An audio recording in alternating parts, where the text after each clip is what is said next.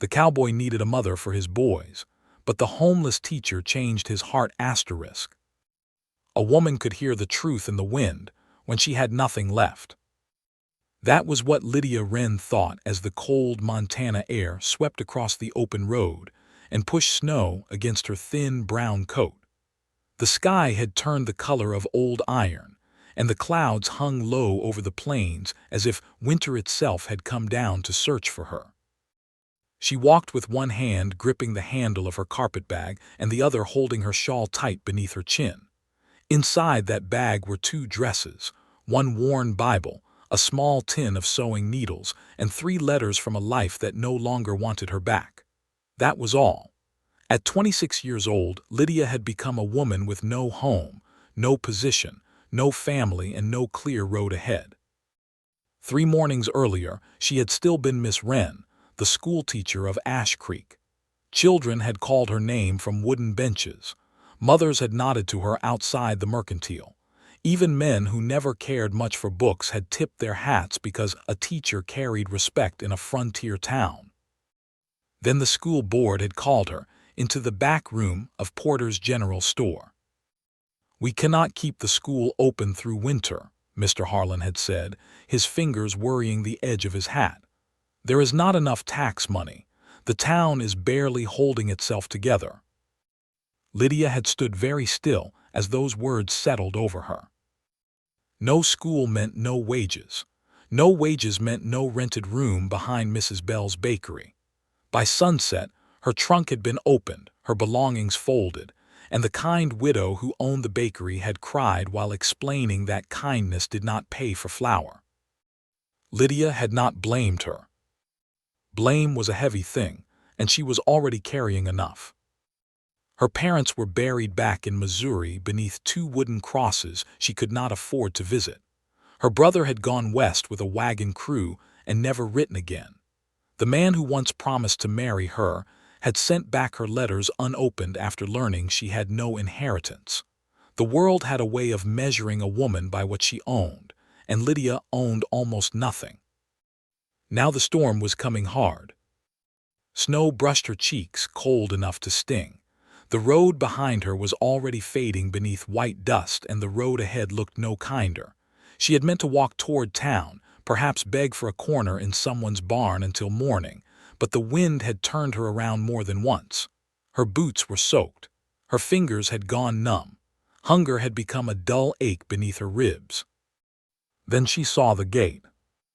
It stood open between 2 tall posts of dark timber, with an iron letter C worked into the arch. Beyond it stretched a long drive leading toward a large ranch house set against the rolling white fields. Caldwell Ranch. Everyone in Ash Creek knew that place, though most only knew it from a distance. They spoke of its cattle, its barns, its fine glass windows brought all the way from the east. They spoke of Reid Caldwell, too.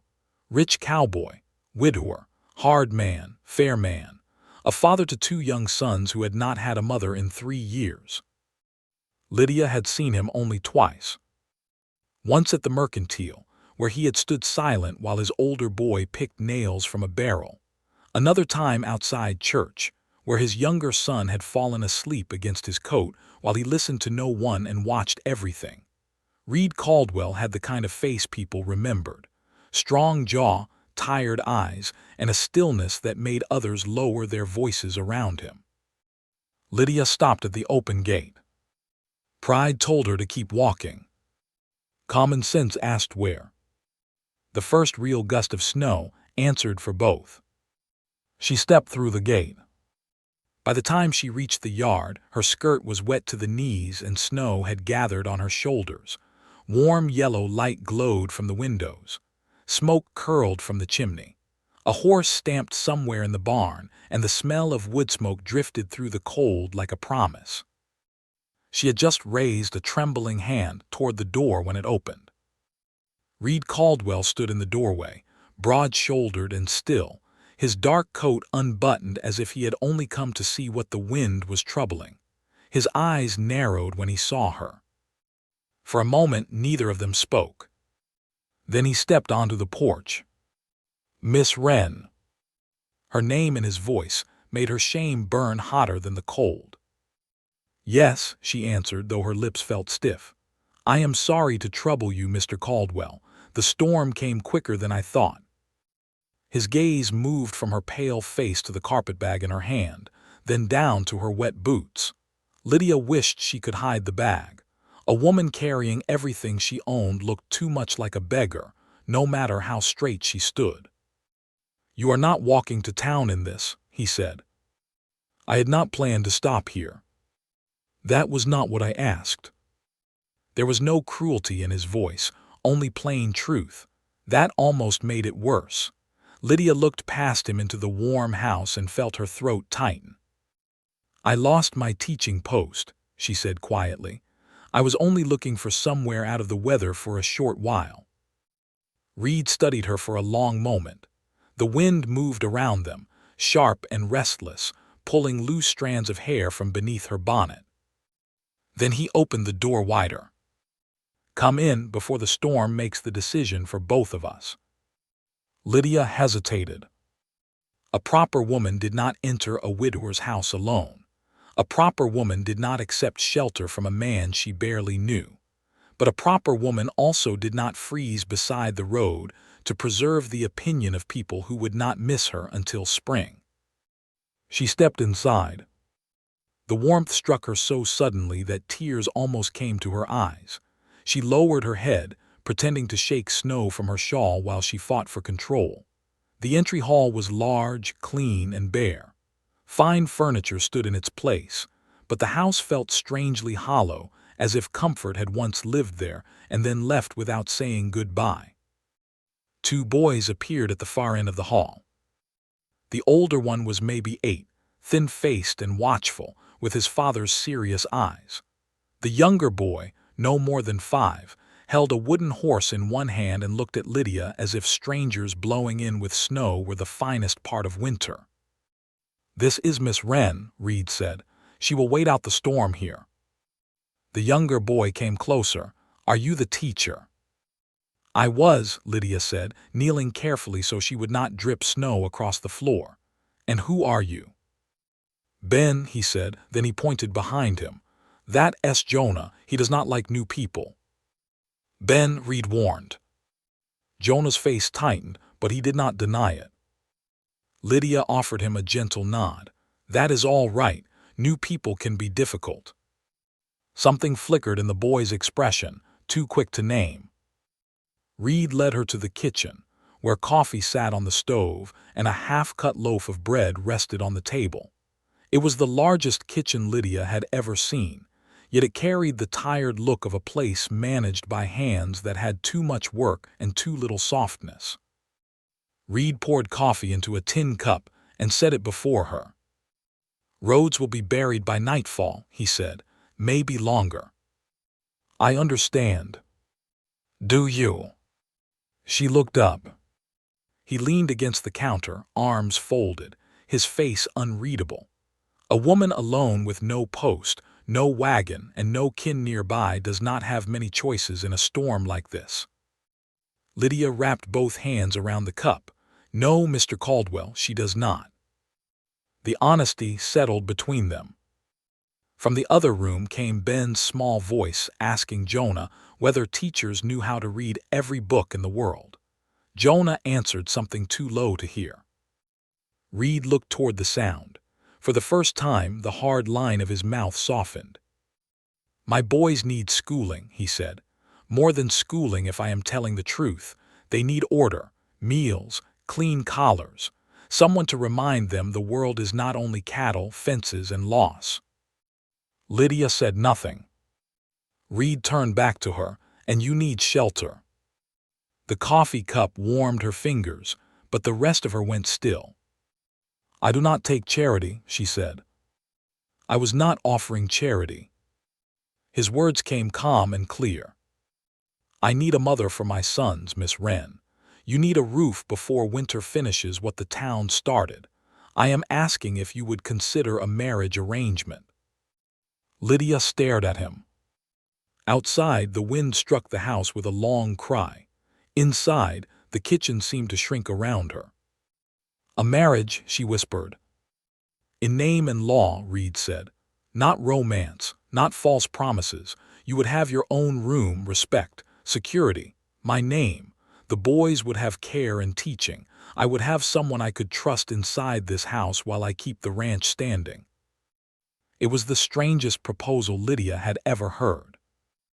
No flowers, no sweet words, no trembling confession. Only survival, spoken plainly across a kitchen table. She should have been offended.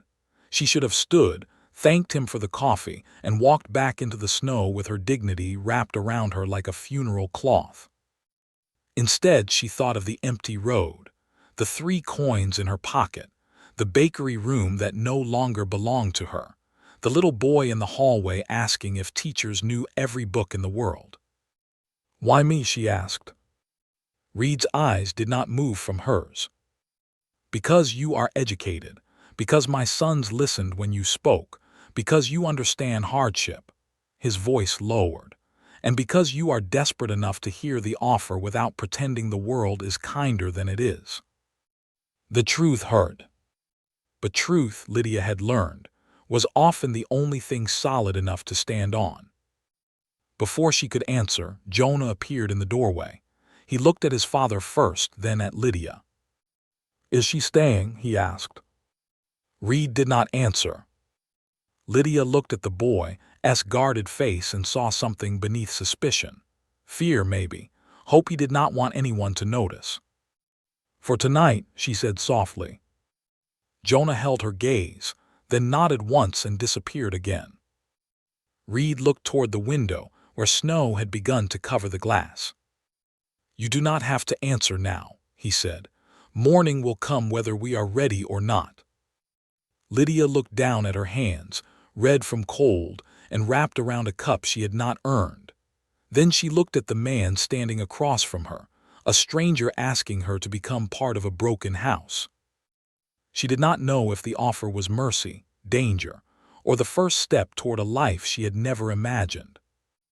But outside, the storm kept building. And for the first time in days, Lydia was not standing in it alone. Morning came without color.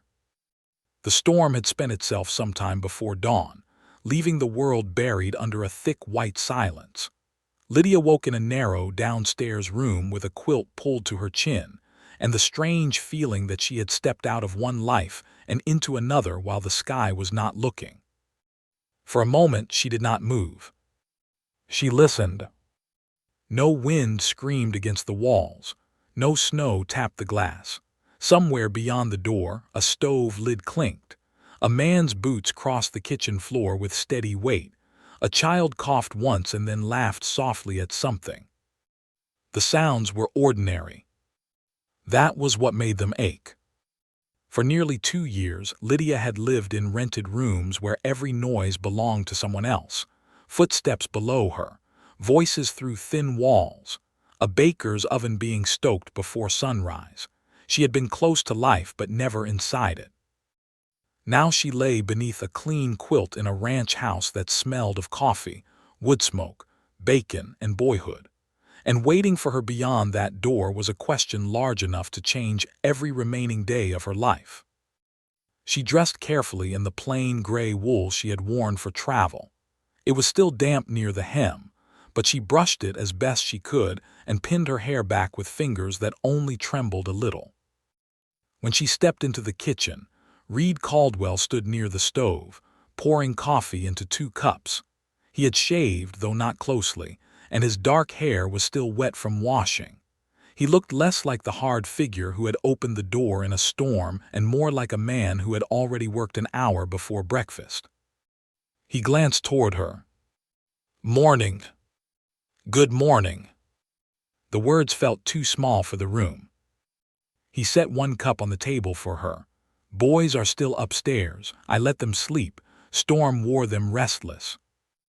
Lydia nodded and moved to the window. The view beyond it made her draw in a breath. Snow covered the yard in smooth, deep waves. Fence rails disappeared beneath white drifts. The road to town had vanished completely. Only the tops of the gateposts showed where she had entered the day before. Reid came to stand a few feet away, not close enough to crowd her. 3 feet in the low places, he said, maybe more where the wind pushed it. No wagon reaches Ash Creek today. Or tomorrow. Likely not. Lydia folded her hands around the warm cup. Then I suppose the storm has given me more time than pride would have allowed.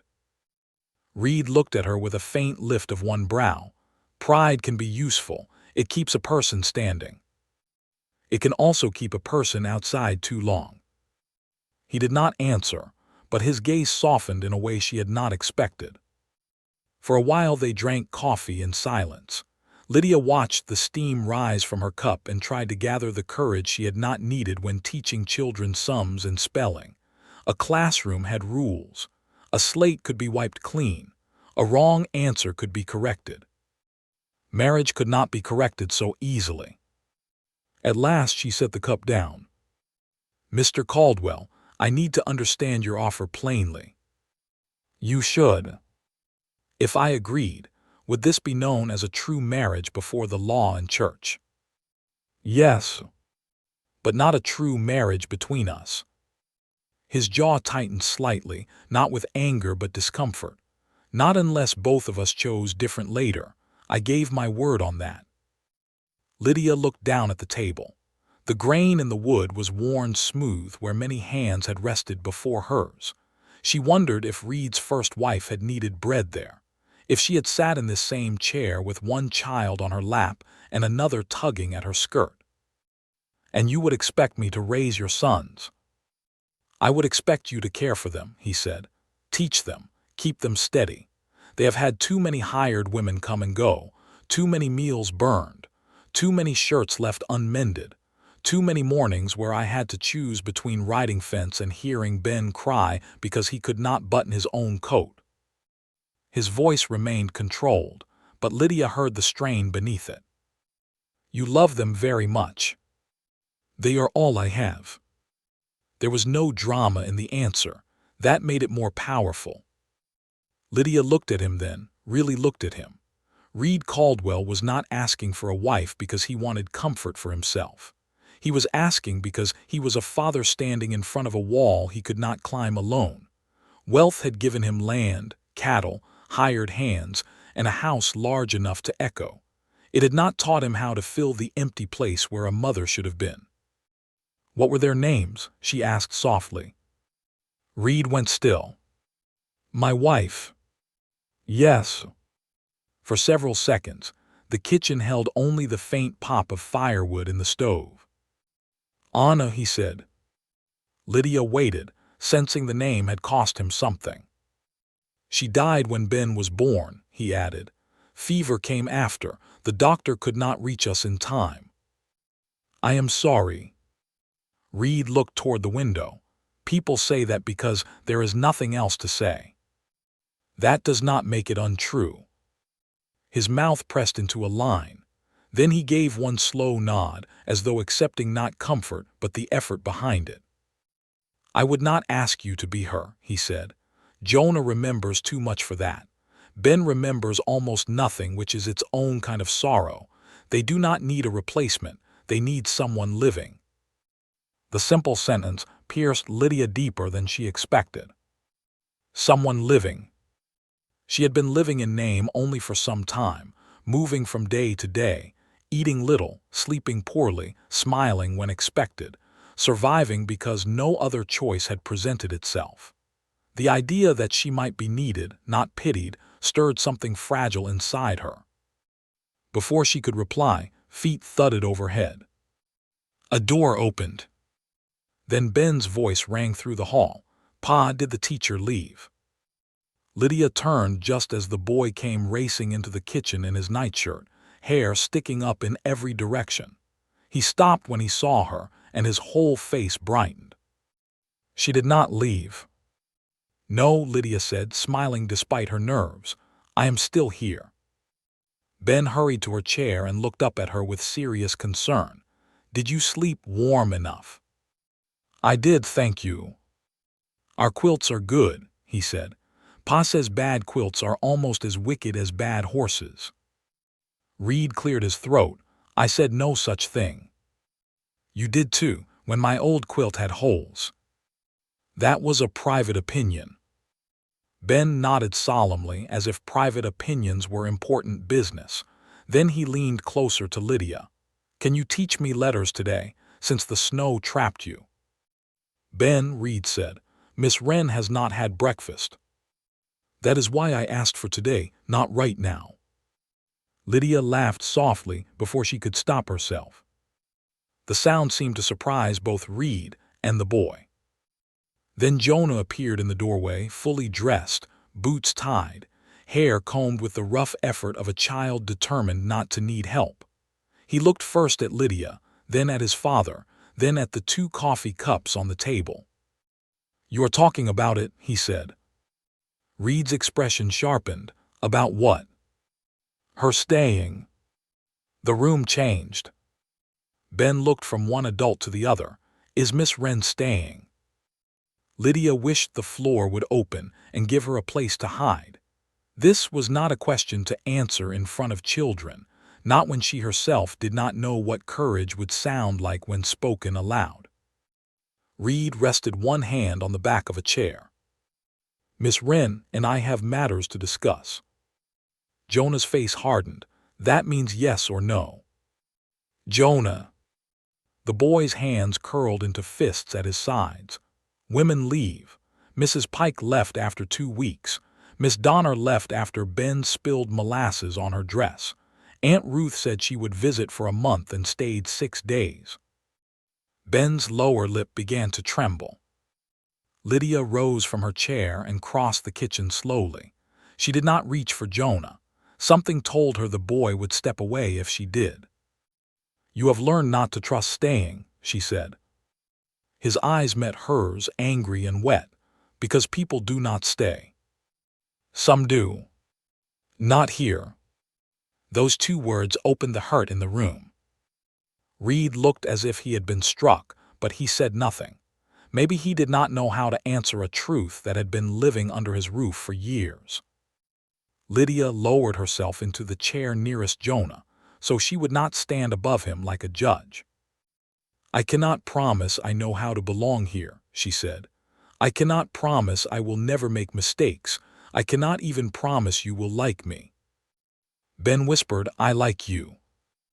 Lydia smiled at him, then looked back at Jonah.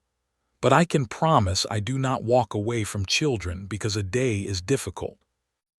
Jonah searched her face. He wanted to believe her. That was the saddest part. His suspicion was not the absence of hope, but hope wounded too often. Reid spoke quietly. Go wash for breakfast, both of you. Ben obeyed at once, but Jonah lingered.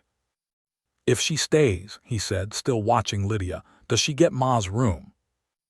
The question fell like a dropped plate. Reid's face closed. Lydia felt the first true shape of the house then. Not empty, haunted. Not by ghosts that moved through walls, but by love unfinished, grief unspoken, and a bedroom no one knew how to open. That is not for you to worry about, Reid said. Jonah's chin lifted. It is my Ma.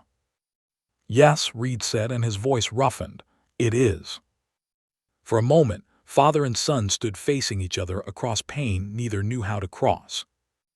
Then Lydia said gently, If I stay, I would not take anything from your mother. Not her room, not her place, not her memory. Jonah turned to her. Then where would you sleep? The house is large, she said. Surely it has more than one bed. Ben, still near the doorway, offered helpfully. There is the blue room, but Pa keeps boxes in it. Lydia nodded. Then perhaps boxes can be better company somewhere else. A small, reluctant sound came from Jonah. Not quite a laugh, but near enough to matter. Reid looked at Lydia with something like gratitude, quickly hidden. After breakfast, Lydia helped Ben wash sticky jam from his fingers while Jonah carried plates to the sink without being asked. Reid went outside to speak with the ranch hands about clearing paths to the barn and checking cattle. Through the window, Lydia watched him move across the snow with firm, careful steps. He did not look back at the house. but she had the strange sense that he was aware of it in every bone. A man could own 10,000 acres and still be tied to a kitchen by the two boys inside it. By mid-morning, Lydia had turned the kitchen table into a small schoolroom. She found a slate in a cupboard, a pencil worn to half its length, and a stack of old newspapers by the stove. Ben sat on his knees in a chair, tongue caught between his teeth as he tried to shape the letter B. "Straight line first," Lydia said, "then two round bellies." Ben frowned. "Letters should not have bellies." "This one does." Jonah sat across the table pretending not to listen. He had taken up a small piece of wood and was carving at it with a dull pocket knife, but his eyes moved again and again to the slate. Lydia wrote his name slowly. "Jonah." The boy's knife stilled. "That is mine," he said. "Yes. I know, Jay." "Then you are already ahead." He slid into the chair despite himself. "That line is wrong. The H should stand taller." "You are right," Lydia said, correcting it. "Will you help me keep the letters proper?" Jonah nodded as if accepting a serious appointment. When Reid returned near noon, stamping snow from his boots, he stopped in the doorway. Ben shouted, "Pa, I have a letter with bellies." Jonah added, "She wrote my name wrong, but I fixed it." Lydia expected Reid to smile, but instead his face grew very still. His gaze moved over the table, the children, the slate, the pencil dust on Ben's sleeve, Lydia's hand resting near Jonah's work as if it had always belonged there. For one brief second, the kitchen looked like a home. Then Reid blinked and the moment passed. He removed his hat. "Good work." The boys glowed under the praise. That afternoon, while the children played near the stove, Reid asked Lydia to walk with him to the front room. It was colder there, less used, with formal chairs arranged like people who had stopped speaking to one another. He stood by the mantel, where no family portraits rested. "I will not dress this offer up," he said. "You deserve that much. If you marry me, people will talk. Some will say you trapped me. Some will say I bought you. Some will say worse. I know. You will have money for clothing, medicine, anything needed. You may teach the boys and any ranch children whose families are willing to send them. You may manage the house as you see fit." He paused. "But I cannot promise affection." Lydia looked at the cold hearth in the room no one used. "Because of Anna." "Yes." His honesty hurt less than a lie would have. "I was once promised affection," Lydia said. "It was withdrawn when I became inconvenient." Reid looked at her, waiting. "A man back east thought I was suitable when my parents had land. After the farm was sold, he decided love required better finances." Reid's jaw tightened. Then he was a fool. The firmness of his answer surprised her. Lydia turned toward the window. Outside, the white plain stretched wide and merciless, but inside she could hear Ben laughing in the kitchen and Jonah telling him not to smudge the slate. "I do not expect poetry, Mr. Caldwell. I do not expect romance, but I will not live as a servant wearing a ring. No. And I will not have the boys treated as a bargain. I accepted only to save myself." His eyes held hers. "Then do not treat them that way." "I would not." "I believe you." The quiet words settled between them. Lydia took a slow breath. "If I say yes, I will teach them. I will care for them. I will keep this house with respect. But I ask one thing." "What?" "That the boys be allowed to remember their mother. Not every moment, not as a wound kept open, but honestly. Children should not have to hide their grief to spare grown hearts." Reid's face changed. Pain moved through it before he could guard himself. For a moment, Lydia thought he would refuse. Instead, he looked toward the hall where his sons' voices drifted faintly. "I do not know how to speak of her without breaking something." "Then perhaps you do not have to speak first. You only have to stop closing the door." His hand tightened on the mantel. The silence stretched long enough for Lydia to fear she had gone too far. Then he said, "You ask hard things, Miss Wren." "So do you." At that the corner of his mouth moved. Not a smile, not fully, but the beginning of one. "Yes," he said, "I suppose I do." By evening, the decision had become a living thing in Lydia's chest. It followed her while she helped Ben sound out his name, while she showed Jonah how to mend a tear in his coat pocket, while she stirred beans on the stove because Reid had forgotten to put them on early enough. It sat beside her at supper. It climbed the stairs when she helped Ben find his missing sock. It stood with her in the hallway when Jonah paused outside his bedroom and looked up at her. "If you marry Pa," he said quietly, "Ben will call you Mama." "I know. I might not. That is your choice." He looked down at his bare toes. "Would that make you mad?" "No." "Would it make you leave?" Lydia crouched in front of him. "No, Jonah. A name is not what makes a family. Time does, care does, showing up does." His mouth pressed together, and he nodded once. After the boys slept, Lydia returned to the kitchen. Reid was there washing cups by lamplight. He looked tired, not just from snow and cattle and chores, but from waiting. Lydia stood near the table where Ben's uneven letter B still showed faintly on the slate. "I will marry you," she said. Reid went still. The lamp flame moved between them. "I will marry you," she repeated, steadier this time. "Not because I have no fear, not because I think it will be easy, but because your sons need more than hired hands and closed doors, because I need a place where my work matters, and because survival may be a poor beginning, but it is still a beginning." Reid dried his hand slowly on a cloth. "I will send for the preacher as soon as the road clears." Lydia nodded. He stepped closer, then stopped, as if unsure what a man should do after receiving a proposal he had made like a business matter and heard answered like a vow. At last he extended his hand. Lydia looked at it. Then she placed her hand in his. His grip was warm, firm, and careful, not possessive, not tender, but careful.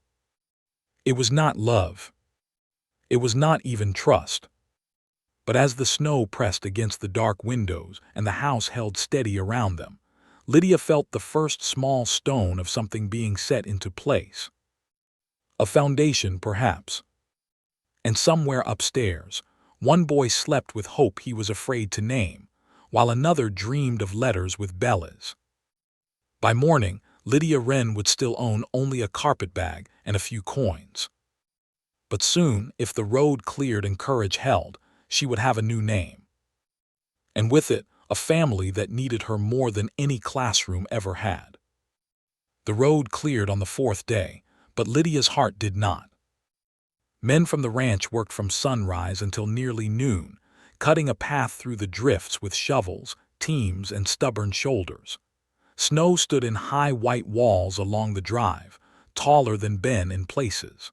The horses snorted steam into the cold air, and every wheel track froze almost as soon as it was made. By afternoon, Reid sent a rider into Ash Creek with a message for Reverend Abel Turner. Lydia watched from the kitchen window as the ranch hand disappeared through the gate, a dark figure against the white plains. Her hand rested on the windowsill, fingers pressed to the cold glass. It was one thing to agree in the shelter of a storm. It was another to send word to a preacher. Behind her, Ben sat at the table drawing crooked letters on his slate.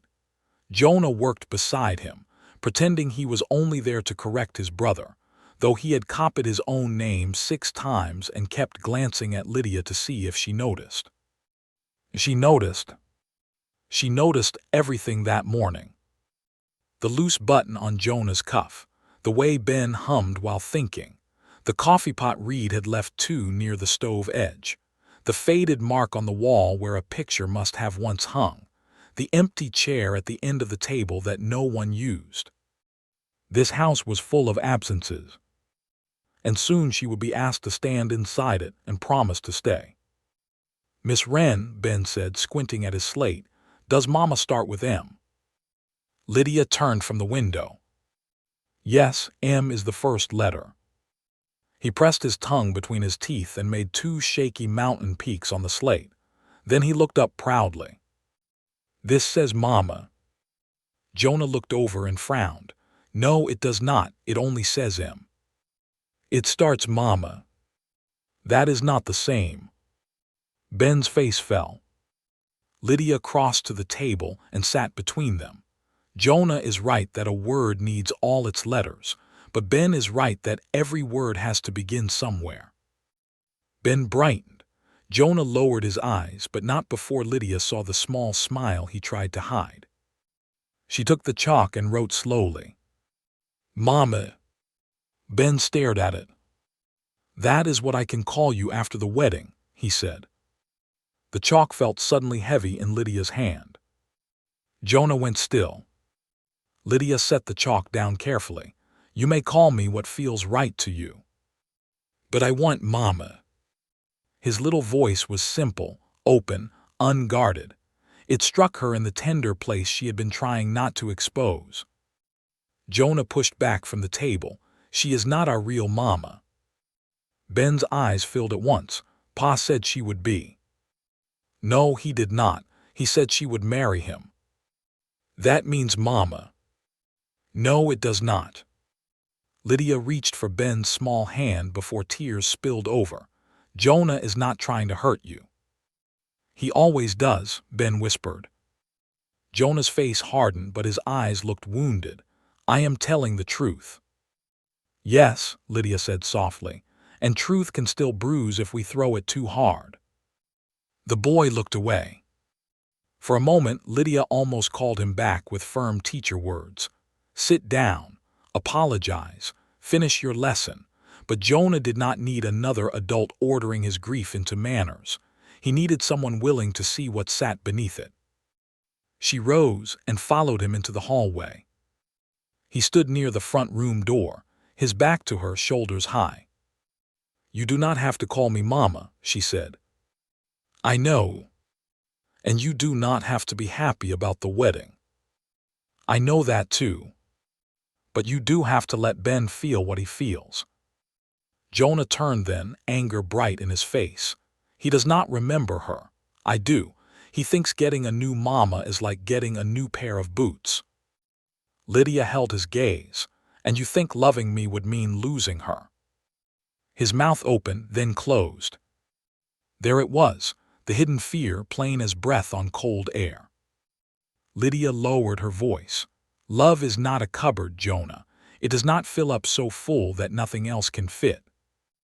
His eyes shone, but no tears fell. "She sang when it snowed," he said. "My Mama, she said storms were less frightening if a house had music." Lydia did not move. "She put cinnamon in milk when I had bad dreams. She made Pa dance once in this kitchen and he looked foolish, but he laughed." Jonah swallowed. "Nobody laughs like that now." The house seemed to listen with her. "I wish I had known her," Lydia said. Jonah studied her, suspicion fading into confusion.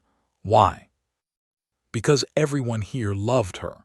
And if I am going to care for this family, I should know the love that shaped it." He looked toward the stairs. "Pa will not like it. Your father carries pain like men carry rifles, close, loaded, ready before he knows it." Jonah blinked at her words. "But that does not mean we must pretend your mother never lived," Lydia added. The boy nodded once slowly. "Her name was Anna." "I know. She liked yellow flowers." "I will remember." "She hated burnt biscuits." Lydia smiled gently. "Then I will try not to offend her memory." This time Jonah did smile, though it trembled at the edges.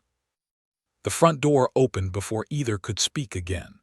Reid stepped inside carrying an armload of split wood, cold air moving around him. He stopped when he saw Lydia and Jonah standing in the hall. "What happened?" "Nothing," Jonah said quickly. Reid's eyes moved to Lydia. "Truly," she said, "we were only talking." "About what?" Jonah's chin lifted a little. "Mama." The wood in Reid's arm shifted. For a second, Lydia thought he might drop it. His face did not change much, but something shuddered behind his eyes.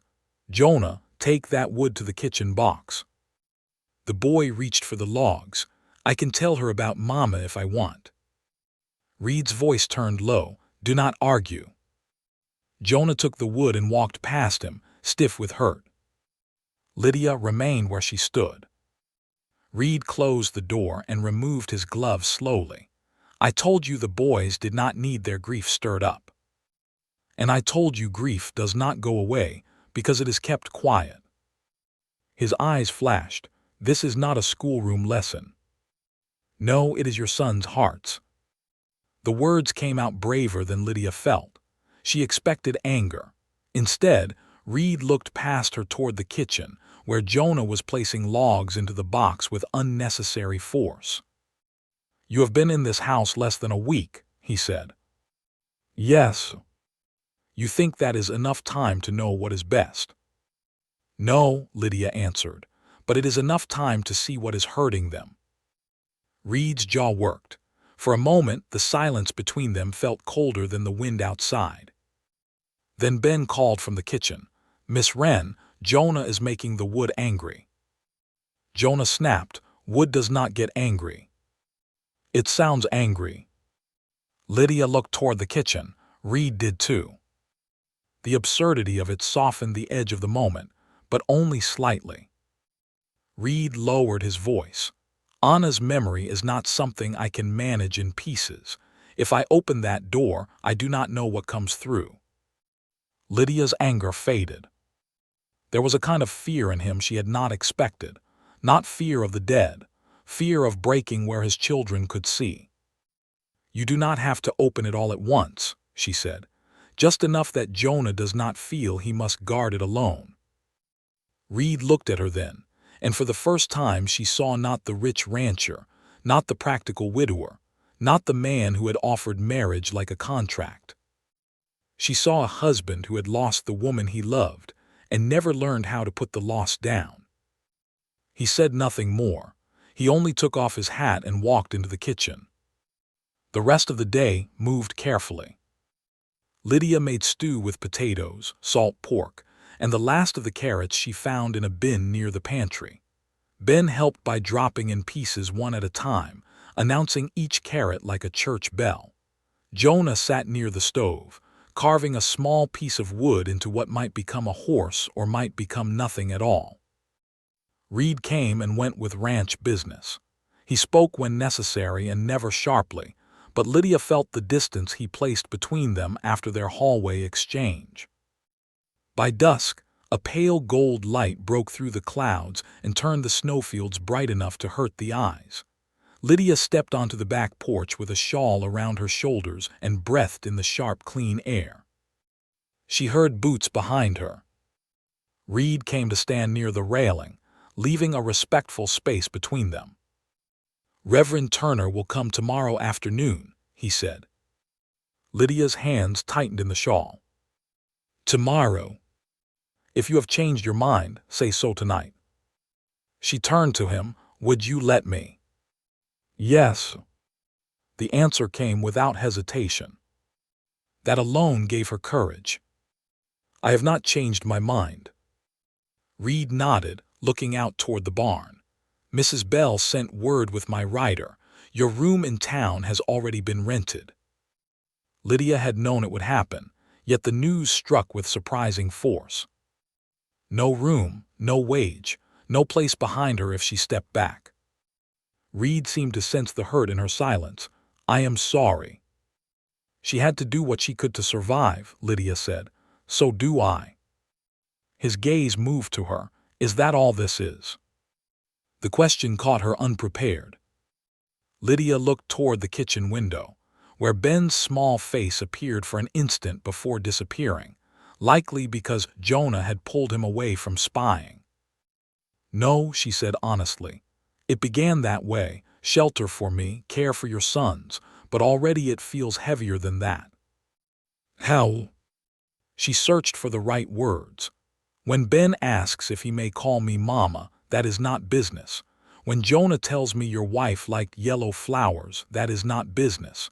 When you look at that kitchen table like it hurts to see your boys happy there, that is not business either. Reid's face tightened. You notice too much.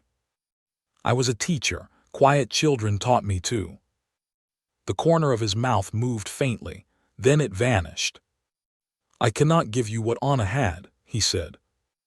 Lydia felt the familiar sting, but she held steady. I am not asking for her life. Good. But I will not apologize for bringing life back into the room she left behind. Reid looked at her, truly looked, as if those words had gone deeper than he wanted. The porch boards creaked under his boots. Anna would have liked you, he said quietly. Lydia's breath caught.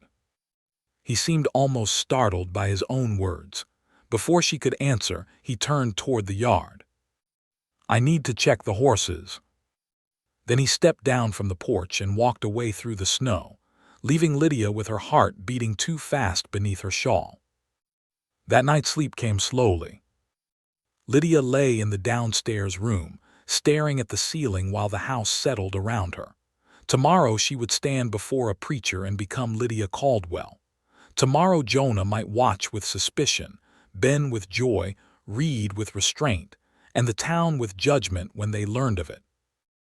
She had no wedding dress, no family to stand behind her, no mother to fasten buttons and whisper courage, no friend to tell her that a marriage built from need could still become something worth tending. A soft knock came at her door. Lydia sat up. Come in.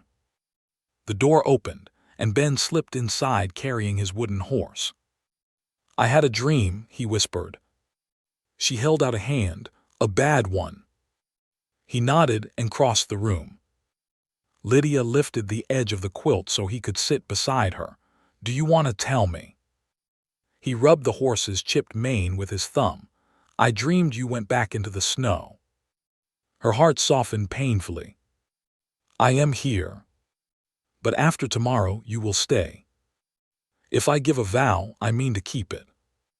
What is a vow? A promise spoken with your whole heart listening. Ben considered that. Then I will make one too. What vow will you make? I vow to be good most days. Lydia smiled. Most days. Nobody can be good all days. That is a fair point. He leaned against her side, small and warm and trusting. After a moment his voice grew drowsy. When you are my mama, can you still be Miss Wren sometimes? Lydia looked down at him. Why? So Jonah will not be sad too fast. Tears rose before she could stop them.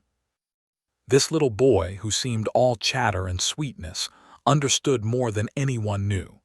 Even in his wanting, he was trying to leave room for his brother's pain. Lydia bent and kissed the top of his hair. Yes, she whispered, I can be both for a while. Ben fell asleep against her before she carried him back upstairs. When she reached the boys' room, Jonah was awake in his bed. He watched silently as she tucked Ben beneath the blankets. He dreamed you left, Jonah said. I know. He gets scared. So do you. Jonah looked away. Lydia walked to his bedside. So do I. That brought his eyes back to her. You are scared. Very. Then why are you doing it? Lydia smoothed the edge of his blanket. Because courage is not the same as being unafraid. Courage is deciding something matters more than fear. Jonah was quiet a long time. Then he reached beneath his pillow and pulled out a small yellow ribbon, faded and frayed. It was Mama's, he said. She tied it around flowers once. He held it out. Lydia did not take it at first. Are you sure? For tomorrow, he said. Not to keep, just to wear so she knows. The room blurred. Lydia accepted the ribbon with both hands as if it were something holy. "Thank you, Jonah." He turned onto his side, facing away, but his voice came soft in the dark. "Do not burn the biscuits at breakfast." Lydia pressed the ribbon to her heart. "I will do my best." The next morning dawned clear and cold, sunlight glittering across the snow with merciless brightness. Lydia rose early and made biscuits with careful hands. None burned. Ben declared them fine enough for a wedding. Jonah said they were only a little crooked, which seemed to be his highest compliment. By noon, Mrs. Bell arrived from town in a borrowed sleigh, carrying a small parcel wrapped in brown paper. She embraced Lydia in the entry hall and cried into her shoulder. "I could not let you marry without something pretty," the widow said. Inside the paper was a simple white collar made from lace, old but clean, with tiny stitched flowers along the edge. "It was mine once," Mrs. Bell said, "when I was young and foolish enough to think lace could change a life." Lydia touched the delicate fabric. It might still. Mrs. Bell helped her pin it over her gray dress. Then Lydia tied Anna's yellow ribbon beneath it, close to her throat, where only those looking carefully would see. When she stepped into the front room, Reid was waiting. He wore a dark suit that looked rarely used. His hair was combed back, his boots polished, his face solemn. Ben stood at his side, barely containing himself. Jonah stood straighter than any child should have to stand. Reid's gaze moved to the yellow ribbon. For a moment, all the air left the room. "Jonah gave it to me," Lydia said quietly, "only for today." Reid looked at his son. Jonah stared at the floor, "So Mama would not think we forgot." Silence followed. Then Reid crossed the room, knelt before Jonah, and placed both hands on the boy's shoulders. "I have never forgotten," he said, voice rough, "not for one breath."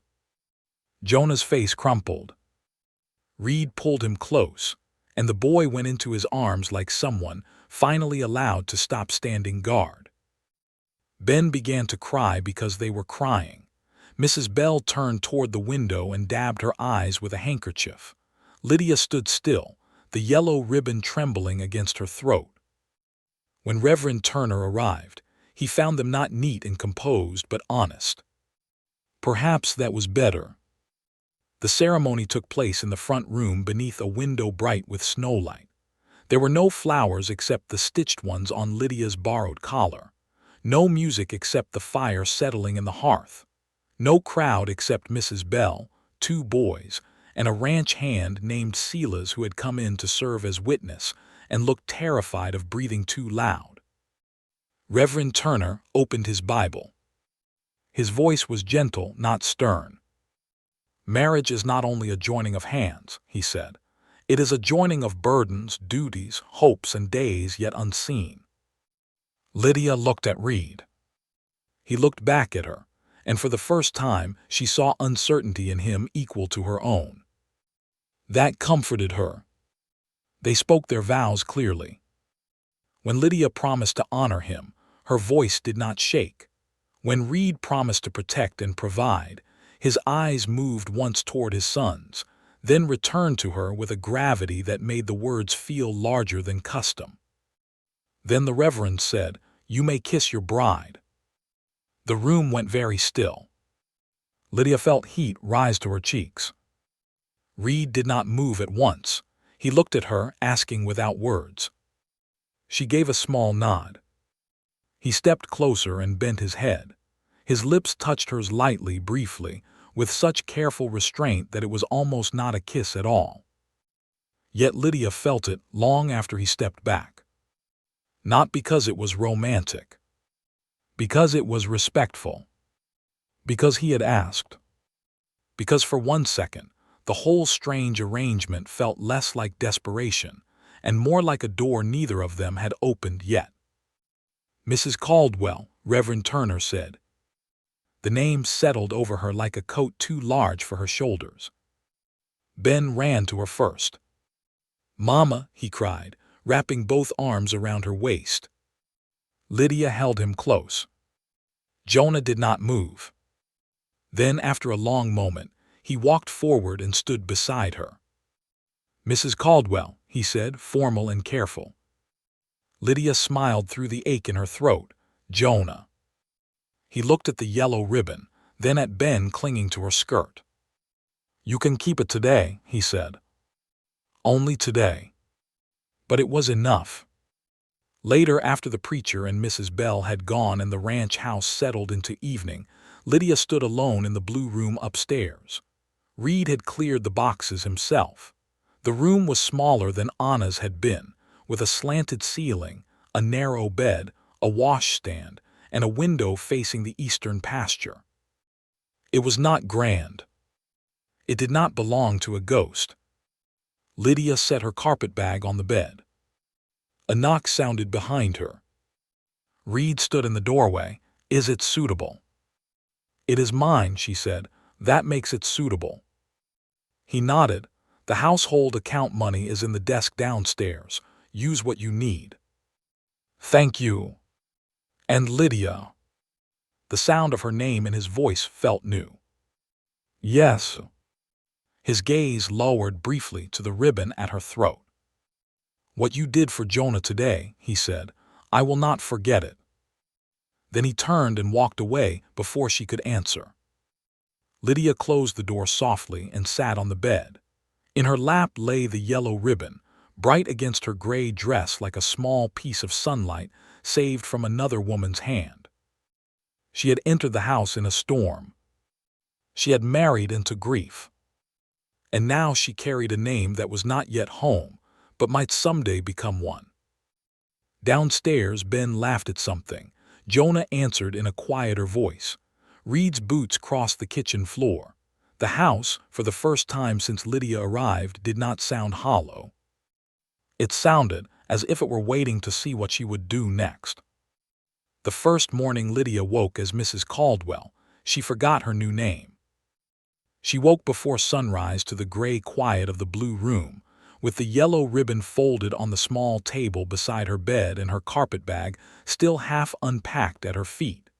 For several seconds, she lay still and listened to the unfamiliar breathing of the house. A floorboard creaked somewhere down the hall. A door latch clicked. Wind brushed loose snow against the window with a soft, whispering sound. Then she remembered. She was married. Not in the way girls dreamed about when they stitched hope into pillowcases and imagined flowers in their hair. Not in the way poets wrote, with kisses beneath moonlight and hearts promised before hands. Lydia had married because a storm had left her with no shelter, and because 2 boys had needed someone to stay. Still, a vow was a vow. She rose quietly and dressed in her gray wool dress, tying her hair at the back of her neck. Her fingers paused over the yellow ribbon. Jonah had said she could keep it only for yesterday, and Lydia knew better than to test the edges of a fragile gift too soon. She folded it carefully and placed it inside the drawer of the table. When she went downstairs, the kitchen was cold but not empty. Reid stood at the stove, trying to coax a fire from stubborn kindling, his shirt sleeves rolled to his elbows. His dark hair was still mussed from sleep, and his jaw carried a shadow of beard. He looked up when she entered. "Morning," he said. "Good morning." The word wife sat between them, though neither spoke it. Lydia crossed to the table and noticed flour dust on the wood, an opened sack of cornmeal, and a cracked egg slowly spreading across a plate. "What happened here?" Reid looked at the egg as if it had betrayed him. "Breakfast." "I see." His eyes narrowed slightly. "You are smiling." "I am trying not to." "That is worse." Lydia pressed her lips together, but a laugh escaped anyway. Reid looked down at the ruined egg, then back at her, and for one brief second his own mouth softened. It was not the kind of laugh Jonah had described, the full kitchen laugh from years before, but it was a beginning. A small sound inside a house that had been too careful. "I thought I would have breakfast started before you came down," he said. "That was kind." "It was a mess." Kindness often begins untidily. He stepped aside, surrendering the stove. "Then you may rescue it before the boys decide my cooking is punishment." Lydia washed her hands and set to work. She moved carefully at first, still learning where things belonged. Flour in the large tin by the pantry, salt in the blue jar, butter in the crock near the window where the cold kept it firm. The kitchen slowly arranged itself under her hands, not because she owned it yet, but because work gave her a way to speak when words felt uncertain. Reid remained near the doorway, watching for a moment too long. "You need not stay," she said gently. "I can manage." "I know." But he did not leave right away. The quiet stretched, not uncomfortable exactly, but new. Lydia was aware of him the way one becomes aware of a large fire nearby, warmth and danger together. At last he reached for his coat from the peg. "I will check the south pasture before breakfast. Snow brought down part of the fence." "Will you be long?" He paused at the question. It was an ordinary wife's question. Lydia realized it only after asking. "An hour," he said, "maybe less." "I will keep the coffee hot." He nodded, then left through the back door into the pale dawn. Lydia stood still after the door closed, one hand resting on the table. She had asked when he would return. He had answered as if returning mattered. Such small things should not have felt like progress, but they did. By the time Ben came thumping down the stairs in his nightshirt, Lydia had biscuits in the oven, bacon crisping in the pan, and coffee warming near the stove. "Mama," he called before he even reached the kitchen. The word hit the room like sunlight. Lydia turned. Ben froze at the bottom of the stairs, as though remembering he had not asked again this morning. His brown eyes searched her face. "May I still call you that?" he whispered. Lydia crossed the room and knelt in front of him. "If it feels right to you, yes." He smiled so wide it seemed to wake the whole house. "Mama, I am hungry." "That sounds very serious." "It is. My stomach is nearly dead." "We must save it at once." He laughed and threw his arms around her neck. Lydia held him a moment, feeling the small bones of his back beneath her hands, the warmth of trust given freely. Then she looked up and saw Jonah standing on the stairs. He was dressed already, hair damp from an uneven attempt at combing. His face gave away little, but his eyes had heard everything.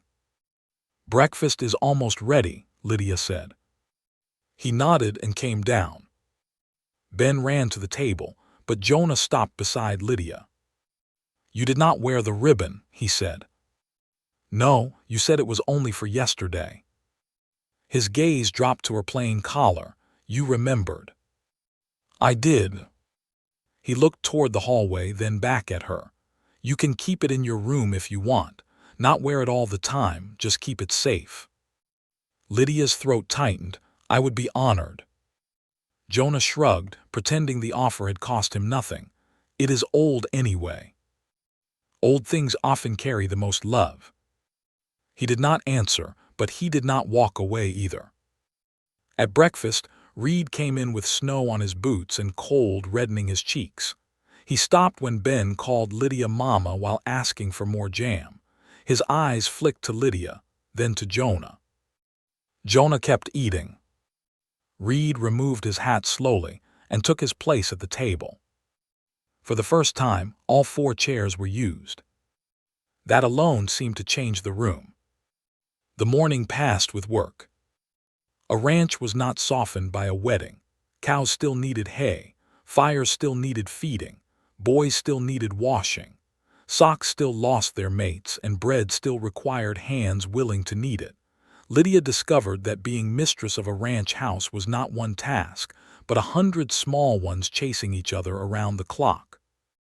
She made a list in an old account book she found near the pantry. Laundry, mend Jonah's coat pocket, teach letters, count flour, Ask Reid about ordering lamp oil. Find clean sheets for the blue room. Air out front room. Do not touch Anna's room without asking. That last line she underlined once. She had no wish to conquer this house. A conquered home was not a home at all. She would have to be invited into each corner by need, by time, and by trust. Near midday, while Ben practiced M and B on the slate, Jonah helped Lydia carry folded linens to the upstairs closet. They passed the closed door at the end of the hall. Anna's room. Jonah slowed. Lydia did too, but she did not look toward it. Pa has not opened it since before the wedding, he said. Some doors take time. He used to go in there at night. After Mama died, I heard him. Lydia held the linens against her chest. And now? Now he works in his study. The boy's voice was flat, but Lydia heard the question beneath it. Did her coming drive his father farther from grief or deeper into it? I will not ask him to forget her, Lydia said. I know.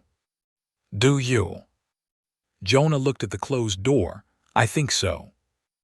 They stood in silence a moment longer. Then Ben shouted from downstairs, My bee has too many bellies. Jonah sighed. He is ruining letters. That sounds urgent, Lydia said. They went back down together. In the afternoon, Mrs. Bell returned from town with a basket of apples, 2 jars of preserves, and a face full of news she was trying very hard not to spill all at once. Lydia welcomed her into the kitchen and poured coffee while Ben showed off his letters. Jonah hovered near the stove, listening. Mrs. Bell praised the children properly, then waited until they had gone outside to help Miguel bring kindling before leaning toward Lydia. The whole town knows. Lydia's hand stilled on the coffee pot. I expected it would. Expected is not the same as hearing it. Mrs. Bell's kind face tightened. Some speak gently, some do not. Lydia sat across from her. What are they saying? That Reid Caldwell bought himself a teacher.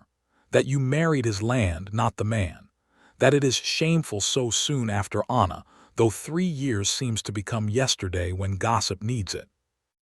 Lydia looked down at her hands. She had thought herself prepared. She was not. Mrs. Bell reached across the table and covered Lydia's fingers. I did not tell you to wound you.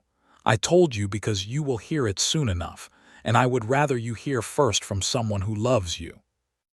The word love nearly undid her.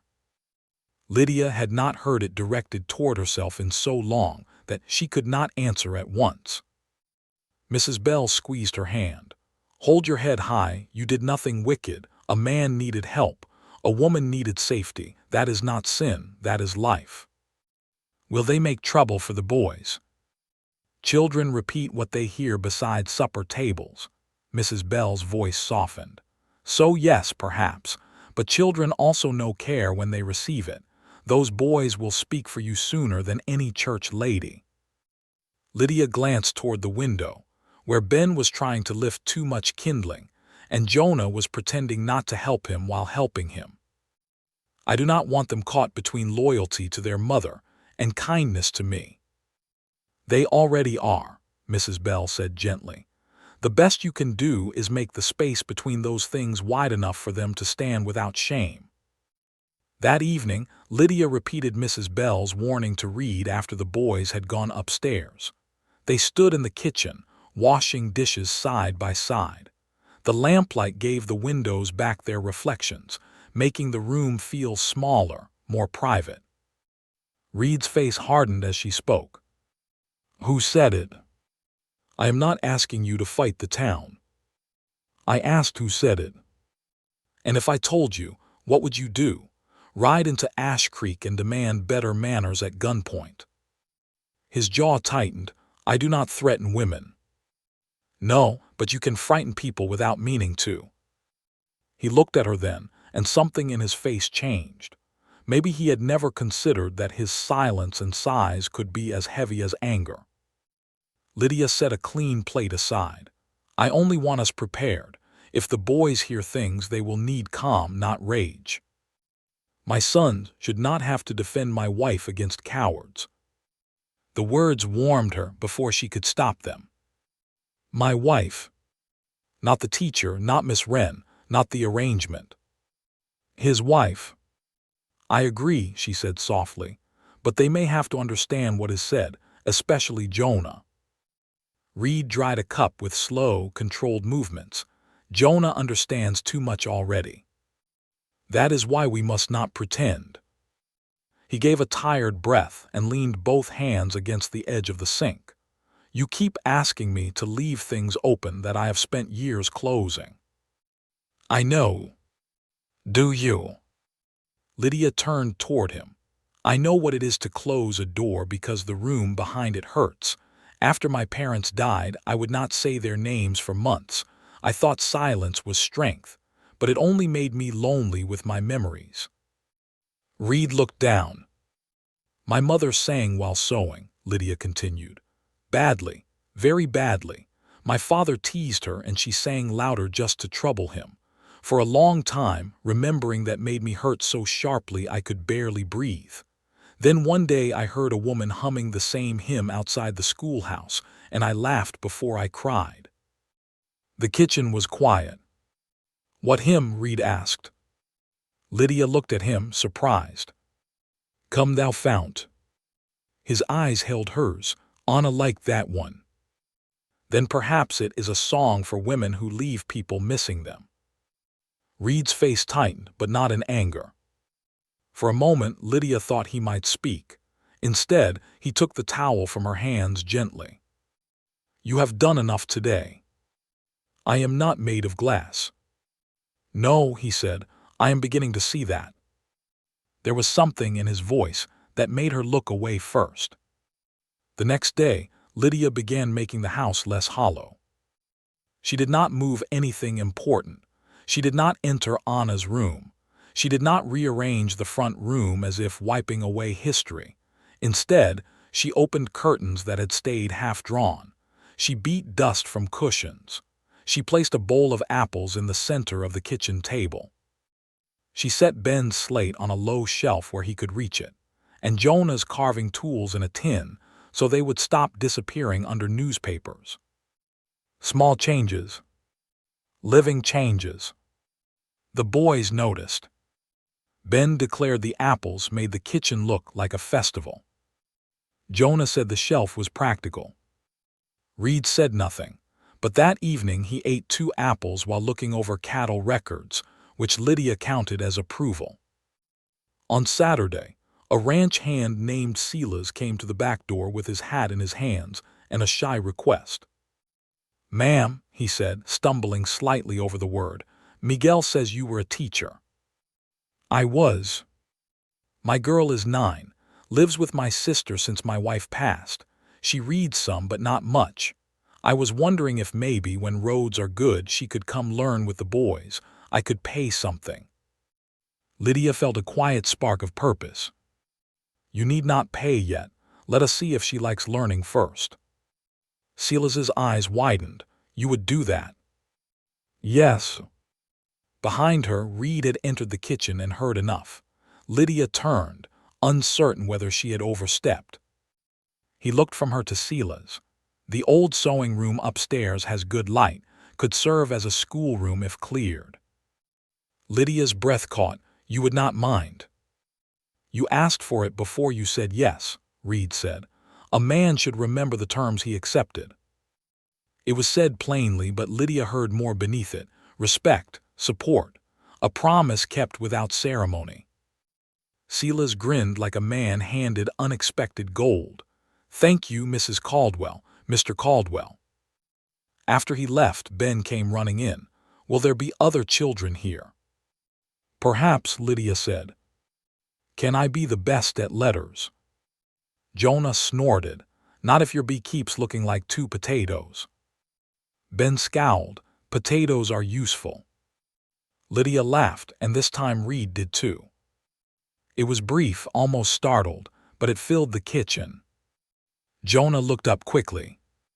His face changed, just as Lydia's heart did. There it was. Not the full laugh from Anna's time, maybe. Not yet. But a real sound, unguarded and warm, crossing the room like a lamp being lit. Reid noticed their faces and cleared his throat, suddenly interested in the coffee pot. Ben pointed at him. Pa laughed. I have laughed before. Not at potato letters. That is a very particular cause. Jonah looked down at his plate, but he was smiling. That night, after the boys were tucked in, Lydia went to return a mending basket to the hall closet and found Reid standing outside Anna's door. He did not touch the knob. He only stood there. Lydia stopped at the top of the stairs. I am sorry, she said. I did not mean to intrude. You are not intruding. His voice was low. She remained where she was. After a moment, he said, Jonah told me about the ribbon. Lydia's hand tightened on the basket handle. I put it away safely. He said you listened. I tried. Reid kept his eyes on the door. Anna would sit with him when he could not sleep. She had more patience than I knew what to do with. That sounds like a gift. It was, he swallowed, one I did not appreciate enough when I had it. Lydia wanted to tell him that grief always turned ordinary blessings into accusations, that all who mourned looked back and found themselves guilty of not knowing the future. But she sensed he did not need a lesson. He needed quiet. So she gave it. After a while, Reid reached out and rested his hand on the doorknob. He did not turn it. I thought if I kept this room closed, the boys would stop hurting. Lydia spoke softly. Did it work? No. The answer barely sounded. Then slowly, he turned the knob. The door opened with a faint wooden sigh. Lydia stayed back. Moonlight from the hall window reached only a little inside, showing the edge of a bed, a pale quilt, the corner of a dressing table. The room smelled faintly of lavender and dust, like a memory wrapped too long in cloth. Reid stood on the threshold. His shoulders rose and fell with one deep breath. Then he stepped back and closed the door again. Not slammed, not locked. Closed gently. Lydia understood. That was all he could do tonight. And it was enough. Reid turned to her. His eyes looked older but less hard. I will tell the boys one story about her tomorrow, he said. Not much. One story is a good beginning. He nodded. Lydia expected him to walk away. Instead, he took the mending basket from her arm. I will carry that down. It is not heavy. I know. He carried it anyway. On Sunday morning, they did not go to church. Snow had begun falling again before dawn, light but steady, and Reid decided the road was not worth the risk. Lydia was relieved, though she did not say so. Instead, she made warm milk with cinnamon, because Jonah had once told her Anna made it during storms. She set 4 cups on the kitchen table after supper. Jonah stared at his cup. Ben sniffed his. It smells like Christmas. Reid sat very still. Lydia feared she had made a mistake. Then Reid picked up his cup and looked at Jonah. Your mother used to make this when the wind was loud, he said. Jonah's eyes lifted. She said no storm could frighten a boy holding a warm cup, Reid continued. His voice was rough but steady. She said warmth had to start somewhere. Hands were as good a place as any. Ben looked down at his cup with wonder. What else did she say? Jonah whispered. Reid's hand tightened around the mug. Lydia saw the effort it took him not to retreat. She said your hair would never obey any comb made by man. Ben giggled. Jonah touched his hair, offended and pleased all at once. Reid looked at Ben, and she said you kicked before you were born like a horse who disliked fences. Ben gasped, I did. So I was told. The boys laughed. Reid smiled, and it hurt to see because it was love and grief together. Lydia sat quietly, letting the moment belong to the three of them and the woman whose memory had finally been allowed to sit at the table. Then Jonah looked at her. "Mrs. Caldwell made it," he said to his father. "The milk." Reid turned to Lydia. Something passed between them, gratitude maybe, or recognition. "Then she started the warmth tonight," he said. The words settled over her gently. Lydia lowered her eyes to her cup before the feeling in them could show too clearly. If this moment touched your heart, stay with this family a little longer, because some homes are not built from walls and timber alone. Some are rebuilt one brave memory at a time. The storm continued outside, but it no longer sounded like a threat. It sounded like weather passing over a house with light in the windows. Later, when Lydia climbed to the blue room, she found something on the small table beside her bed. The yellow ribbon.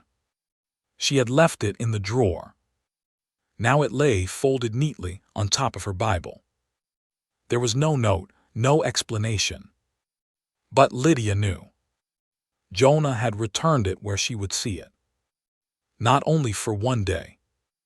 Not yet forever. But for now. She sat on the edge of the bed and held the ribbon in both hands. Downstairs, Reid banked the fire. In the next room, Ben murmured in his sleep. Somewhere in the hall, Jonah's door closed softly. Lydia had believed shelter meant a roof over her head. Now she was beginning to understand that shelter could also be a boy trusting her with his mother's ribbon, a man opening a door he feared, and a family learning that love did not have to erase the past to make room for tomorrow. For the first time since losing everything, Lydia did not pray for escape. She prayed for strength to stay. By the second week of her marriage, Lydia learned that a ranch house could change by inches. Not all at once, not with grand declarations or sweeping gestures. A house like the Caldwell place had been built to withstand weather, loss, silence, and men who did not know what to do with their own sorrow. It would not soften quickly simply because one woman had come inside and tied on an apron. But it did soften. A little. The curtains stayed open longer in the mornings. The kitchen table no longer held only dishes and account papers, but slates, chalk, Jonah's half-carved wooden animals, and Ben's crooked letters. The front room, once cold and formal, now had a basket of mending beside the chair near the stove. Lydia placed fresh pine boughs in a clay jar by the door because flowers were impossible in winter, and Ben declared them nearly as good because they smelled like Christmas and horses. Jonah still called her Mrs. Caldwell. Ben called her Mama so often that the word had begun to settle into the walls. Reid called her Lydia. That was the most dangerous change of all.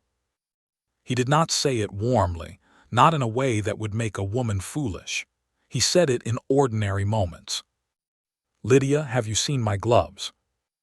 "Lydia, Silas's girl will come tomorrow if the road holds." "Lydia, do not let Ben near the molasses without witness." Each time, her name and his voice felt like a hand touching a closed gate. She told herself not to notice. Then she noticed anyway. On a cold Tuesday morning, the small schoolroom began. The old sewing room upstairs had been emptied of trunks, broken chairs, folded linens, and dust thick enough to write sermons in. Reid carried in a long table from the storage shed. Silas repaired 2 wobbly chairs. Miguel found an old blackboard in the loft of the barn, likely left from years when traveling tutors had passed through the territory. Lydia scrubbed it clean until her sleeves were gray and her hands ached. By mid-morning, the room smelled of chalk, pine soap, and winter sunlight. Ben stood in the doorway, bouncing on his toes. "Is this our school?" "It is," Lydia said. Jonah entered more slowly, taking in the table, the board, the neat stack of old newspapers, the jar of pencils, and the shelf Lydia had cleared for books. Looks proper, he said. From Jonah, it sounded like praise enough to frame. A little later, Silas arrived with his daughter, Ruthie, a thin 9-year-old girl with red cheeks, patched sleeves, and eyes full of worry. She held her father's hand tightly until Lydia knelt and introduced herself. "I was told you might like to learn reading," Lydia said. Ruthie looked at her father before answering. "Pa says letters help people not get cheated." "They do," Lydia said. "They also help people read stories, write messages, keep recipes, understand signs, and remember things that matter." Ruthie considered that. "Can they help me write my mama's name?" Silas looked away quickly. Lydia's heart softened. Yes, they can help with that too.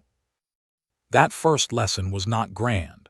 Ben forgot which way his letters faced. Ruthie whispered every answer as if afraid the room might punish mistakes. Jonah insisted he already knew everything, then misspelled winter and grew red when Lydia corrected him gently. Still, when the hour ended, none of the children wanted to leave. That was enough. At supper, Ben announced that school at home was better than church school because Mrs. Caldwell does not smell like old hymn books. "Ben," Reid said. "What? She smells like biscuits and chalk." Jonah looked at Lydia with a solemn face. "That is true." Lydia tried not to laugh. Reid failed first. The sound came low and brief but real. Ben pointed again, delighted. "Pa laughed at chalk biscuits." "I did not laugh at chalk biscuits," Reid said. "You did." "I laughed because your brother looked like a judge passing sentence on a pie." Jonah straightened. "A pie can deserve judgment." This time Lydia laughed too, and the whole kitchen warmed around it. But warmth, Lydia was learning, often drew cold behind it. The next Sunday, Reid decided they would attend church. The weather had cleared, the road was passable, and as he said while hitching the team, hiding from tongues does not make them kinder. Lydia wore her gray dress with Mrs. Bell's lace collar. She hesitated over the yellow ribbon, then left it in the drawer. That belonged to home. The town did not deserve to see every tender thing. The ride into Ash Creek was quiet at first. Ben sat between Lydia and Jonah in the wagon bed, his mittened hands folded in his lap because Lydia had reminded him 3 times not to touch the mud on the wheel. Jonah watched the road ahead with the solemn expression of a boy preparing for battle. Reid drove with his shoulders squared. The church bell was already ringing when they arrived. Wagons lined the yard. Women in dark winter dresses stood in small groups, and men stamped their boots near the steps, talking cattle, weather, and business. Then the Caldwell wagon rolled in. Conversations thinned. Heads turned.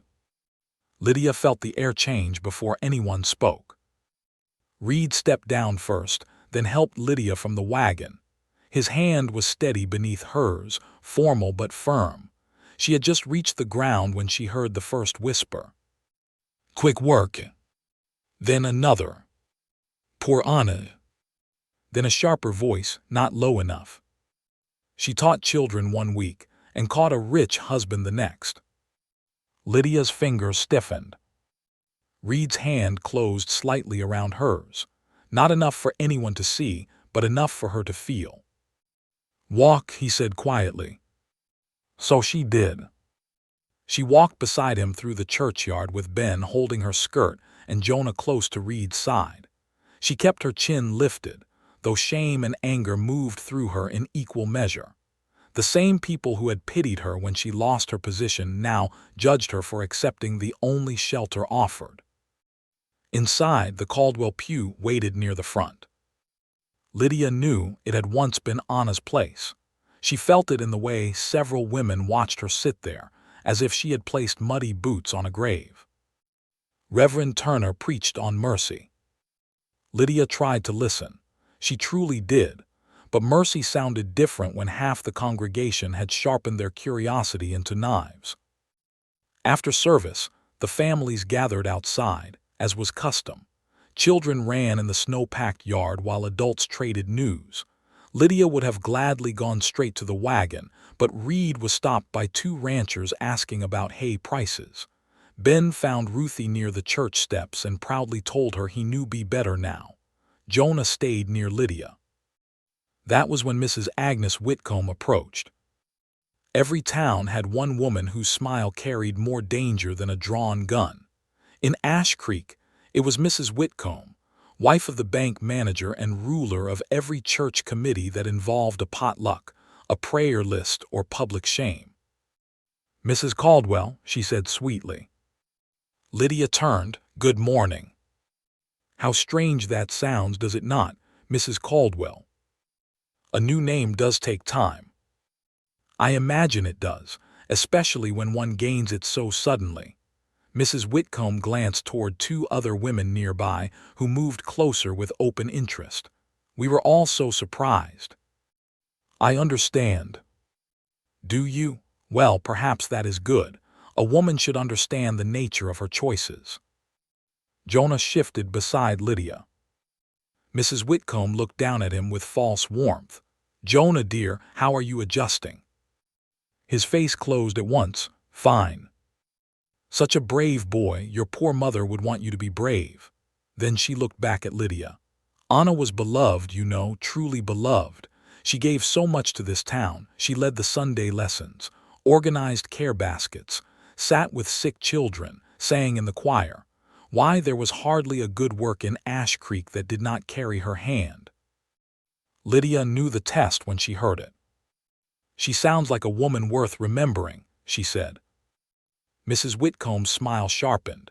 "Remembering is one thing, replacing is another." Jonah's hand curled into a fist. Lydia felt it before she saw it. She gently touched his shoulder, not holding him back by force, only reminding him he was not alone. "I am not here to replace Anna," Lydia said. "No woman could. I am here to care for the family she loved." A flicker of surprise crossed one woman's face, but Mrs. Whitcomb did not yield. "How noble! Though I suppose caring for the richest ranch in 3 counties offers its own rewards." The words landed hard. Lydia's cheeks burned. She opened her mouth, but no answer came quickly enough. Then Jonah spoke. "She did not marry the ranch." Mrs. Whitcomb looked down. "Excuse me." Jonah's voice shook, but he stood straight. "She married Pa and us." "Jonah," Lydia whispered. But he continued, louder now. "She makes Ben's milk warm when he dreams bad. She teaches Ruthie without making Sela's pay. She fixed my coat pocket and did not throw away Mama's ribbon. She did not even wear it to town because it is not town's business." A silence spread around them. Lydia's heart thudded. Mrs. Whitcomb stared at the boy, caught between offense and confusion. Ben came running over, drawn by his brother's raised voice. "What happened?" "Nothing," Lydia said quickly. But Ben saw her face, then Jonah's, then Mrs. Whitcomb's. His little eyes narrowed. "Did someone say mean things?" "Ben," Lydia warned softly. Mrs. Whitcomb lifted her chin. Children should not involve themselves in adult conversation. Ben stepped closer to Lydia. "Then adults should not talk mean in front of children." Someone behind them coughed to hide a laugh. Mrs. Whitcomb's face reddened. At that moment, Reid appeared beside Lydia. His presence changed the circle at once. People moved back without meaning to. "What is going on?" he asked. Mrs. Whitcomb recovered first. "Your sons seem to have developed bold tongues, Mr. Caldwell." Reid looked at Jonah, then Ben, then Lydia's pale face. "What was said?" "No matter," Lydia murmured. "It matters." His voice was quiet, but the yard seemed to still around it. Mrs. Whitcomb forced another smile. "Only that the town hopes your new wife understands the place Anna held in this community." Reid's expression did not change. "My late wife's goodness is not a weapon to use against my living one." The word struck harder than anger. Lydia stopped breathing for a moment. Mrs. Whitcomb's mouth opened, then shut. Reid continued, still calm. Lydia has shown kindness to my sons, to my home, and to a child whose father could not afford lessons. Anyone who calls that greed should examine the poverty of their own heart. No one spoke. Snow creaked beneath shifting boots. Lydia looked at Reid, stunned not by his defense but by the name he used. Lydia, not Mrs. Caldwell, not my wife only as duty. Lydia, as if the person mattered along with the role. Reverend Turner came down the steps, having heard enough to understand too much. "Perhaps," he said gently, "this is a good morning to remember that mercy preached inside the church should not be abandoned at the door." Mrs. Bell, standing nearby with her basket on her arm, nodded with satisfaction. "I'm into that." The tension broke slowly. People looked away. A few women had the decency to appear ashamed. One older ranch wife, Mrs. Harper, approached Lydia after a moment and touched her arm. "If you are teaching children at the ranch," she said quietly, "my youngest could use help with reading. I would be grateful." Lydia swallowed past the tightness in her throat. "Send him when the road is safe." "I will." Another woman asked about lessons, then another. Within minutes, the same people who had watched Lydia like a scandal began to speak to her like a teacher again. Not all of them. Mrs. Whitcomb walked away stiff-backed, and Lydia knew that kind of woman did not forgive public embarrassment easily. But something had shifted. On the ride home, Ben fell asleep against Lydia's side, worn out from churchyard courage. Jonah sat across from her, staring at his boots. Reid drove in silence for nearly a mile before speaking. "Jonah." The boy stiffened. "Yes, sir." "You spoke bravely." Jonah looked up wary. "But next time," Reid said, "let me handle grown fools." Ben stirred and muttered, "I handled one too." Lydia bit back a smile. Reid's shoulders moved with a silent laugh. "Yes, you handled one too." Jonah's mouth curved. For a few minutes, the wagon rolled through bright snow, and the world felt almost gentle. Then Reid said, "Thank you." Lydia looked at him. "For what?" "For not answering cruelty with cruelty." She glanced down at Ben's sleeping face. "I was too angry to trust myself with words." "That did not show." "It showed inside." Reid nodded. "Most battles do." The line stayed with her long after they reached home. That afternoon, while the boys changed out of their church clothes, Reid went to the barn and Lydia started supper. Her hands moved through the familiar work, but her mind kept returning to the churchyard. "My late wife's goodness is not a weapon to use against my living one." The words frightened her because they sounded too much like belonging. When Reid entered the kitchen at dusk, she was kneading dough.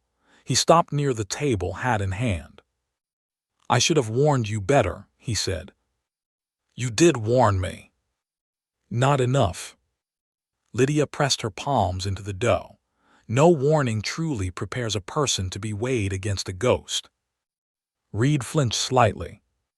She regretted the words at once. "I am sorry, that was unkind." "No," he said, "it was true." The kitchen went quiet except for the soft push and fold of dough beneath her hands. Reid set his hat on the table.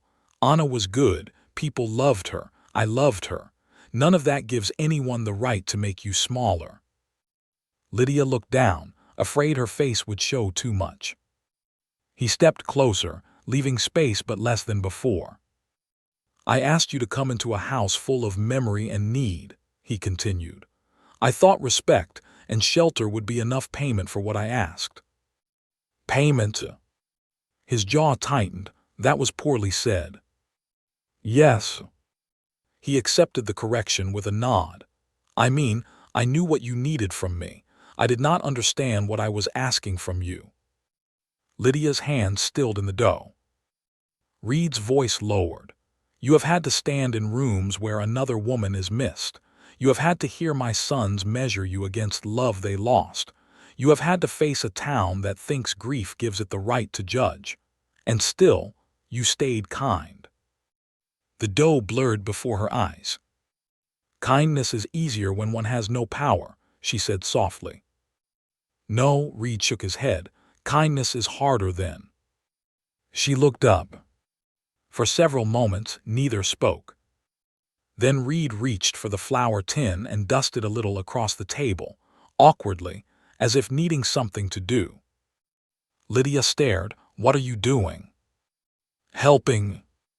You do not know what I am making. Bread, I assume. And if I were making pie, then I would be helping with pie. His seriousness broke through the ache in her chest. Lydia laughed, quietly at first, then with more warmth than she meant to give. Reid looked pleased, though he tried to hide it. You are making more mess than help, she said. That seems to be my usual beginning. Kindness often begins untidily, she reminded him.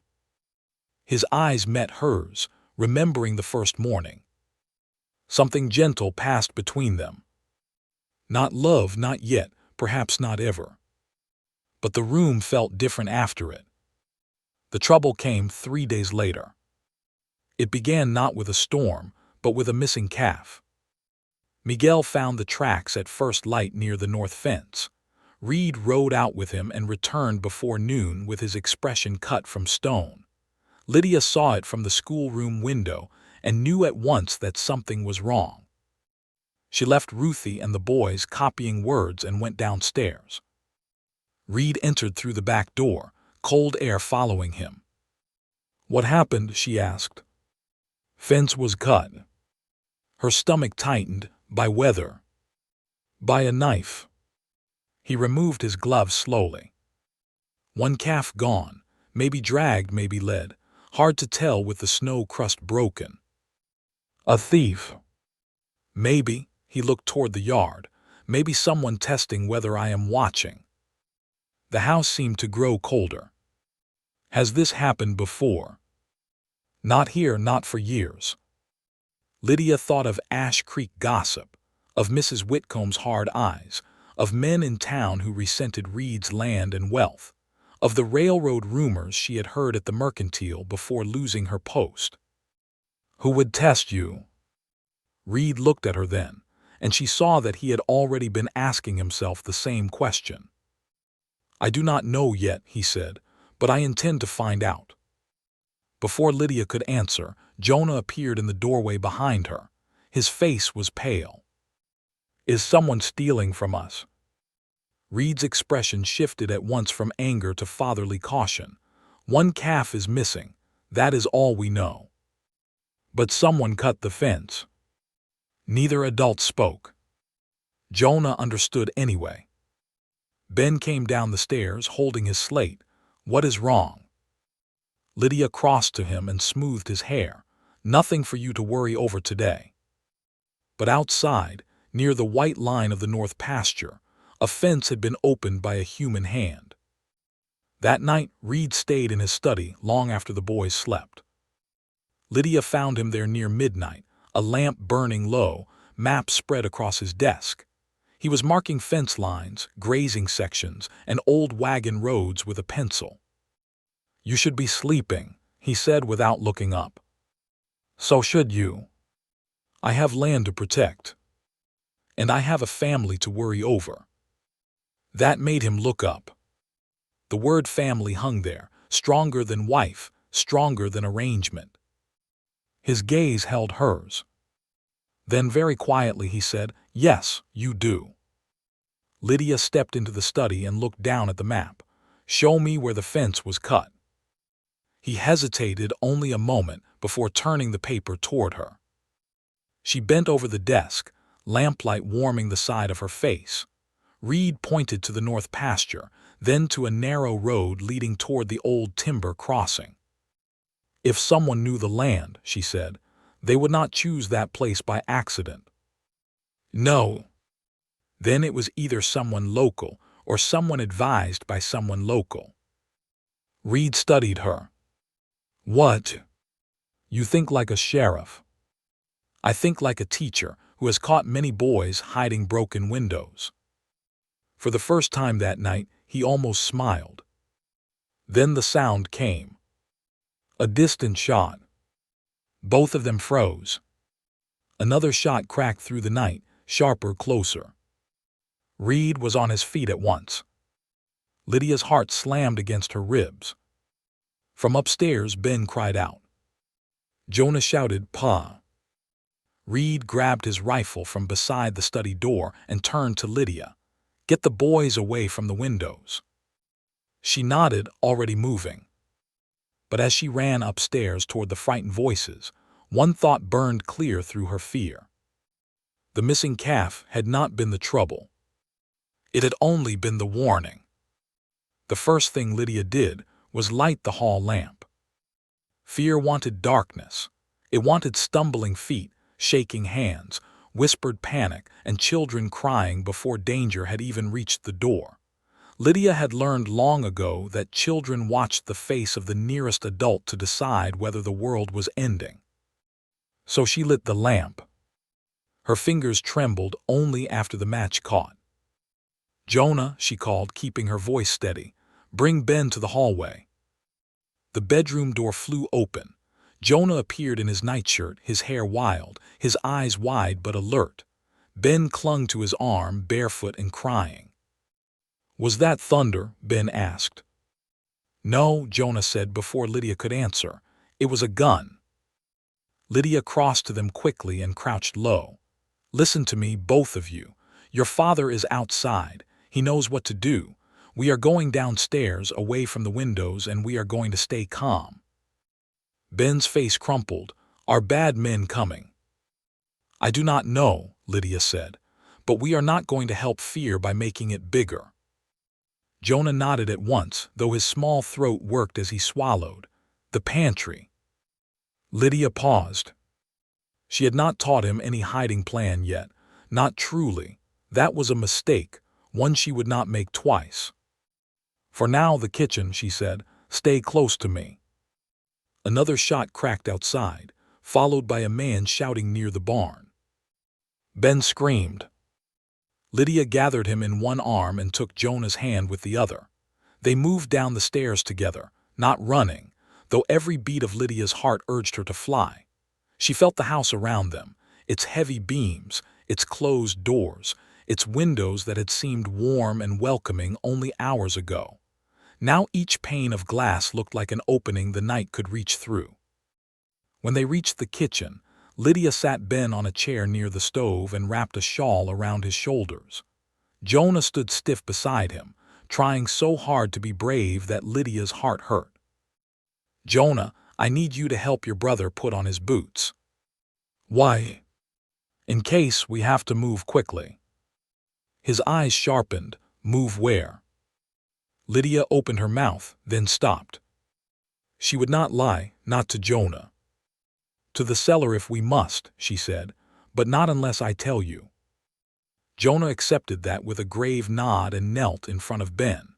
His hands shook as he tugged one small boot over his brother's foot. Lydia went to the back window, but did not stand fully in front of it. She kept to the side and looked out through a narrow edge of curtain.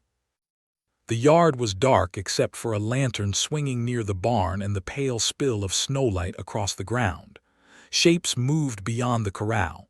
Men, horses. She could not tell which belonged to the ranch and which did not. Then she saw a shadow dart near the north side of the barn. A rifle fired from the bunkhouse. The shadow vanished behind a wagon. Lydia stepped back, pulse hammering. This was no drunken rider shooting at coyotes, no frightened ranch hand firing by mistake. Men had come close to the heart of the Caldwell place under cover of night. The back door opened hard. Reid stepped inside with a rifle in one hand and snow on his shoulders. His face was cold with purpose, but his eyes went first to the boys. "Everyone all right?" Ben slid off the chair and ran to him. Reid caught him with one arm, rifle angled safely away. Pa, I do not like guns at night. I know, son. Jonah stood. Who is out there? Men who ought to know better. Reid's gaze shifted to Lydia. You kept them steady. They were brave. They are frightened, Jonah corrected. Lydia looked at him. Brave people often are. Reid's mouth tightened, but there was approval in his eyes. Then another shout came from outside, and the moment broke. What is happening? Lydia asked. Someone tried to drive cattle out from the holding pen. Miguel saw movement and fired a warning. They shot back. How many? 3, maybe 4. Could be more beyond the trees. Rustlers? Maybe. Reid glanced toward the door. Maybe men pretending to be rustlers. Lydia understood at once. The cut fence, the missing calf, now gunfire near the barn. Whoever was behind this was not merely stealing. They were pushing, testing, frightening. Where are your men? Silas and Miguel are at the bunkhouse. Walt is circling toward the east shed. Peter rode to warn the lower pasture hands before supper, so he is not here. Reid looked toward the pantry. If anyone gets near the house, you take the boys down to the cellar. There is flour stacked over the trapdoor. Move it aside. Jonah's face went pale. You have a hiding place. For storms and trouble, Reid said. You listen to Lydia. Do exactly what she says. The boy nodded. Ben clutched Reid's coat. Do not go back outside. Reid bent and pressed a kiss to his son's hair. I have to. No. I will come back. The simple promise seemed to cost him something. Perhaps because a father could promise love but not safety, not truly. Lydia stepped forward. Reid. He looked at her. She wanted to say be careful, but the words felt too small. She wanted to say do not leave us, but that was unfair. She wanted to touch his sleeve, to remind him that he was not simply landowner and protector, but a man needed inside this kitchen. Instead, she said, the lantern by the barn is making you easy to see from the ridge. Reid stilled. They are staying in the dark while your men move through light, she continued.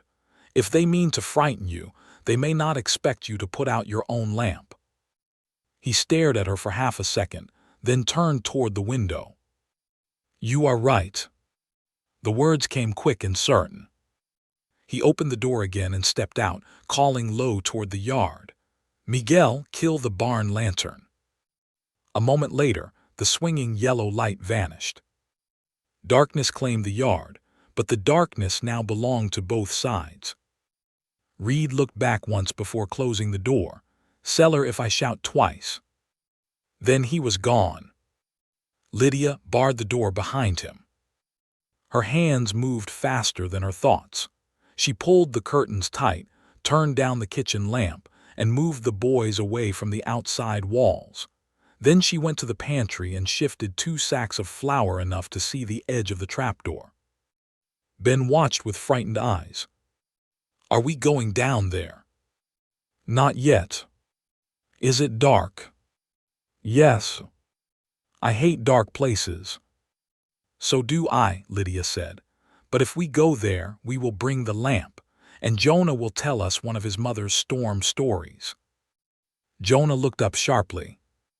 Ben sniffed. Mama had storm stories.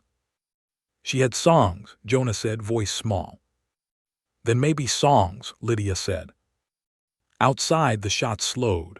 1, then silence, then 2 in quick answer. A horse screamed somewhere near the corral, and Lydia felt Ben flinch as if the sound had struck him. She knelt between the boys. Look at me, she said. Ben obeyed at once. Jonah took longer. We are going to breathe together, in through the nose, out slow like cooling soup. Ben tried. His first breath shook. The next came steadier. Jonah looked embarrassed, but did it too. For several minutes, they breathed in the dim kitchen while men moved in the night beyond the walls. Lydia had never felt less powerful in her life. She had no rifle in her hands, no horse beneath her, no authority over the men outside. All she had was her voice, her body, and two frightened boys watching whether she would break. So she did not break. A hard knock struck the back door. All three of them froze. Not two shouts from Reid, not his voice, a knock. Lydia stood slowly. Another knock came, softer this time. "Mrs. Caldwell," a strained voice called. "It is Walt." Jonah whispered, "Is it him?" Lydia did not answer. She took the iron poker from beside the stove and approached the door from the side. "Where is Mr. Caldwell?" she called. "With Miguel near the barn. Silas took a graze on the arm. They need cloth, bandages, whiskey if you have it." His voice shook with pain or cold. Still, Lydia did not lift the bar. "What did Ben say about my biscuits this morning?" A pause. Then Walt answered, confused and breathless. "Said they was good enough for a wedding, though wedding was done already." Lydia lifted the bar at once. Walt stumbled in, one hand pressed to his side, blood dark between his fingers. "Not Silas," Lydia said, catching his arm. "You." He gave a weak grin. "Reckon I heard wrong." "Sit. I should get back." "You should sit before you fall on my floor and frighten my children worse." The ranch hand obeyed, more because his knees gave than because he agreed. Lydia turned to Jonah. "Bring the clean cloths from the second drawer.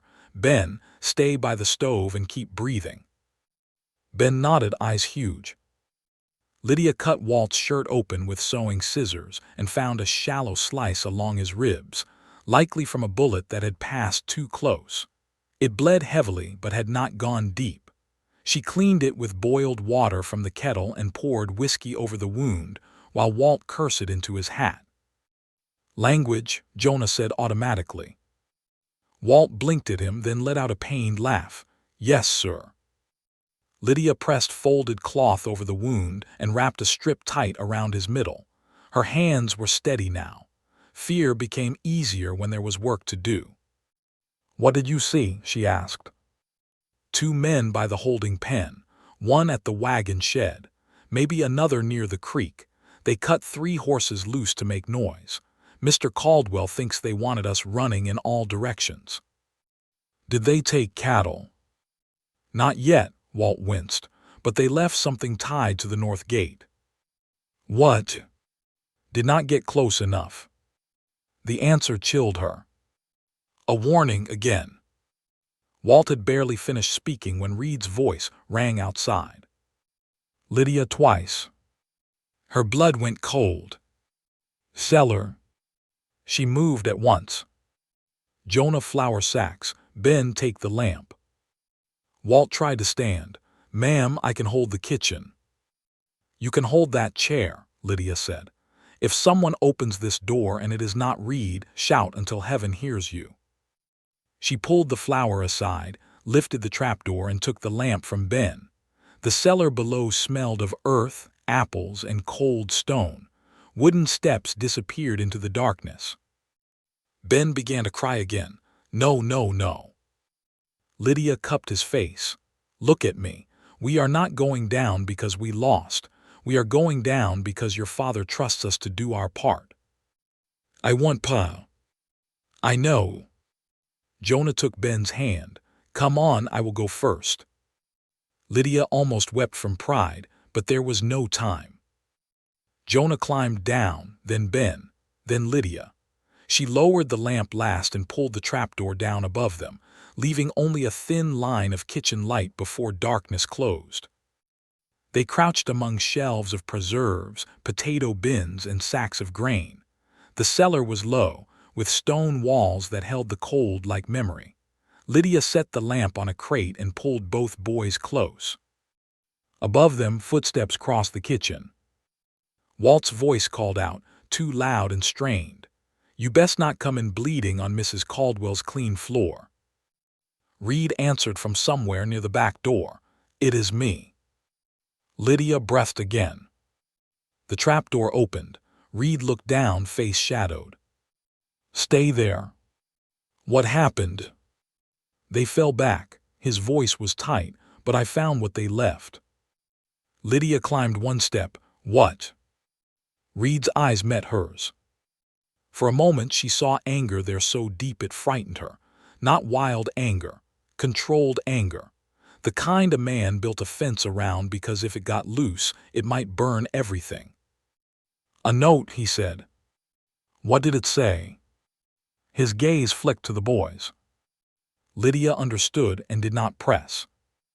Reid looked at Jonah and Ben. You both did well. Stay with Lydia a little longer while I see to Walt. Ben reached up. Pa. Reid crouched and gripped his hand. I am here. You came back. Something moved in Reid's face. I said I would. After he closed the trapdoor again, Ben leaned against Lydia and finally began to sob properly. Not the sharp cries of panic, but the deep shaking sobs that come when danger has passed enough to let fear speak. Lydia held him. Jonah sat on an overturned crate staring at the lamp. I was scared, he said. I know.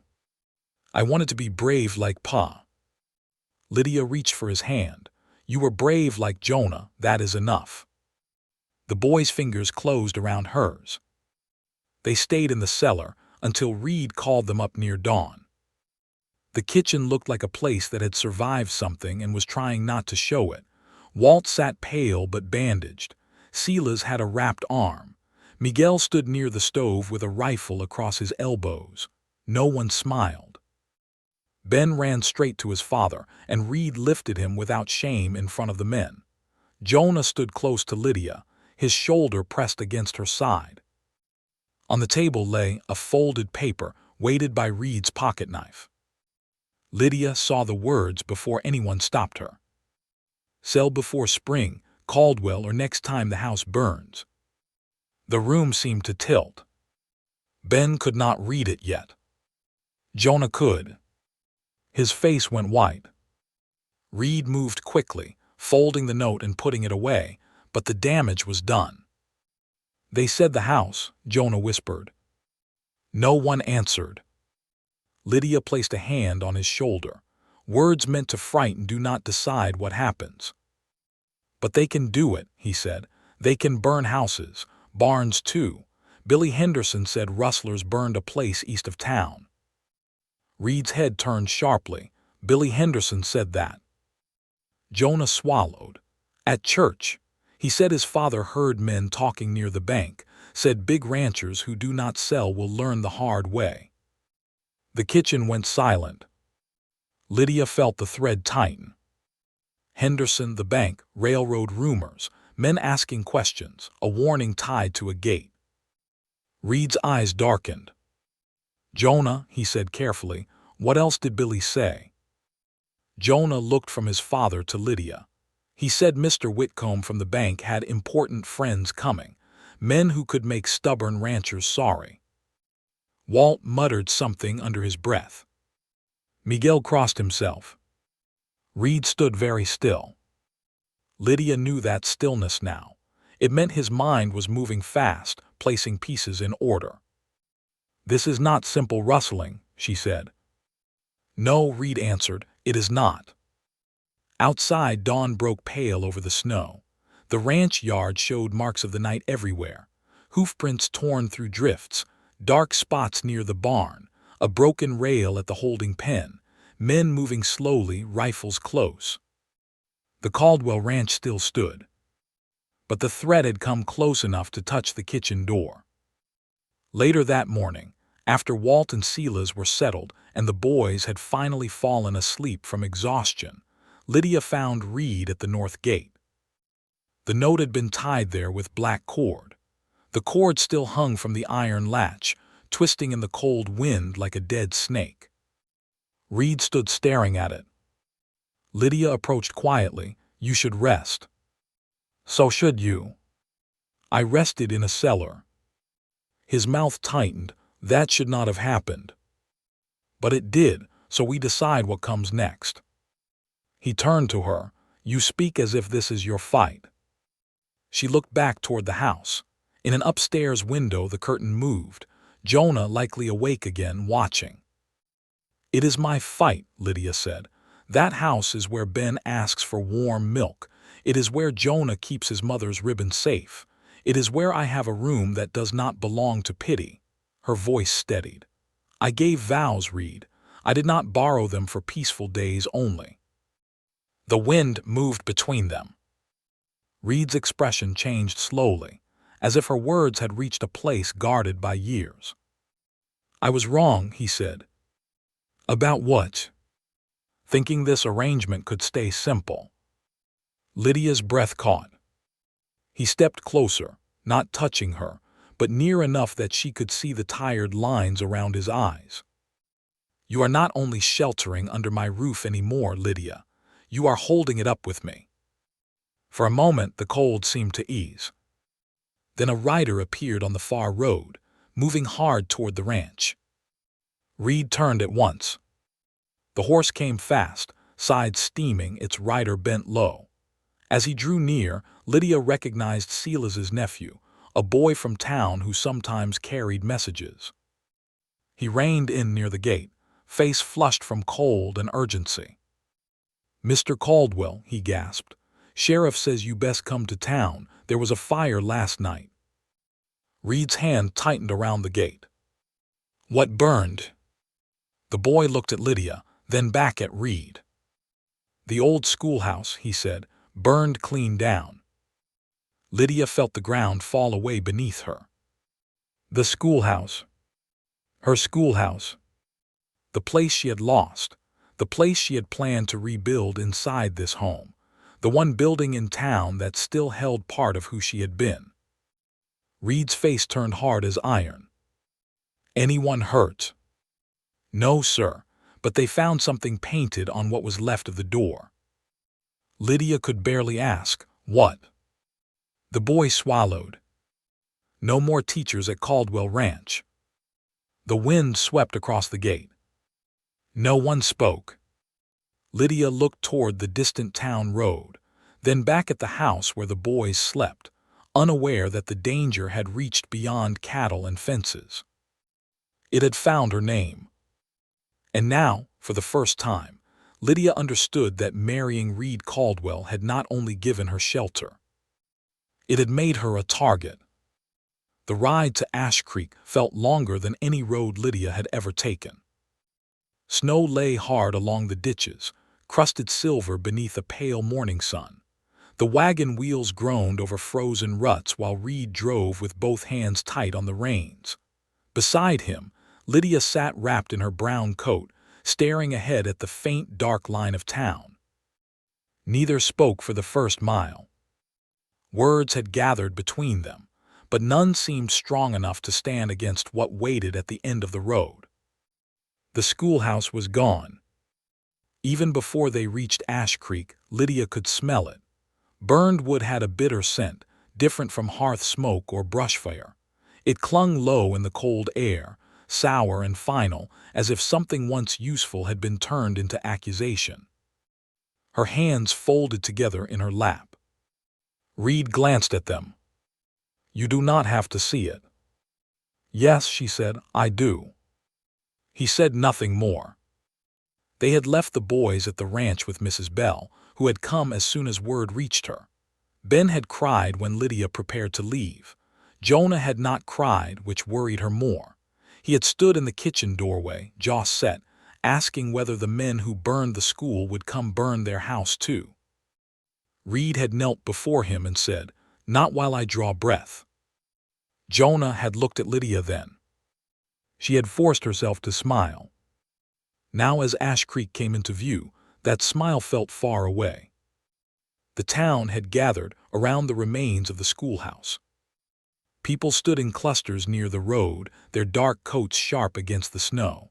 Some turned as the Caldwell wagon approached. Lydia felt their eyes before she stepped down. This time, their looks were not only curious or judgmental. Some were frightened. That frightened her more. Reid helped her from the wagon. His hand stayed beneath hers a heartbeat longer than necessary, steadying her before letting go.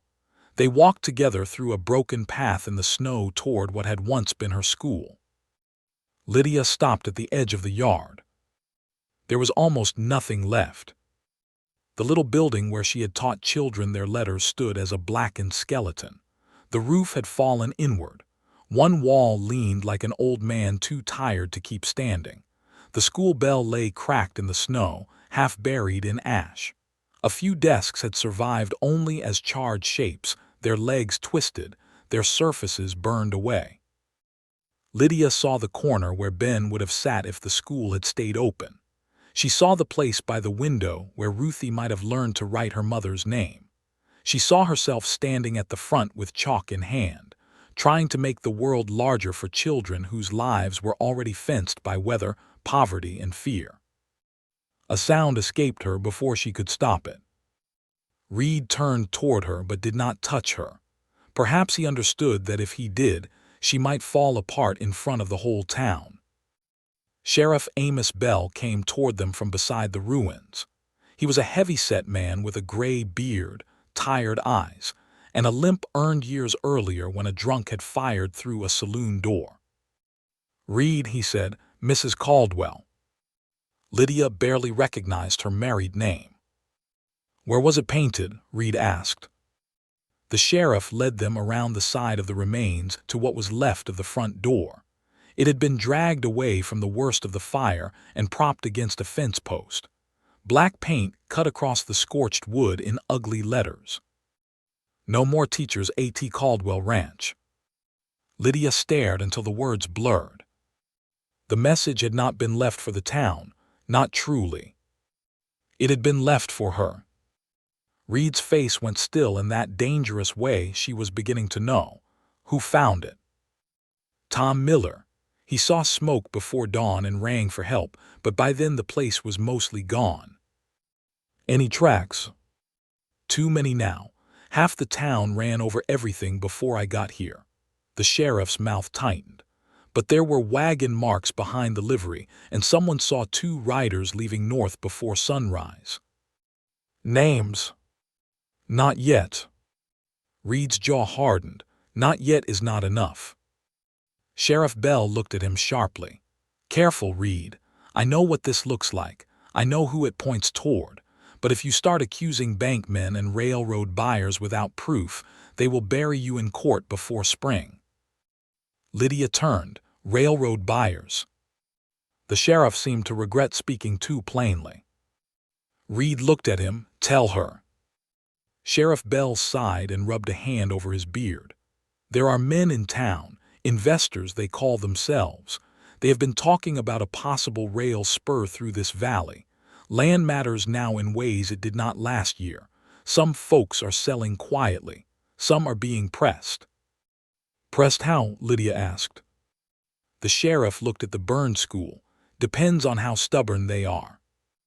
Reid's voice was low. "And the bank?" "Whitcomb has been meeting with them. Henderson too. I cannot say more than that." Lydia thought of Mrs. Whitcomb's smile outside the church. The way she had spoken of Anna like a saint and Lydia like a trespasser. She thought of Jonah repeating Billy Henderson's words about important friends and stubborn ranchers learning the hard way. The thread tightened again. "This was not only about me teaching," Lydia said. "No," Reid answered. "It was about warning us not to gather children, families, witnesses, or loyalty at the ranch." The sheriff looked at him. "That is a guess." "It is a good one." Lydia walked closer to the burned door. Ash stained the snow around it. The black letters seemed to crawl under her skin. "No more teachers." A month ago, she had been dismissed because the town could not afford learning. Now someone had burned the school because learning had followed her into a rich man's house. The cruelty of it almost made her laugh. "Almost." Behind them, voices murmured. Lydia turned and saw Mrs. Whitcomb standing with 2 women near the road. Her face wore a careful look of concern, but her eyes were sharp and measuring. Beside her stood Mr. Whitcomb from the bank, thin, polished, and calm as a man watching weather from behind good glass. Lydia did not look away. Mrs. Whitcomb did first. That gave Lydia a small, bitter satisfaction. Reid noticed. "Do you know something?" he asked. "I know she is afraid of being seen afraid." His gaze followed hers to the banker's wife, Mrs. Whitcomb. "She tests people because she wants to know where they are weak, but when she looked at me just now, she did not look pleased. She looked worried." Sheriff Bell grunted. "Worried people talk if squeezed right." Reid turned toward him. "Then squeeze." "I intend to, but quietly." A sudden commotion near the mercantile drew their attention. A boy came running down the street, coat flapping open, his face red from cold. Billy Henderson. He stopped when he saw Reid and Lydia, then turned as if to flee. "Billy," Reid called. The boy froze. Lydia felt Reid change beside her, not with anger but with purpose. He crossed the snow toward the boy. Lydia followed. Billy looked toward the bank, where his father stood on the porch speaking to Mr. Whitcomb. Henderson saw his son and stiffened. "Billy," Reid said, stopping a few feet away, "Jonah told me you heard men talking about ranchers being made sorry." The boy's face went pale. "I do not know anything." "I did not ask if you knew. I asked what you heard." Mr. Henderson started toward them. "Mr. Caldwell, I will thank you not to question my son in the street." Sheriff Bell stepped smoothly into his path. "Let the boy answer." Henderson's face tightened. "This is harassment." "No," the sheriff said. "A school burned, that makes it law." Billy looked trapped between fear of adults and fear of telling the truth. Lydia knelt in the snow, so he would not have to look up at another angry face. "Billy," she said gently, "you do not have to protect men who frighten children." His eyes flicked to hers. "I heard them in Pa's office," he whispered. Henderson's face drained of color. "William." Billy flinched but kept speaking, words tumbling now. "Not Pa, I mean. Pa was there, but he told me to leave. I stayed by the side door because I thought maybe they were talking about the railroad. There was a man with a black coat and a silver watch. He said Caldwell's wife was making the ranch into a meeting place. He said teachers were trouble because they made poor folks think they had rights." The street fell silent around them. Lydia felt the words strike deep. Teachers were trouble. Reid's voice was controlled. "Did he say anything about the schoolhouse?" Billy swallowed. "He said a lesson should be taught before other families started sending children to your place." Mr. Henderson lunged forward. "That is enough." Sheriff Bell caught his arm. "No, I believe it is not." Billy's eyes filled. "I did not know they would burn it. I only told Jonah because I thought it sounded exciting. I am sorry, Mrs. Caldwell. I should not have called you what I did at church." Lydia looked at this frightened boy, who had repeated adult cruelty before understanding its weight. "I accept your apology," she said, "but next time choose courage sooner." Billy nodded hard. Sheriff Bell took him gently by the shoulder. "You are coming with me and your father. We will talk somewhere warm." Henderson looked as if he wanted to argue, but the town had heard too much.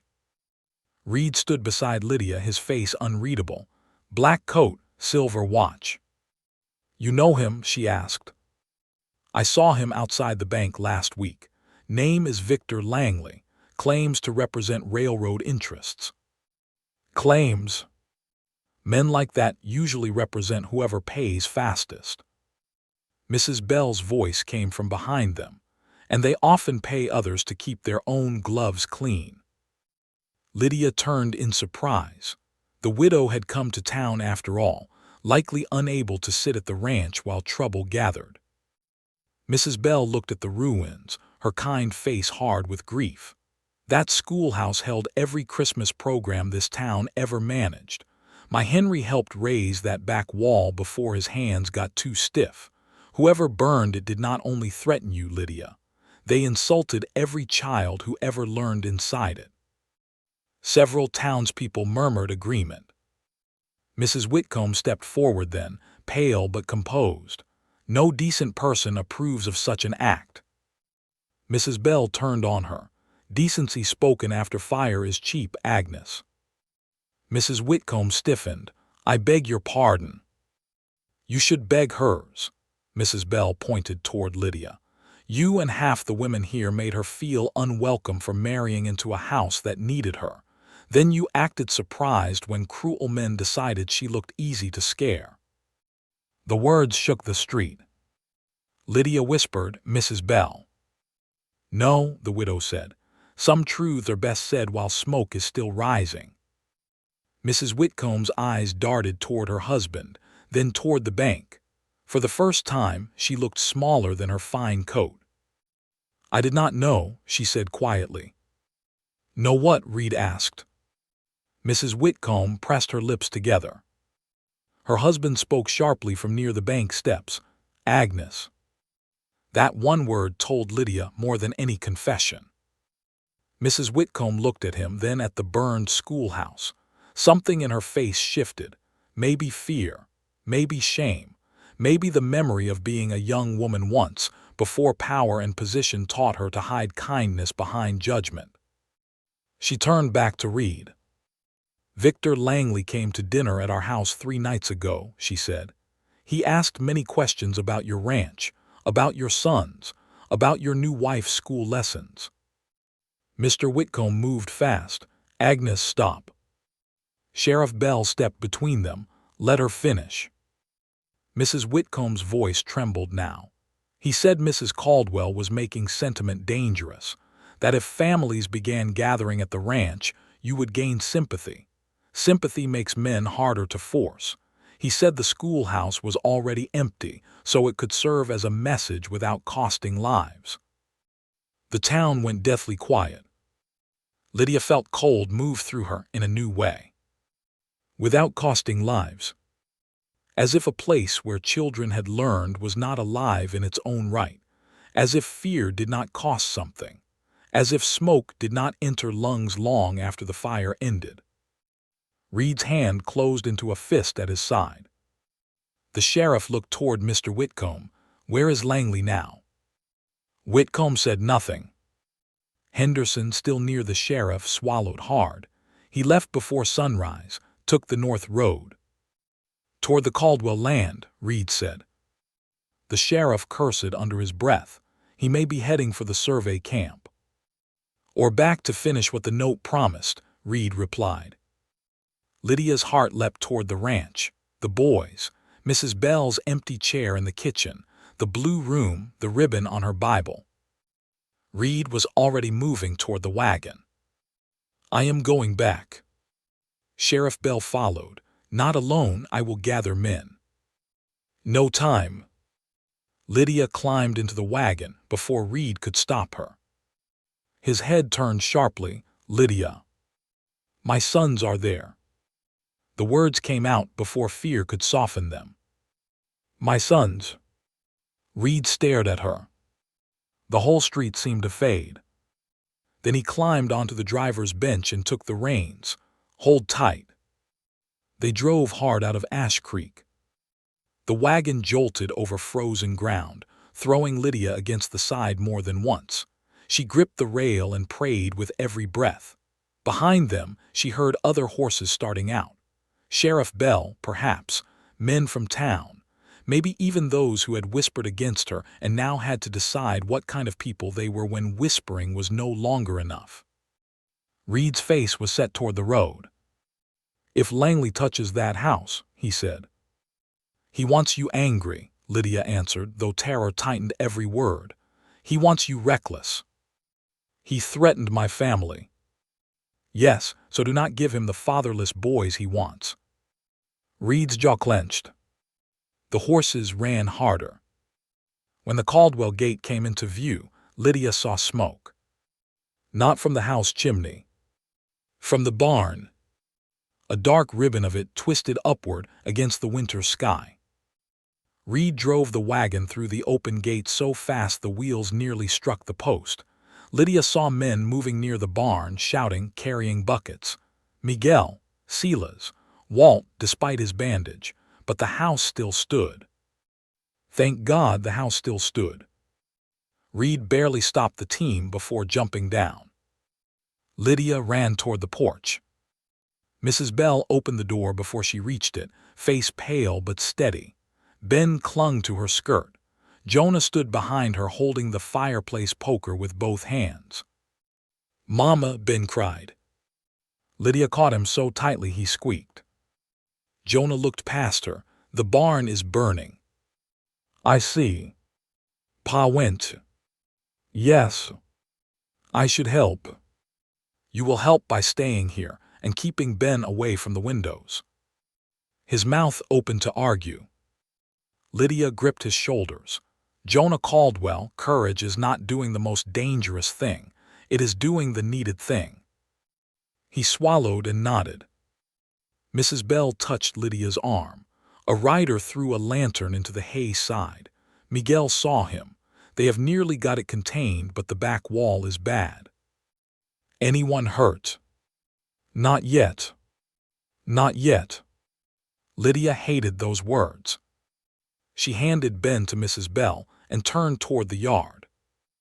Jonah called after her, "You said stay away from danger." "I said needed things," Lydia called back. Then she ran. Near the barn, smoke burned her eyes. Men formed a line from the water trough, passing buckets hand to hand. Reid stood at the side door, shouting orders, his coat off, sleeves wet to the elbow. Flames licked up one corner of the hay storage, but the main stalls were open and horses were being let out, frightened and snorting. Lydia grabbed a bucket from Walt and joined the line. Reid saw her. "Get back to the house." "No. This is not safe." "Then work faster." For one blazing second, he looked furious. Then he shoved a full bucket toward her. "Stay low when the smoke turns." She obeyed. Bucket after bucket, breath after breath. Smoke clawed her throat. Heat flushed her cheeks. Snow melted into black mud beneath her boots. The men fought the fire like they were fighting a living beast, and slowly, painfully, they pushed it back. By the time Sheriff Bell arrived with 6 riders from town, the worst flames had been beaten down. The barn still smoked, one wall charred and part of the roof damaged, but it stood. The sheriff dismounted fast. "Where is Langley?" Reid pointed toward the north trail. Miguel saw one rider, black coat. He ran when the men turned out. Sheriff Bell looked to his riders. "Spread out, he cannot have gone far." The men rode off.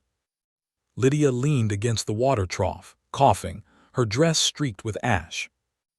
Reid came to her, face dark with soot. "Are you burned?" "No." He took her hands, turning them palm up. One finger was reddened where hot water had splashed. Nothing serious. Still, he held it as if it mattered. "You should have stayed inside," he said. "You needed hands." "I needed you safe." The words were sharp, but the fear beneath them was sharper. Lydia looked at him through the smoke between them. "So did I." Reid's expression changed. For a moment, the yard, the men, the burned barn, all of it seemed to fade behind the simple fact of his hands around hers. Then Ben's cry broke through. "Mama!" He ran from the porch before Jonah could catch him. Lydia pulled away from Reid and hurried toward the boy, gathering him up. "I saw smoke," Ben sobbed. "I thought you went away in it." "No, sweetheart, I am here." Jonah came slower, poker still in hand, trying to look angry instead of terrified. He stopped a few feet away. "You smell like burned school," he said.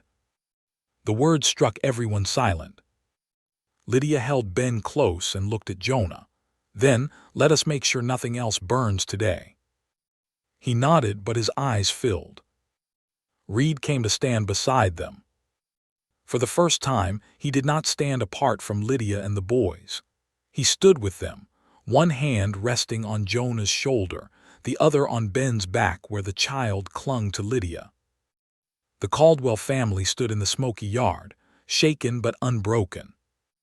Around them, townsmen and ranch hands watched. Some had once whispered that Lydia had married for money. Now they had seen her run toward fire for a home that had barely begun to claim her. If you believe love can grow from duty and courage can appear before anyone is ready, stay with this story. The hardest truth has not yet reached the Caldwell door. Near dusk, Sheriff Bell returned. He had not caught Langley, but he had found something. A horse had been abandoned near the creek crossing, lathered and limping. In one saddlebag, wrapped in oilcloth, was a packet of papers, survey notes, land maps, names of ranchers who had refused to sell, and one page marked in black ink. Caldwell, pressure through wife, school, children. Break public sympathy before purchase offer. Lydia read the words in the kitchen, with the boys asleep upstairs and Reid standing beside her. Pressure through wife, school, children. Each word felt like a hand reaching into their home. Reid took the paper gently from her before her fingers could crush it. Sheriff Bell stood near the stove. This gives us something. Not everything, but enough to wire the marshal and put warrants out if we can tie it to Langley. Can you? Reid asked.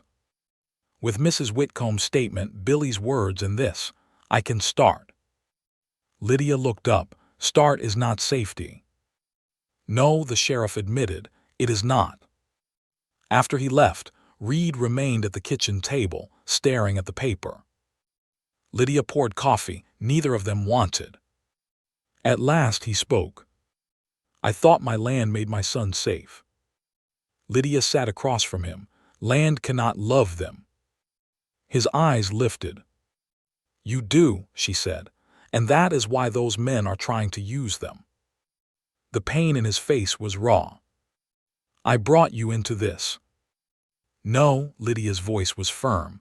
You opened a door in a storm. I chose to step through it. I chose again at the wedding. I chose again at the barn.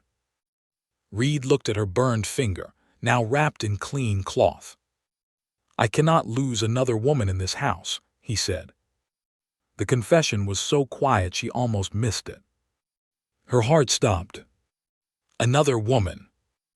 Not a teacher, not an arrangement, not only his son's caretaker. A woman he could lose. Lydia did not reach for him, though every part of her wanted to. You have not lost me, she said.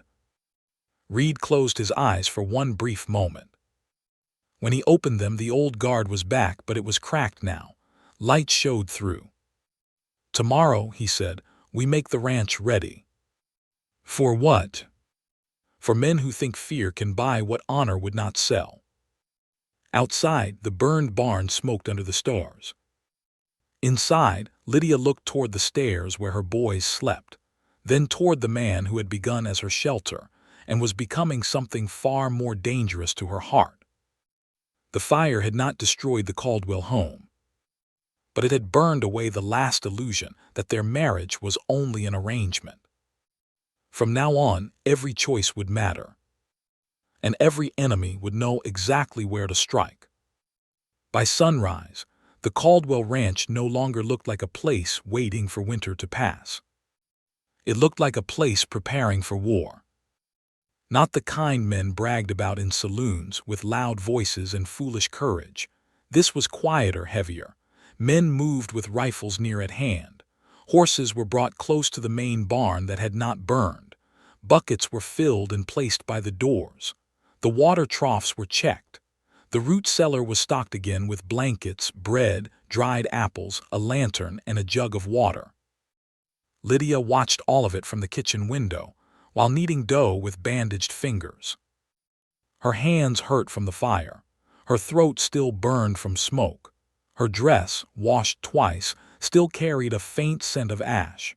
Yet she stood at the table and worked because bread was needed, and because fear could not be allowed to sit down in her place. Ben had stayed close to her since dawn. He sat at the table with his slate, but he had not written one letter. He only drew the same little square over and over again. A house, a door, smoke above it. Then he rubbed the smoke away with his palm. Jonah noticed too, though he said nothing. He stood near the stove, pretending to sharpen a pencil with his knife, watching his brother from beneath lowered lashes. Lydia dusted flour from her hands and sat beside Ben. "That is a strong-looking house," she said. Ben did not look up. "It is ours." "I thought so.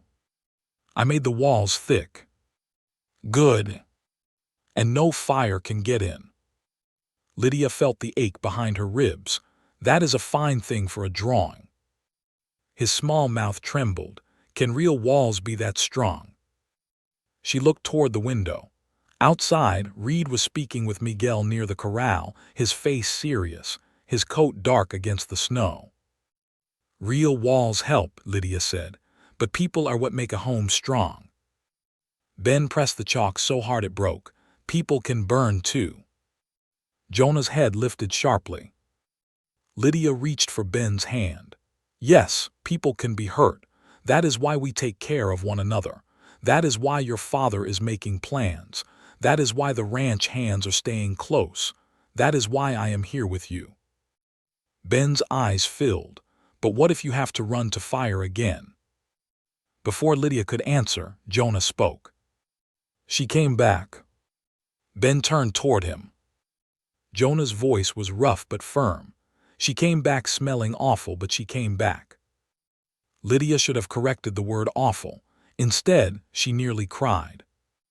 Ben sniffed. "She did smell awful." "I smelled like courage and smoke," Lydia said. Jonah looked at her. "Mostly smoke." Ben laughed weakly, and the sound eased something in the kitchen. It did not erase fear, but it gave fear less room. Later that morning, Lydia gathered the children in the new schoolroom. Ruthie had not come from town. No child would be sent across the road while threats hung over the ranch. Still, Lydia insisted on lessons for the boys. Routine was a rope in bad weather. Children needed something to hold. She wrote 3 words on the board. Home. Safe. Brave. Ben read the first with help. Jonah read all 3 without saying he was proud of himself. "What does brave mean?" Lydia asked. "Not crying," Ben said. "No," Jonah answered quickly. "Pa cried once. That does not mean he was not brave." The room went still. Lydia looked at Jonah. He had never said that in front of Ben before. Ben's eyes widened. "Pa cried." Jonah's jaw tightened as if he regretted speaking, but he did not take it back. "When Mama died." Ben looked down at his slate, thinking. Then brave means crying and still doing chores. Lydia gave a soft smile. "That is one very good meaning." Jonah glanced at her and something passed between them. Trust, small but visible. Before Lydia could continue the lesson, boots sounded in the hallway. Reid appeared at the door. He removed his hat when he entered, as if the schoolroom were a proper place that required respect. The boys straightened. "I need to speak with Lydia," he said. "Not Miss Wren, not Mrs. Caldwell for distance." "Lydia." Jonah noticed. She saw that he did. "Finish copying the words," Lydia said. "Ben, do not turn brave into bread again." It only looked like bread once. That was enough. Reid waited until they were in the hall before speaking. "Sheriff Bell sent word. Langley has not been found. The horse by the creek was stolen from a livery 2 towns over." Lydia folded her arms against the cold that moved through her. "So he can still be nearby." "Yes." "And the bank?" Whitcomb claims he only discussed land values and loans. Henderson claims he heard talk but did not understand the intent. "Convenient." "Very." Reid looked tired. A night without sleep had drawn shadows beneath his eyes. Still, his voice carried purpose. "I am sending the boys and you to Mrs. Bell's place in town until this is settled." Lydia stared at him. "No." His brows drew together. "This is not a request." Then you should not have called me your wife before God. His face tightened. Do not use vows to make foolishness sound noble. And do not use fear to make abandonment sound wise. The words struck him. For a moment, the hallway held only the muffled scratch of Jonah's pencil from the schoolroom. Reid lowered his voice. Langley's paper named you. It named the children. I can defend the ranch better if I know you are not inside the walls they mean to strike. You can defend the ranch better if the men working here know the house still has a heart inside it. This is not poetry, Lydia. No, it is truth. She stepped closer, anger warming her cheeks.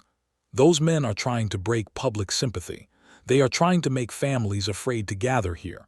If I run to town and hide, they win half the fight before firing another shot. I am trying to keep you alive. And I am trying to live, not merely remain unburied. Reid looked away, his jaw hard. Lydia softened her voice, though her resolve did not change. I know you are afraid. His eyes returned to hers.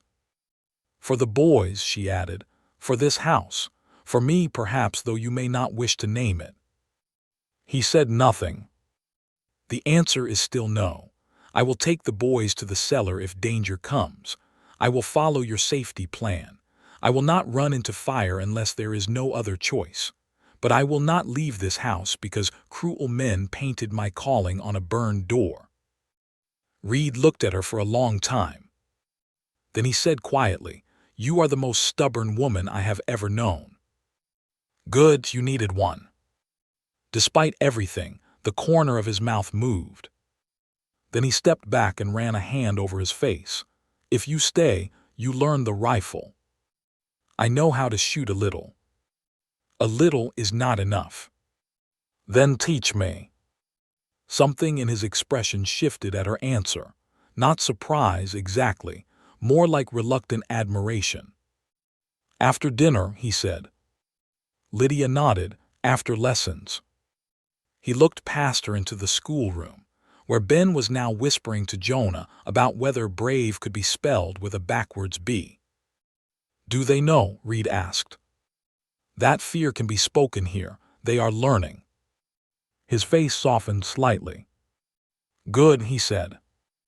That afternoon, after the boys had eaten and gone upstairs under Mrs. Bell's watchful care, Reid took Lydia behind the barn to the old fence posts near the empty paddock. The fire had blackened one side of the far wall, but the main structure stood. Men were already working to patch what they could. The sky was clear, hard blue above the snowy fields. Reid handed Lydia a rifle. Its weight surprised her, not because she had never held one, but because this time the purpose felt different. Her father had taught her to shoot tin cans from a fence when she was young, laughing when she missed and calling her sharp-eyed when she hit. That had been a skill for farm life. Snakes, predators, a bit of hunting if hunger pressed. This was for men. She did not like that. Reid saw it. You may never need to fire. But I should know how if I do. Yes. He stood beside her, not behind, and showed her how to hold the rifle properly for its weight. His hands touched only where necessary, adjusting her elbow, her shoulder, the angle of her wrist. Each touch was brief, respectful, and strangely more unsettling because of it. Do not fight the rifle, he said. Hold firm but not stiff. Like a difficult child. His mouth twitched, if that helps. It does. She aimed at a broken tin cup, set on a post 20 yards away. Breathe out before you pull, Reid said, slow. Lydia took a breath. For one flashing moment she saw the burned school door, black words on scorched wood, no more teachers. She saw Ben's little house drawing, Jonah holding the poker, Reid standing by the gate with anger in his eyes. She pulled the trigger. The shot cracked across the paddock. The tin cup jumped off the post and vanished into the snow. Lydia lowered the rifle, startled by her own success. Reid looked at the empty post, then at her. You said a little. I did not say badly. This time he smiled. It was brief but not guarded enough. Lydia felt it strike somewhere dangerous. They practiced until her shoulder ached and her hands grew cold. She missed more than she hit, but each shot steadied her. Reid never mocked, never rushed, never spoke to her like she was helpless. He corrected plainly, praised sparingly, and trusted her to listen. That trust mattered. When they finished, he took the rifle and unloaded it with careful hands. You did well. Thank you. If trouble comes, you do not stand at windows. You do not chase shadows. You take cover. You fire only if there is a clear threat. I understand. His gaze held hers. Do you? Yes. He seemed to want to say more, but instead looked toward the snowfield. My father used to say a ranch is only as safe as the least prepared person on it. A grim saying. He was a grim man. Were you close? Reid gave a short breath that was not quite a laugh. No, he built this place like a fortress and raised me like another fence post. Lydia looked at him. That sounds lonely. It was normal. That is not the same thing. He turned to her. For a moment, the wind moved loose hair across her cheek. Reid lifted his hand as if to brush it away, then stopped himself. Lydia saw the movement. So did he. His hand dropped. My father believed softness cost men respect, Reid said after a moment. Anna believed softness was the only thing worth respecting. Lydia smiled faintly. She sounds wise. She was. His voice held grief, but not the same sharp wall as before. Speaking Anna's name no longer closed the whole world between them. That was something. As they walked back toward the house, Jonah stood near the porch watching them.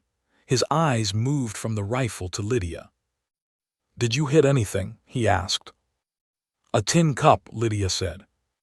First try. Yes. Jonah looked impressed despite himself. Pa did not tell me you could shoot. I did not know she could shoot that well, Reid said. Ben burst through the door behind Jonah. Mama shoots cups.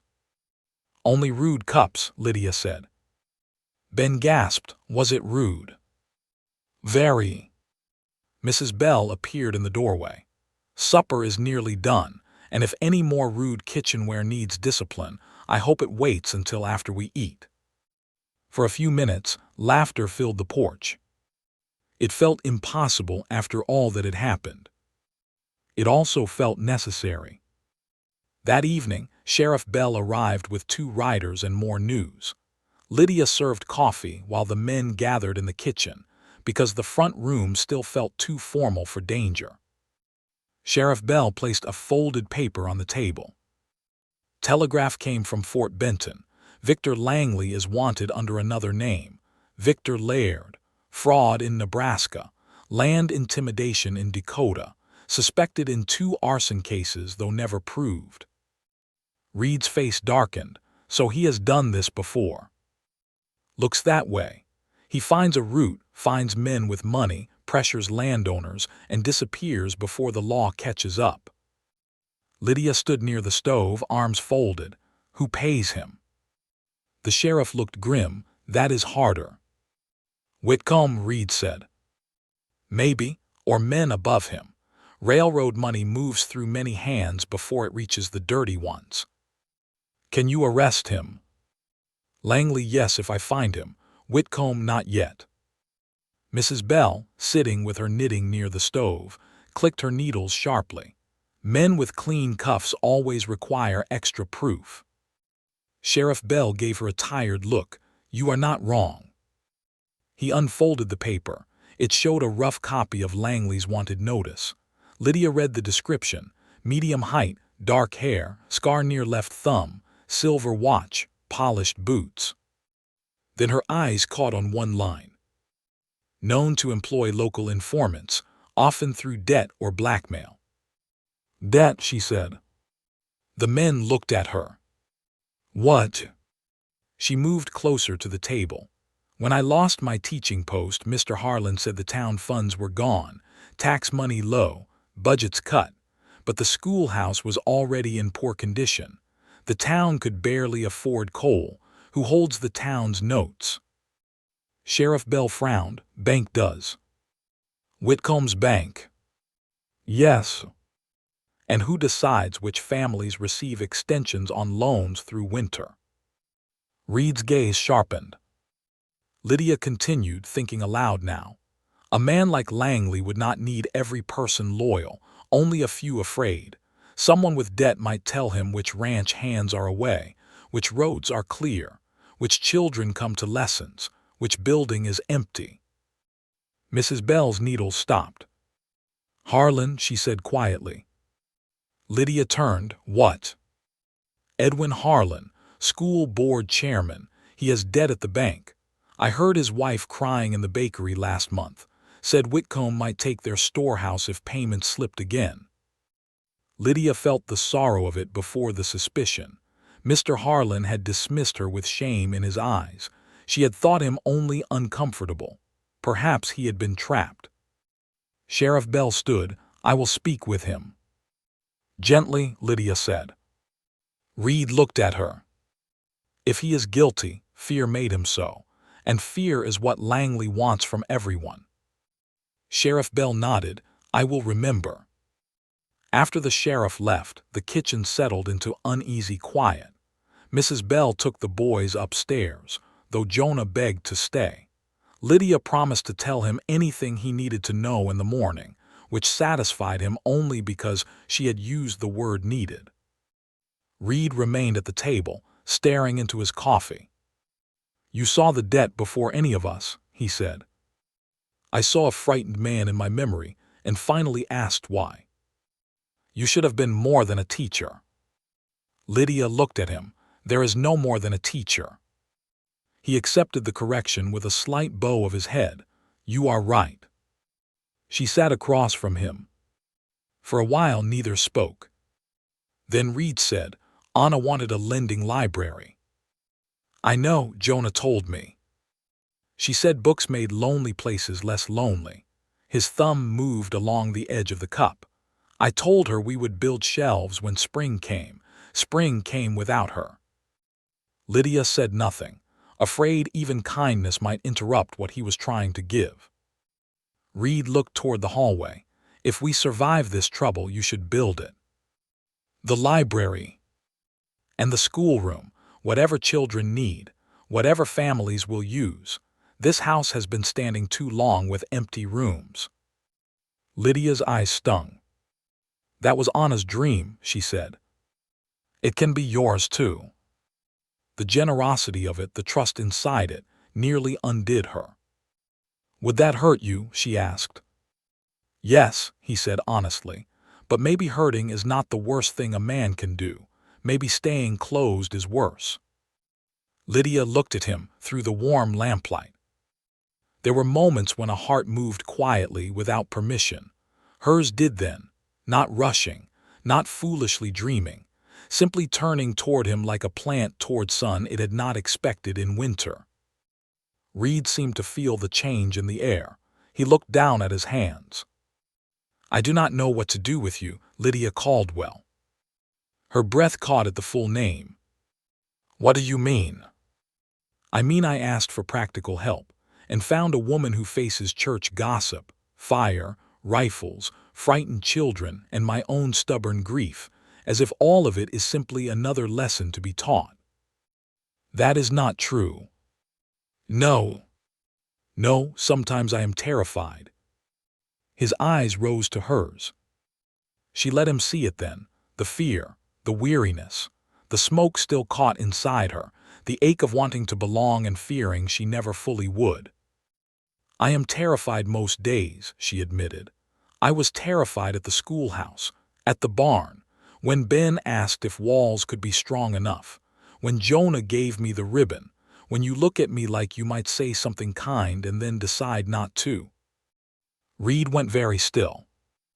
The last words had slipped out too honestly. Lydia stood quickly. I should check on the boys. She had taken one step when Reid's voice stopped her. Lydia. She turned. He had risen too. For a moment, he looked like a man standing at the edge of a river he did not know how to cross. I decide not to, he said slowly, because kindness toward you feels like betrayal until I remember Anna was never cruel enough to want my life buried with hers. Lydia could not speak. Reid's face held grief and shame and something new, something fragile. I do not know what this is becoming, he said, but I know it is no longer only duty. The words entered her heart so softly that she almost wished he had not said them. Duty had boundaries. This did not. A floorboard creaked upstairs. The moment broke before either of them could move closer or away. Then a knock sounded at the back door. Not hard, not urgent. 3 taps. Reid reached for the rifle near the wall. Lydia lifted the lamp. Who is it? Reid called. A man's voice answered, thin with cold. Edwin Harlan, please, Mr. Caldwell, I need to speak with your wife. Lydia's fingers tightened around the lamp handle. Reid looked at her. She nodded. He opened the door with the rifle low but ready. Mr. Harlan stumbled inside, hat in hand, face pale beneath windburn. Snow clung to his coat. His eyes went straight to Lydia, and the shame in them told her almost everything before he spoke. I did not know they would burn it, he said. The kitchen seemed to hold its breath. Harlan's voice broke. I told them about the lessons, about the children coming here, about the empty schoolhouse. Whitcomb said if I did not cooperate, the bank would take everything from my family before thaw. Lydia felt anger rise, but pity came with it, tangled and painful. Reid's voice was hard. You helped them threaten my wife and sons. Harlan flinched. Yes. Why come now? The man pulled a folded envelope from inside his coat. Because Langley came to me again tonight. He wanted the layout of your house. Doors, cellar, boys' rooms, Mrs. Caldwell's room. Lydia's blood turned cold. Reid stepped forward. What did you tell him? Nothing, I swear it. I ran here instead. Harlan held out the envelope with a shaking hand. He left this for Whitcomb. I stole it from the bank office. Reid took it and opened the paper. Lydia watched his face change. What is it? She whispered. He did not answer at once. Then he laid the paper on the table. It was a plan, crude but clear. The ranch house marked by entrances, the barn, the cellar, the upstairs rooms guessed at in rough lines. Across the bottom were 4 words. Take the teacher alive. Ben's voice came from the stairway. Mama. Lydia turned. Both boys stood at the bottom of the stairs, pale in their night clothes. Jonah had heard enough to understand. Reid crossed the room in 2 strides and stood between them and the table. But Lydia had already seen the truth. Langley no longer wanted only land. He wanted leverage. And in the cruel arithmetic of men like him, the fastest way to break Reid Caldwell was to take the woman his family had begun to love. For one long moment, no one moved. The paper lay on the kitchen table beneath the lamplight, its crude lines and ugly words more frightening than any gunshot Lydia had heard. Take the teacher alive. Not Mrs. Caldwell, not Reid's wife, not even a woman. The teacher. As if that was the crime. As if teaching poor children, comforting frightened boys, and standing in a house that had begun to breathe again made her dangerous enough to steal. Ben stood at the foot of the stairs in his nightshirt, one hand clutching the rail. His face was white, and his eyes fixed on Lydia as if she might vanish while he watched. Jonah stood just behind him, jaw tight, shoulders drawn back. He looked so much like Reid in that moment that Lydia's heart ached. Reid moved first. Boys, he said, voice controlled, back upstairs. Ben shook his head. No. Ben. They want to take Mama. The word broke against the kitchen walls. Lydia stepped around Reid before he could stop her. She crossed to Ben and knelt in front of him. No one has taken me, she said softly. But they wrote it. Men can write wicked things. That does not give those words power over us. Ben's chin trembled. You said vows mean promises with your whole heart listening. I did. Then promise they will not take you. The kitchen went silent again. Lydia looked into that little boy's face and felt the cruelty of every promise adults wished they could make but could not keep.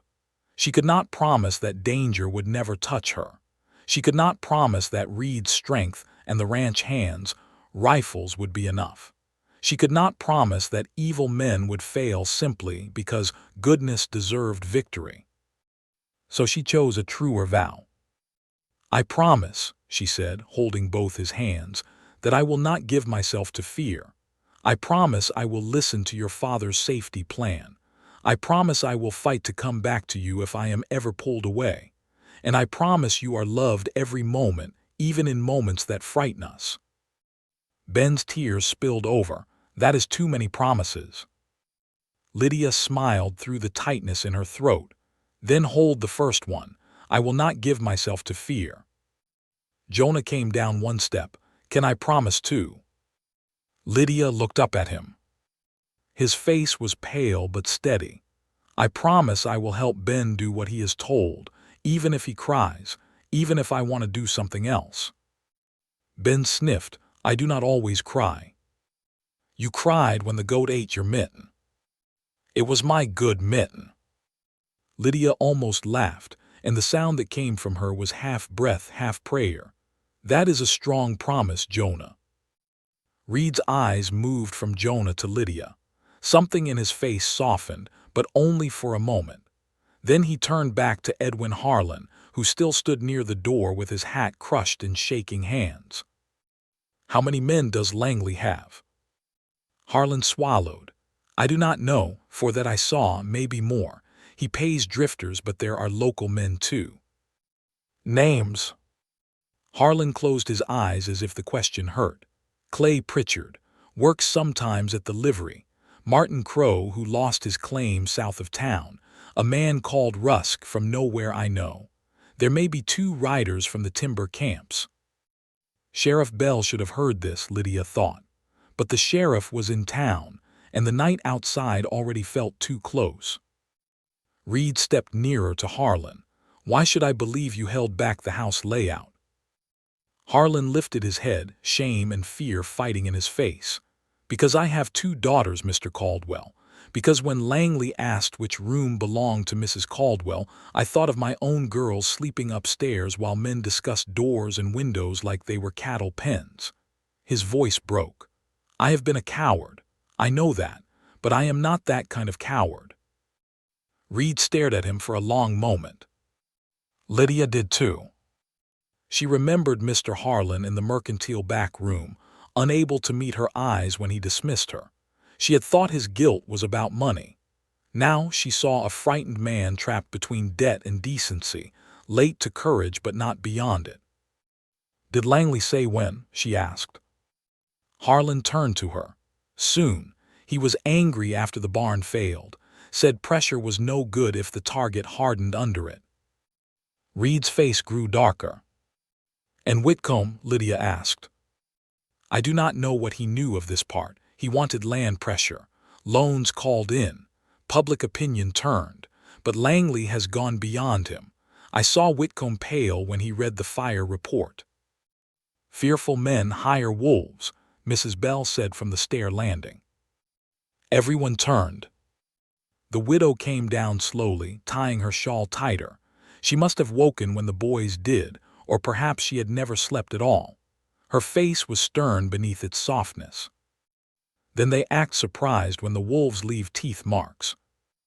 Reid looked toward the clock. We cannot wait until morning. No, Mrs. Bell agreed. You cannot. Lydia rose, still holding Ben's hand. What do we do? Reid's gaze settled on her. The words were quiet but firm. "First, you and the boys go upstairs. Mrs. Bell stays with you. Harlan stays here until I decide whether he leaves breathing easy or tied in the smokehouse." Harlan flinched. Lydia said, "Reid, I am being generous."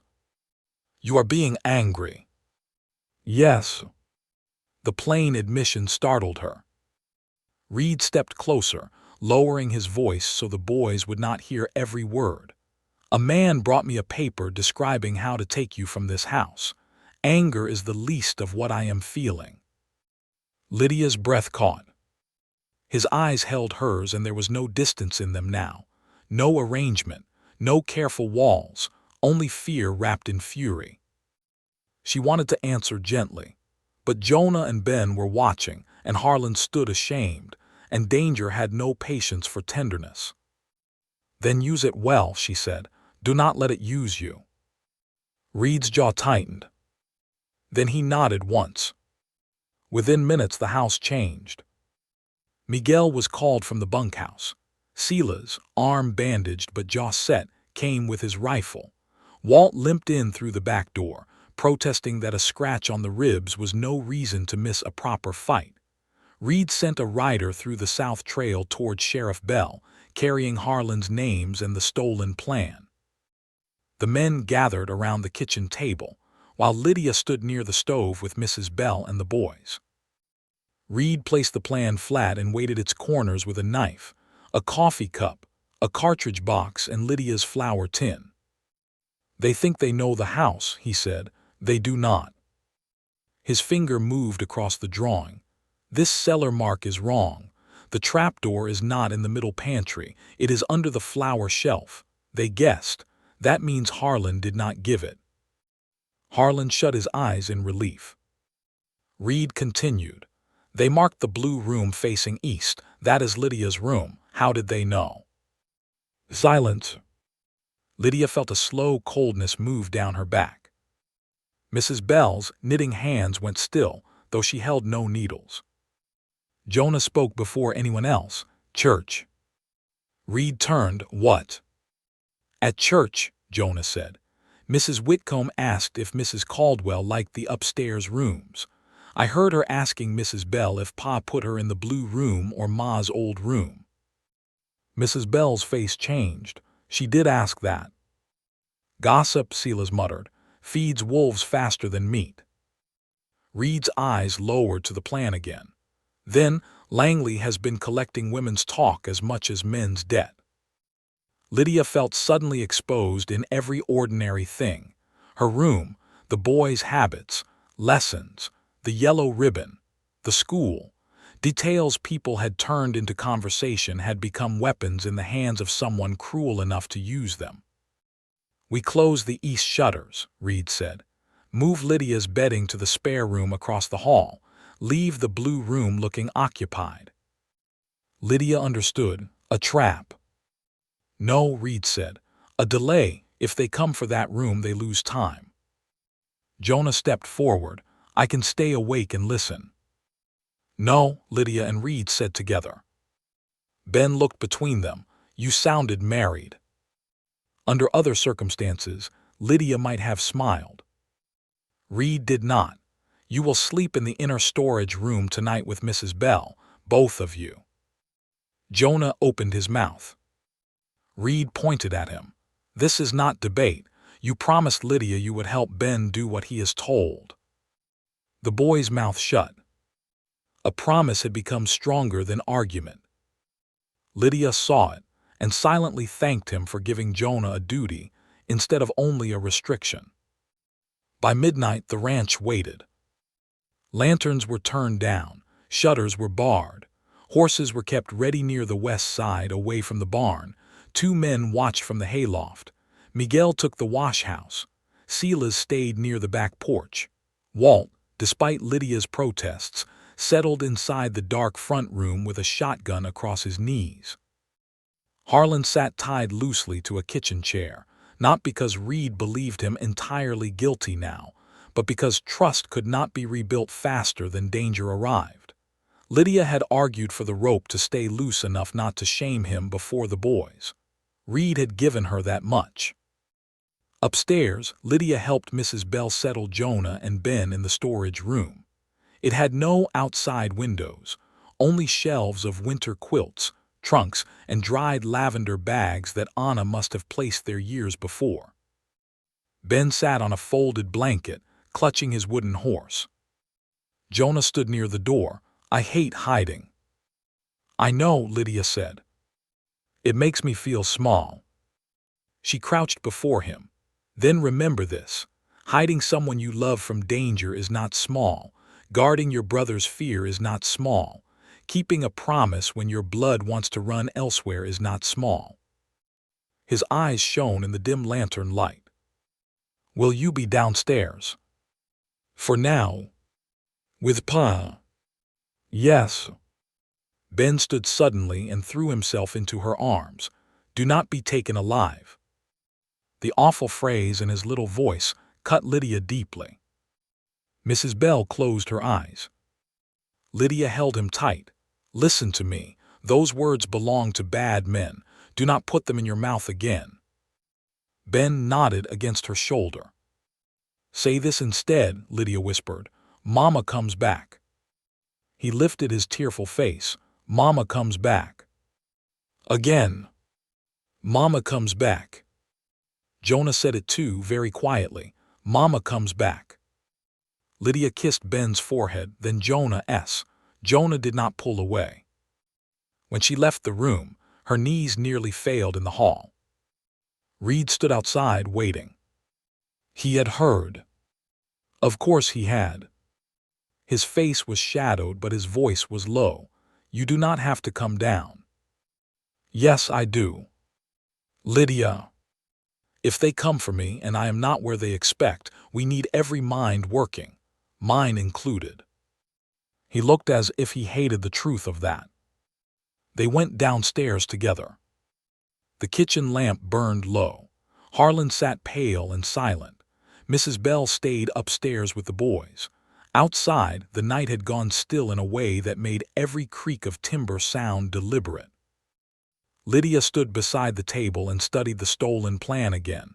A teacher's mind, Reid had once said. A sheriff's mind.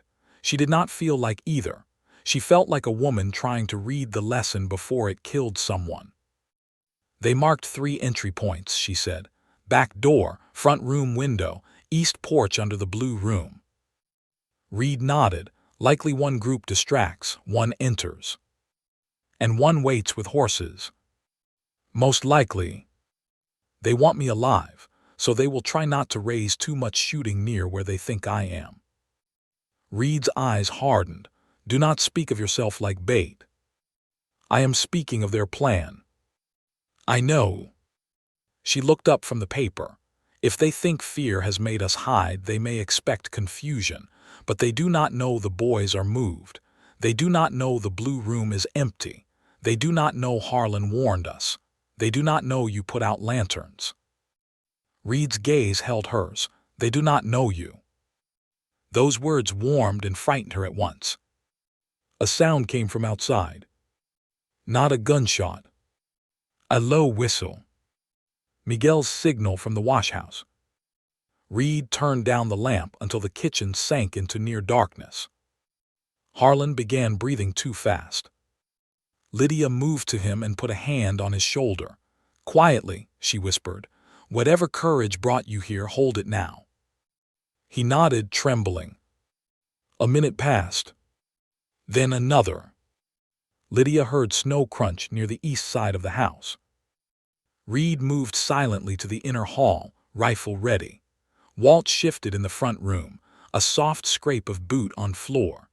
Lydia took the small revolver Reid had given her and stood behind the kitchen wall where she had cover and a view of the pantry door. More steps. A faint metallic sound outside the east porch. Someone testing a window latch. Then from the yard, a sudden shout. Fire at the shed. A flash of orange light bloomed beyond the back window. Harlan gasped.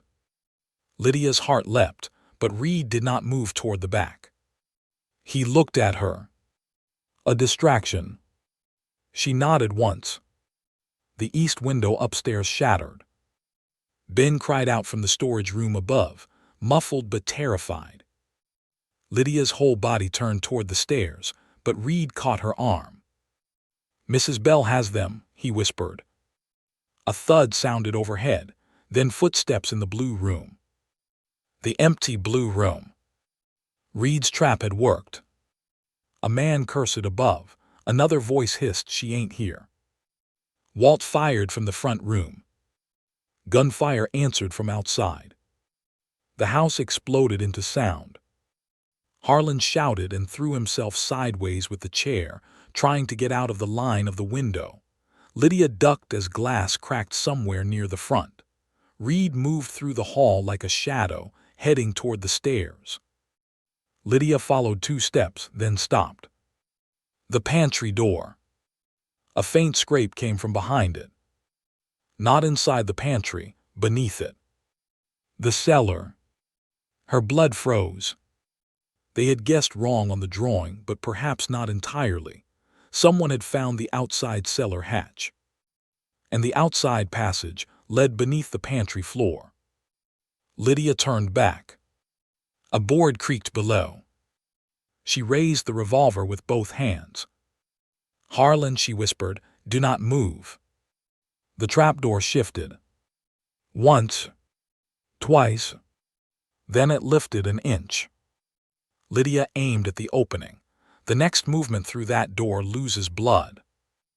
The trapdoor froze. A man's voice came from below, rough and surprised. "Easy misses." Reid was upstairs. Walt was firing near the front. Outside, men shouted over the shed flames. Lydia stood alone in the kitchen with Harlan tied to a chair and a stranger beneath the floor. "You are in the wrong house," she said. The man laughed softly. "No, ma'am, I reckon I found exactly the right one." The trapdoor flew open. Lydia fired. The shot rang deafeningly inside the kitchen. The man cried out and fell back into the cellar steps. Not dead, she hoped. She had aimed low, toward his shoulder, as Reid taught her to fire only at a clear threat. The revolver bucked in her hands and smoke stung her nose. Another man cursed from below. "She's armed." Harlan stared at her with wide eyes. Lydia moved quickly, kicking the flour sack against the opening as a poor barrier, then backed toward the hall. "Reid," she shouted, "cellar." A body slammed against the trapdoor from below, shoving the sack aside.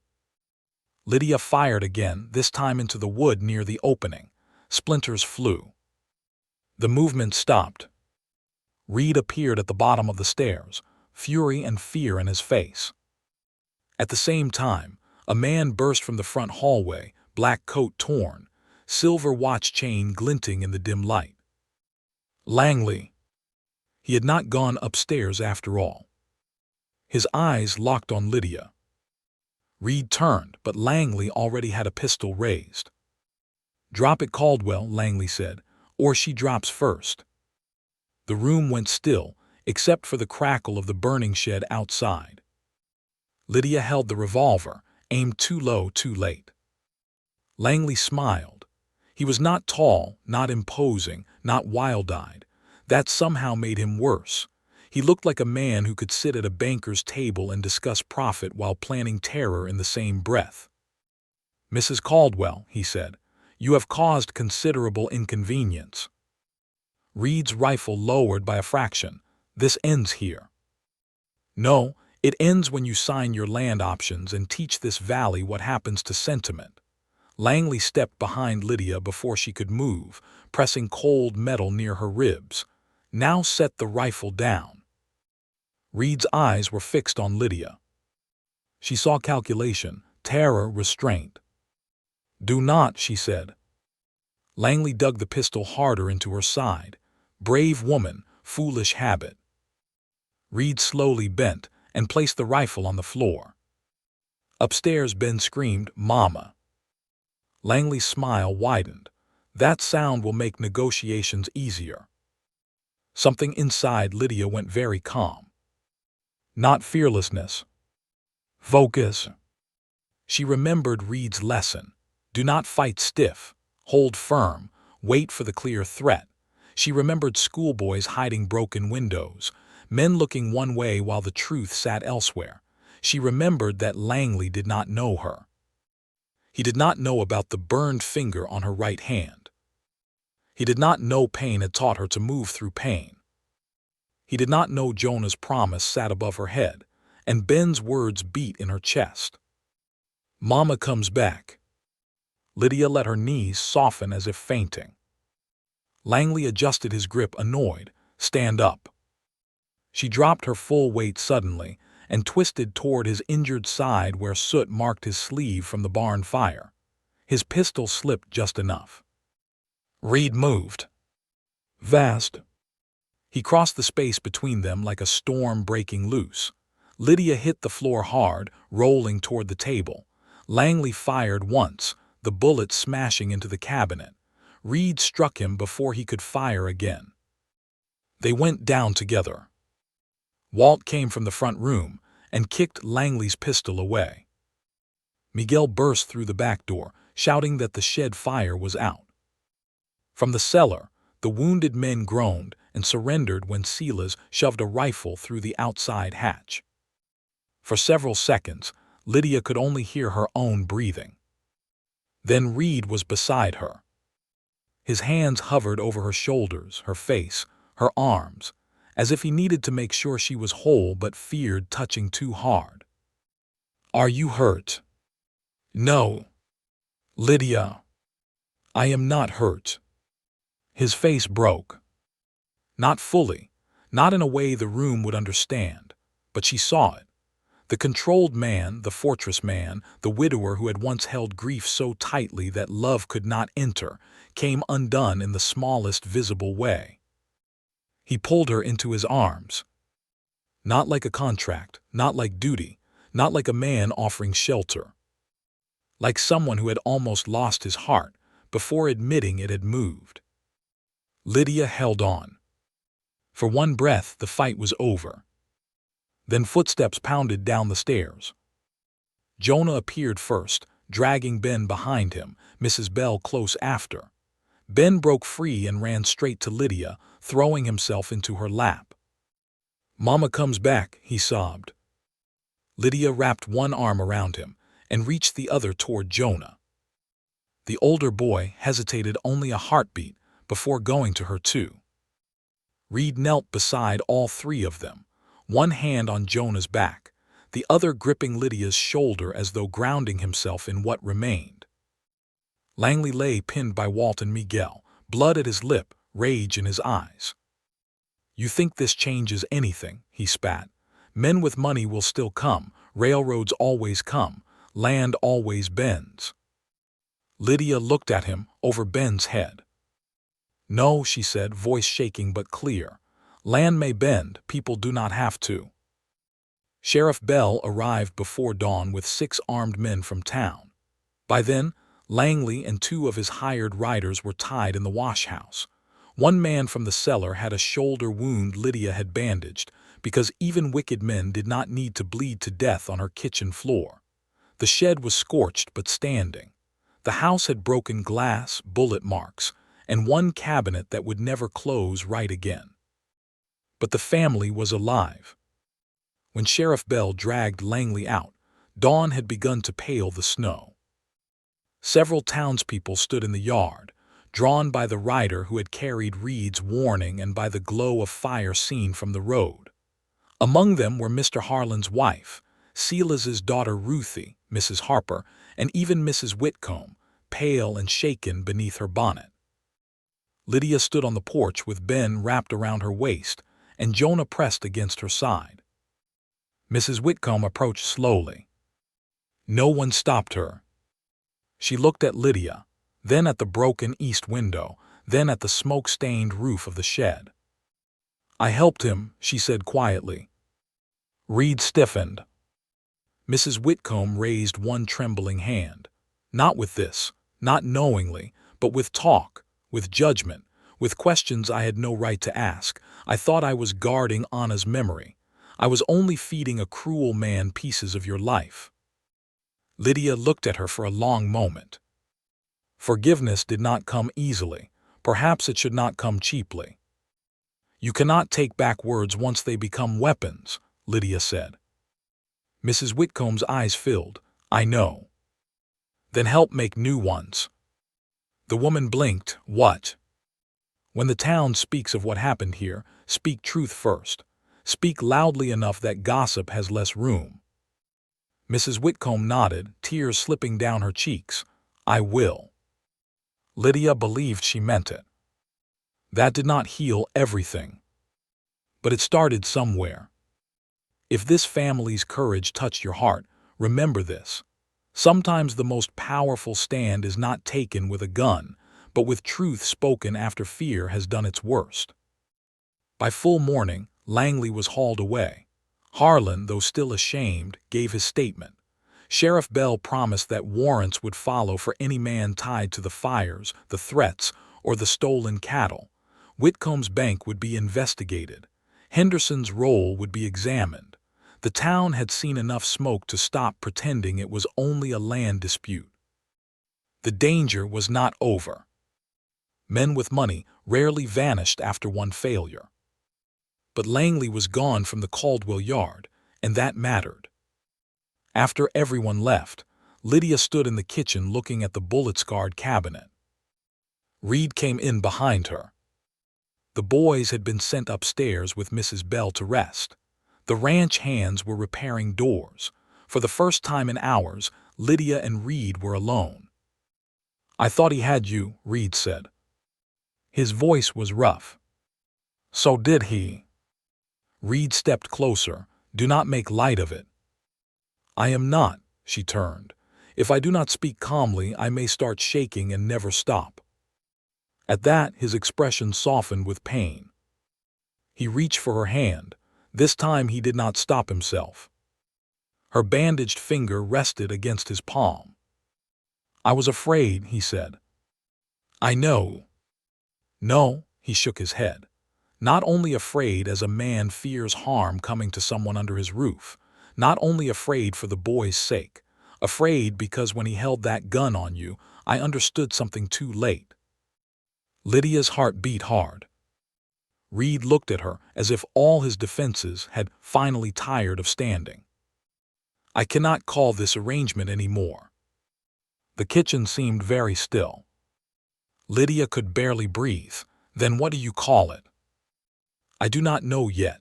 His thumb moved gently over the back of her hand. But I know it is mine to honor, not hide from. Tears burned Lydia's eyes.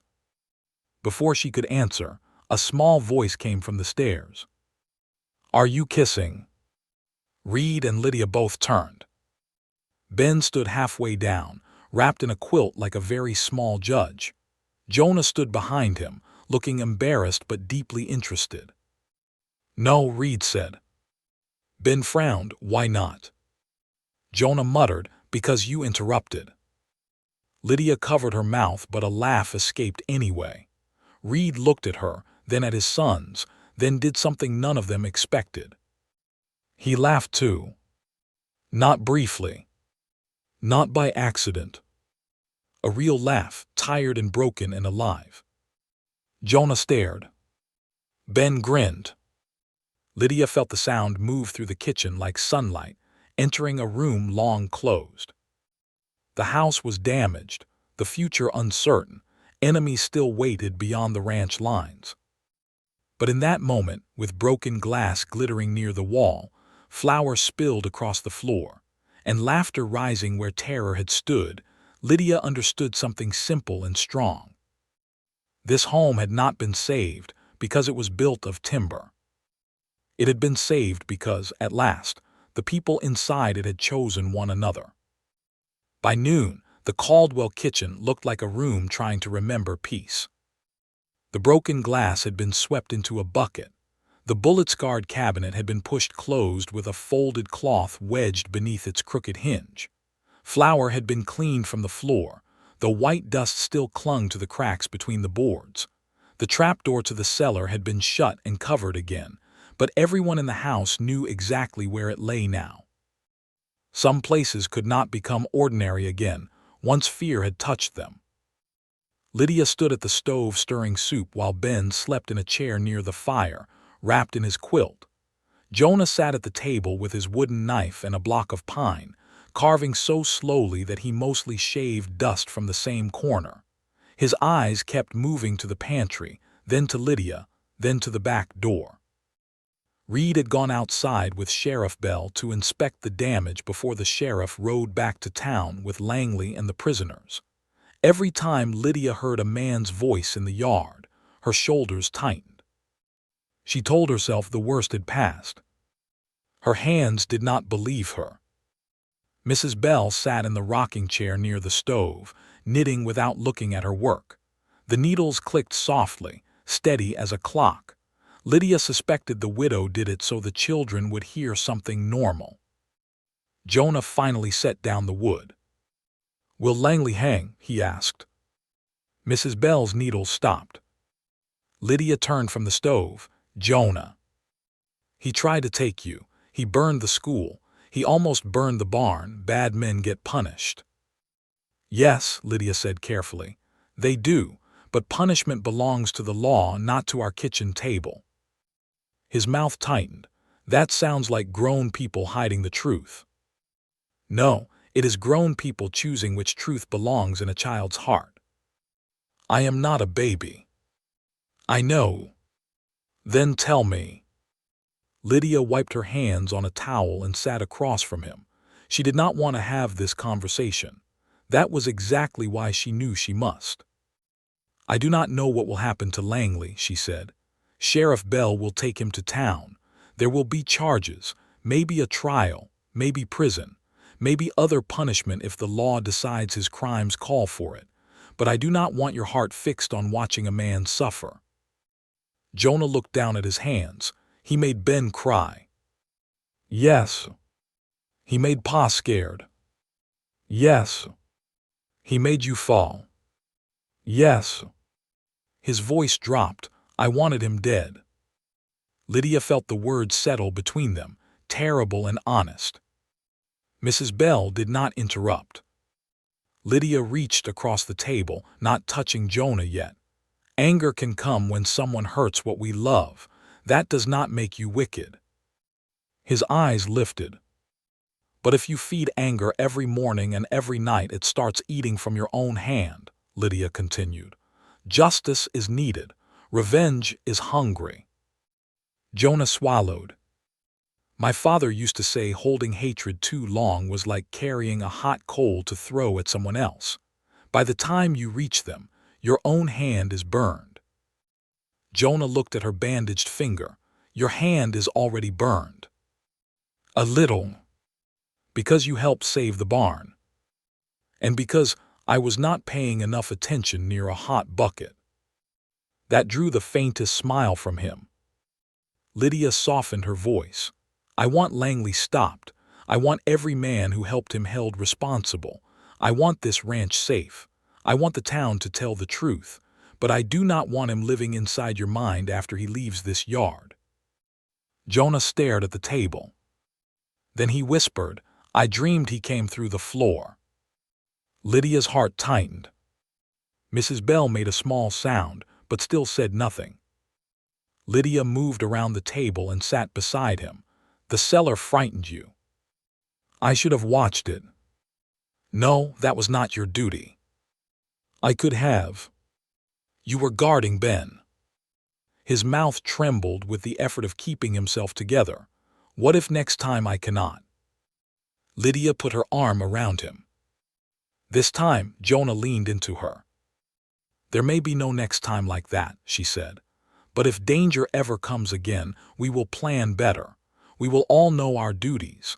Not because we expect evil every day, but because knowing what to do helps fear stay smaller." He nodded against her shoulder. Ben stirred in the chair, blinking awake. "Is fear small now?" "Smaller than before," Lydia said.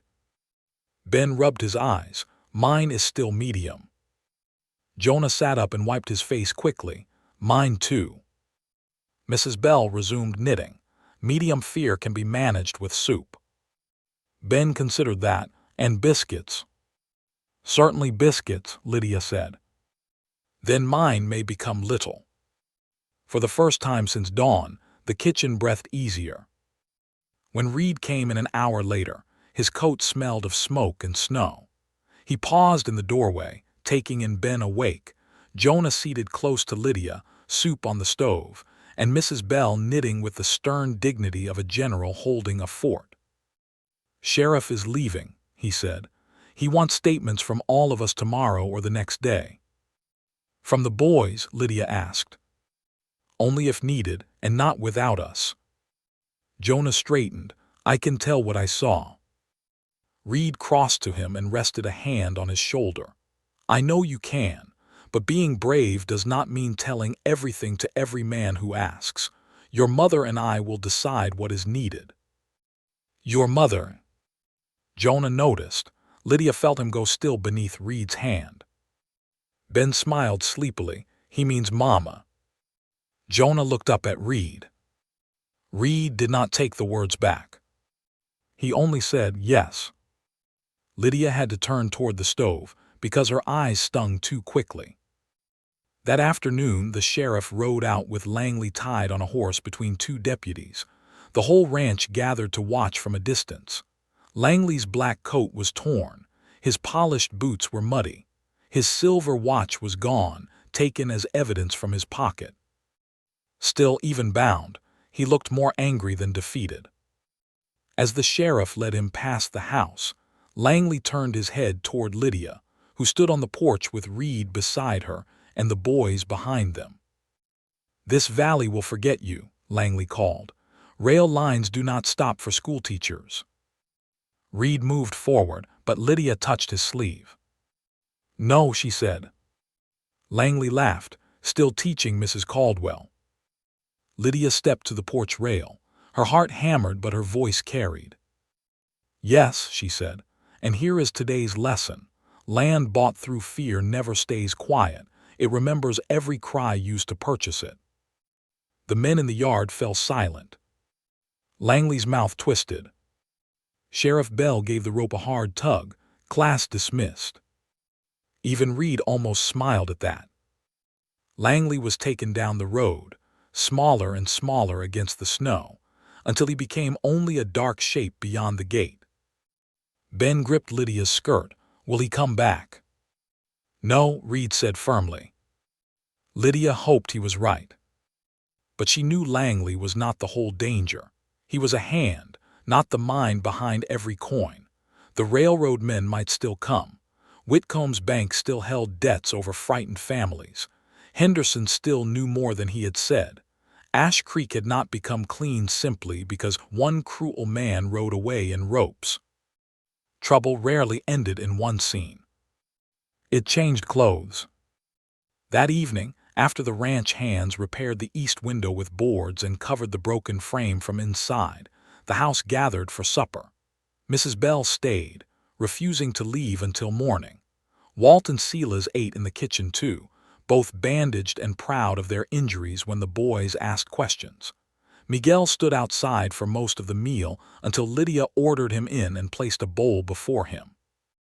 "A man cannot guard a house on an empty stomach," she said. Miguel removed his hat. "Yes, ma'am." Ben told him soup could reduce medium fear. Miguel accepted this solemnly and said his fear had been mostly large, so he would need 2 bowls. That delighted Ben so much he forgot to be frightened for nearly 10 full minutes. After supper, Lydia went upstairs to check the storage room where the boys had hidden. The blankets were scattered. Ben's wooden horse lay beneath a shelf. One of Anna's lavender bags had split open, spilling dried purple flowers across the floor. Lydia knelt to gather them. Reid appeared in the doorway. "I can do that," he said. "So can I." He stepped inside anyway and knelt across from her. Together, they picked lavender from the floor, placing it back into the torn cloth pouch. For a while, neither spoke. The small room smelled like dust, dried flowers, and fear that had not fully left. Reid held the pouch in one hand. Anna made these. I thought so. She put them in every chest and closet, said a house should surprise a person with sweetness in dark corners. Lydia smiled faintly. She had a gift for saying things. Yes. His voice was quiet but not closed. Lydia tied the pouch with a piece of thread from her pocket. Ben carried her sweetness through last night without knowing. Reid looked toward the shelf where the boys had sat. I hate that they were afraid. So do I.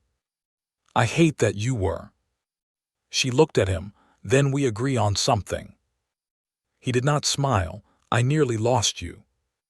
The thread slipped from her fingers. Reid's eyes remained on the pouch. When Langley held that gun to you, I saw two lives at once, the one I lost, the one I had not admitted I was living.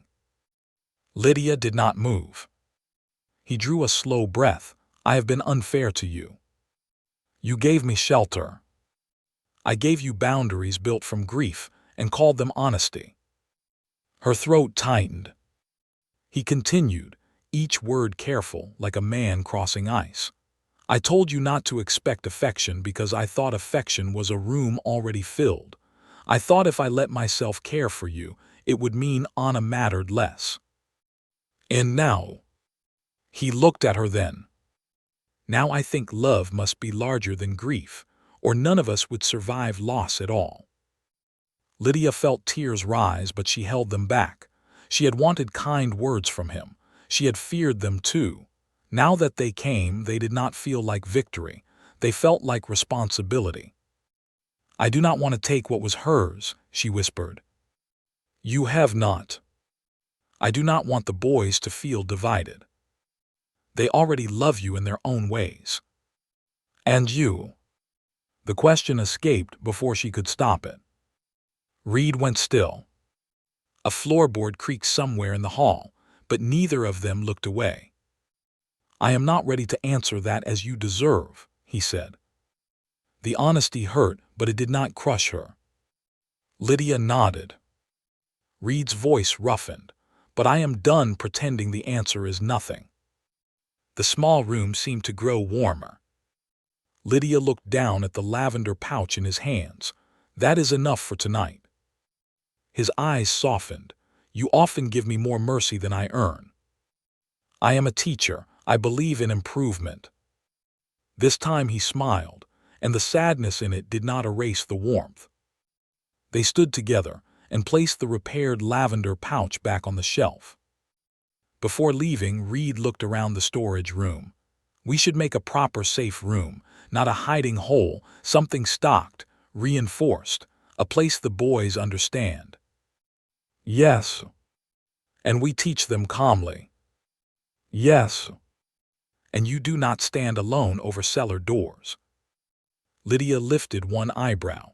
If men stop coming through them, I will gladly stop. His mouth tightened in reluctant amusement. Fair. Downstairs, Mrs. Bell had begun humming near the stove. Lydia recognized the tune after a moment. Come thou fount. Reid heard it too. He stood in the hallway with Lydia beside him, listening. The hymn moved softly through the house, past broken boards, bandaged hands, tired men, and frightened children. It did not erase the night. It did not return what had burned, but it filled the rooms with something stronger than silence. At the bottom of the stairs, Jonah stood in his nightshirt, listening too. Reid went down first. Could not sleep, he asked. Jonah shook his head. Ben appeared behind him, quilt trailing. I could, but Jonah woke me by being awake. That is not how waking works, Jonah muttered. Lydia came down and touched Ben's hair. Would warm milk help? With cinnamon. Of course. Soon all four of them sat at the kitchen table with warm cups in their hands. Mrs. Bell hummed lower from her chair. The ranch hands had gone back to the bunkhouse. Outside, guards still watched the dark, but inside, the lamp burned steady. Jonah looked at Reid. Did Mama really make this during storms? Yes. Did she ever get scared? Reid looked into his cup. Lydia held her breath. Yes, he said, more than she let on. Jonah frowned, but she smiled. She wanted you boys to have courage. Like Mrs. Caldwell. Reid looked at Lydia. Then he said, yes, very much like her. Jonah turned his cup slowly between both hands. Is it bad if I like that? Lydia's heart squeezed. Reid reached across the table and touched Jonah's wrist. No. Even if they are different. Especially because they are different. Ben leaned into Lydia's side. I like both, Mama in heaven and Mama here. No one spoke for a moment. Then Lydia said softly, that is a heart with plenty of room. Jonah looked at her. Can I still call you Mrs. Caldwell? Yes. Even if I maybe think of you different. Yes. He nodded, satisfied for now. For Lydia, it felt like one of the most honest gifts he had ever given. Before the next truth arrives, tell me in your heart what you would choose, hiding from danger or standing beside the people who have become your home. The next day brought Ash Creek to the Caldwell gate. Not all of it. Not everyone had courage enough.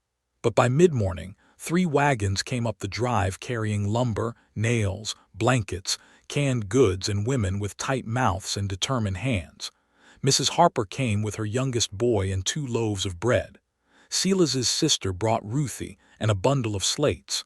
Tom Miller from the general store brought glass panes wrapped in burlap.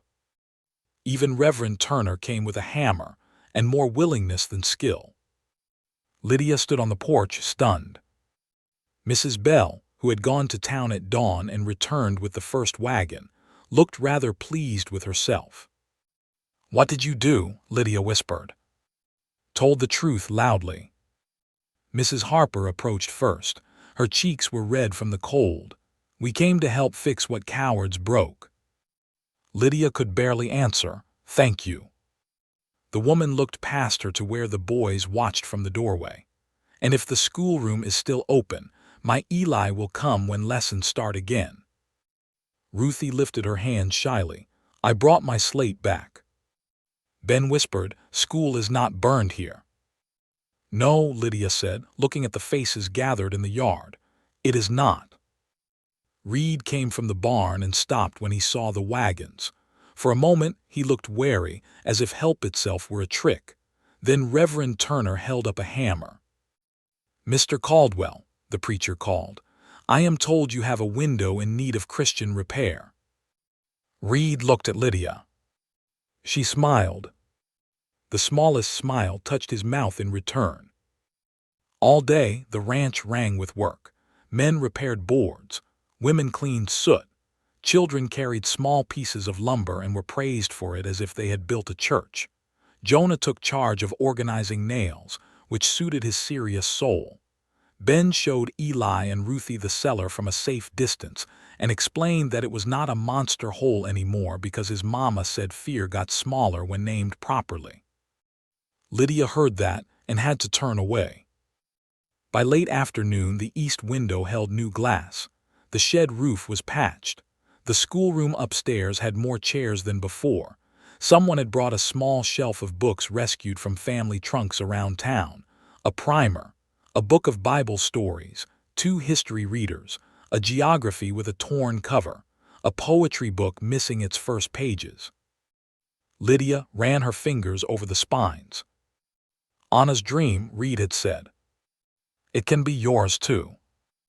As the townspeople prepared to leave, Mrs. Whitcomb arrived alone in a small sleigh. The yard quieted. She stepped down carefully, holding a covered basket. Her eyes moved over the repaired window, the schoolroom books visible through an upstairs pane, the boys near Lydia's side and Reid standing behind them. I brought copybooks, she said stiffly, from a trunk at church. They were meant for Sunday school. No one spoke. Mrs. Whitcomb swallowed. I thought they might be better used here. Lydia walked down the porch steps and accepted the basket. Thank you. The woman nodded, then lowered her voice. I spoke to Sheriff Bell this morning, told him everything I remembered, names, dates, questions Langley asked. That was right. It was late. Yes, Lydia said, but still right. Mrs. Whitcomb's eyes filled, but she held herself straight. May I send my niece for lessons when they resume? Lydia studied her. Forgiveness was not a door thrown open all at once. Sometimes it was a window repaired with careful hands, one pane at a time. Yes, she said, she may come. Mrs. Whitcomb gave a small, grateful nod and left without asking for more.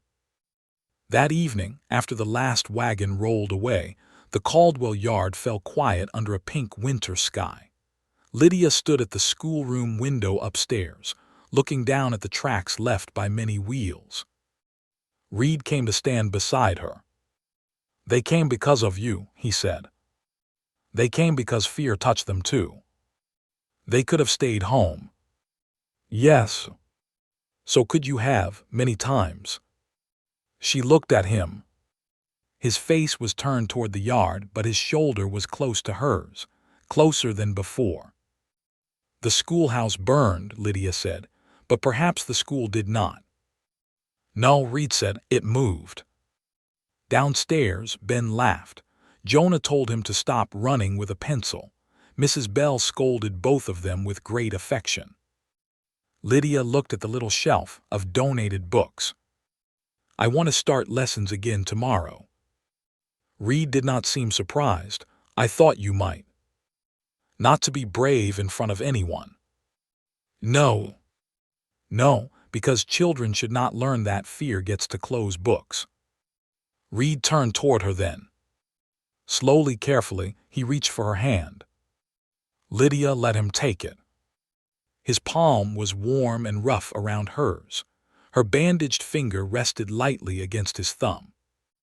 Outside, the sun dropped behind the white fields. Inside, the repaired window caught the last light and scattered it across the schoolroom floor. For the first time, Lydia allowed herself to imagine spring. Not as escape. Not as survival. As a season that might actually arrive and find her still here. Lessons began again the next morning, while frost still silvered the pasture grass. Lydia stood in the upstairs schoolroom with a piece of chalk in her hand and 8 children sitting before her instead of 3. Ben sat nearest the front because he said brave students should be close to the board. Jonah sat near the window, where he could watch the yard and still pretend he was only interested in spelling. Ruthie sat beside him with her slate hugged to her chest. Mrs. Harper's youngest boy, Eli, swung his feet beneath the table until Jonah gave him a look stern enough to stop a church bell. 3 other children from nearby farms had come too, bundled in patched coats and shy silence. Last of all was Mrs. Whitcomb's niece, a pale little girl named Nora, who had arrived with a copybook clutched in both hands and fear in her eyes, as if she expected Lydia to punish her for her aunt's sins. Lydia did not. A schoolroom was not a courtroom. She wrote the first word on the board slowly. Courage. The children watched the chalk move. This is a long word, Ben said. It is, Lydia answered. Does it mean shooting rude cups? A few children giggled. Jonah looked proud despite trying not to. It can, Lydia said, but most times courage is quieter than that. She turned to the room. Courage is telling the truth when a lie would be safer. Courage is asking for help when pride says not to. Courage is starting again after something burns. Courage is learning even when someone wants you afraid.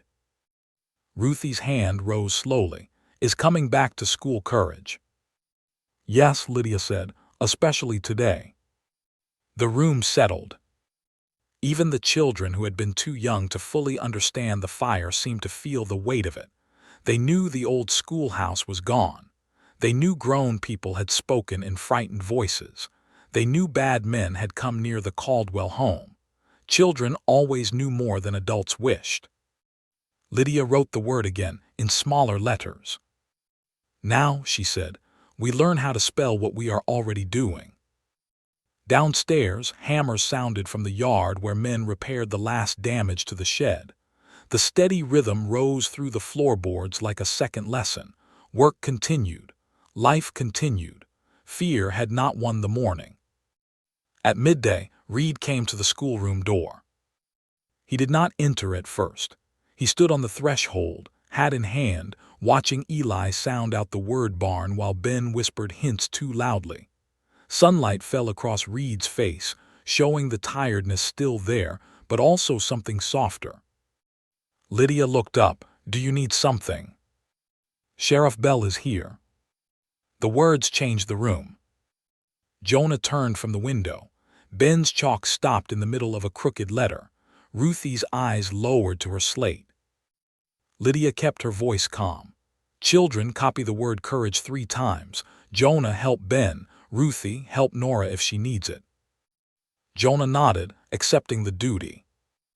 In the hallway, Reid waited for her. His face told her the news was not simple. What happened? Harlan gave a full statement. Mrs. Whitcomb, too. Henderson is claiming he was misled. Whitcomb has hired a lawyer from Helena. And Langley? Still in custody. Reid's mouth tightened. But his men are talking. One says there are papers hidden at the bank that prove Whitcomb knew about the pressure campaign. Lydia held the stair rail. Can Sheriff Bell search the bank? He needs stronger legal authority. He has sent word to the territorial marshal, but that could take days. Days? Lydia had learned how much harm could fit inside a single night. They went downstairs together. Sheriff Bell stood in the kitchen with his hat under one arm and a cup of untouched coffee before him. Mrs. Bell sat nearby, watching him with the sharp concern of a woman who had known him too long to be fooled by his steady voice. Mrs. Caldwell, the sheriff said. Sheriff. He rubbed one hand across his beard. I hate to ask this. That is rarely a comforting beginning. No, ma'am, he sighed. Langley had help inside town, we know that. Harlan admits being pressured. Mrs. Whitcomb gave useful testimony. Henderson is trying to save his own neck, but Whitcomb is the lockbox. Without his records, I cannot prove the money trail. Reid leaned against the counter, arms folded. I told you that already.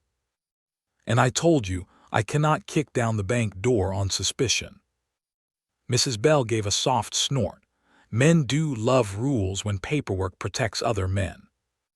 Sheriff Bell ignored that only because he seemed used to it. Lydia sat slowly. What do you need from me? The sheriff hesitated. Reid straightened. No. Lydia looked between them. He has not asked yet. I know his face. Sheriff Bell cleared his throat. Mrs. Caldwell, before your dismissal, did you keep school accounts? Yes. Attendance, supply lists, coal use, fees from families who could pay small amounts, board notices. Do you know where those records are? Lydia's stomach tightened. Some burned with the schoolhouse, but I kept copies of attendance and supply requests in my rented room at Mrs. Bell's bakery. Mrs. Bell sat forward. I still have the trunk you left. It is in my back room. The sheriff's eyes sharpened. Good. Reid frowned. How does that help? Sheriff Bell looked to Lydia. If town funds were cut because money was short, there should be records. But if Whitcomb was manipulating debt and withholding school funds to weaken families, your supply requests and board notices may show the pattern before the school closed. Lydia thought back to Mr. Harlan's grim face, the sudden closing, the vague explanations, the bank's quiet hold over everyone. I requested coal 3 times, she said slowly. The board approved it twice, but the coal never came. Mr. Harlan said funds were delayed. Delayed by whom? The bank held the school account. Reid's jaw set. Sheriff Bell nodded. If those notices exist, They help establish that Whitcomb was using public funds and private debt to create pressure. Lydia stood. Then I will get them. No, Reid said. She turned to Reid. His eyes were dark with worry. The town is not safe. The ranch is not safe either. We cannot stop living in both places. Sheriff Bell lifted a hand. I can send Mrs. Bell. No, Mrs. Bell said. My back room has 20 years of trunks, baskets, and things I told myself I would sort before Judgment Day. Lydia knows what she needs. Reid looked at the sheriff. Send men with us. I plan to. Lydia heard the word us and looked at Reid. You are coming. His expression made the answer plain. Yes. By early afternoon, the schoolroom was placed under Mrs. Bell's command, which the children accepted with more fear than they had shown during gunfire. Lydia promised to return before supper. Ben hugged her tightly. Jonah only nodded, but as she turned to go, he spoke. Mama comes back, he said. The room went still. He had not called her Mama. Not directly. Not before others. His face flushed when he realized what he had said, but he did not correct it. Lydia crossed back to him and touched his cheek. Yes, Mama comes back. Reid stood in the doorway, hearing it all. His eyes met Lydia's over Jonah's head, and what passed between them needed no words. The ride to town was guarded. Reid drove. Lydia sat beside him. Miguel rode ahead and Walt rode behind with Sheriff Bell. The road to Ash Creek seemed different now. Every stand of trees looked like concealment. Every bend held possibility. Lydia hated that fear had changed the land, but she refused to lower her eyes from it. When they reached town, people watched from windows and doorways. Some with shame. Some with curiosity. Some with respect that had come late and stiff, but had come nonetheless. Mrs. Bell's bakery smelled of yeast, sugar, and old comfort. Lydia had not realized how much she missed it until she stepped inside. The small room behind the counter still held the narrow cot where she had slept during her teaching days. A patch of sunlight fell across the floorboards. Her trunk sat beneath the window, exactly where she had left it after being turned out by circumstance and snow. For a moment she could not move. Reid stood beside her quietly. This was yours, he asked. For a while. He looked around the tiny room, the low ceiling, the patched curtain, the nail where her only good shawl had hung. You lived here. Yes. His face changed in a way she could not read. Not pity, she would have hated pity. Something like sorrow for not having known the size of her loneliness sooner. Lydia knelt by the trunk and opened it. Inside lay old lesson papers, 2 broken pencils, a folded apron, attendance sheets tied with blue thread, and copies of notices she had written in her neat teacher's hand.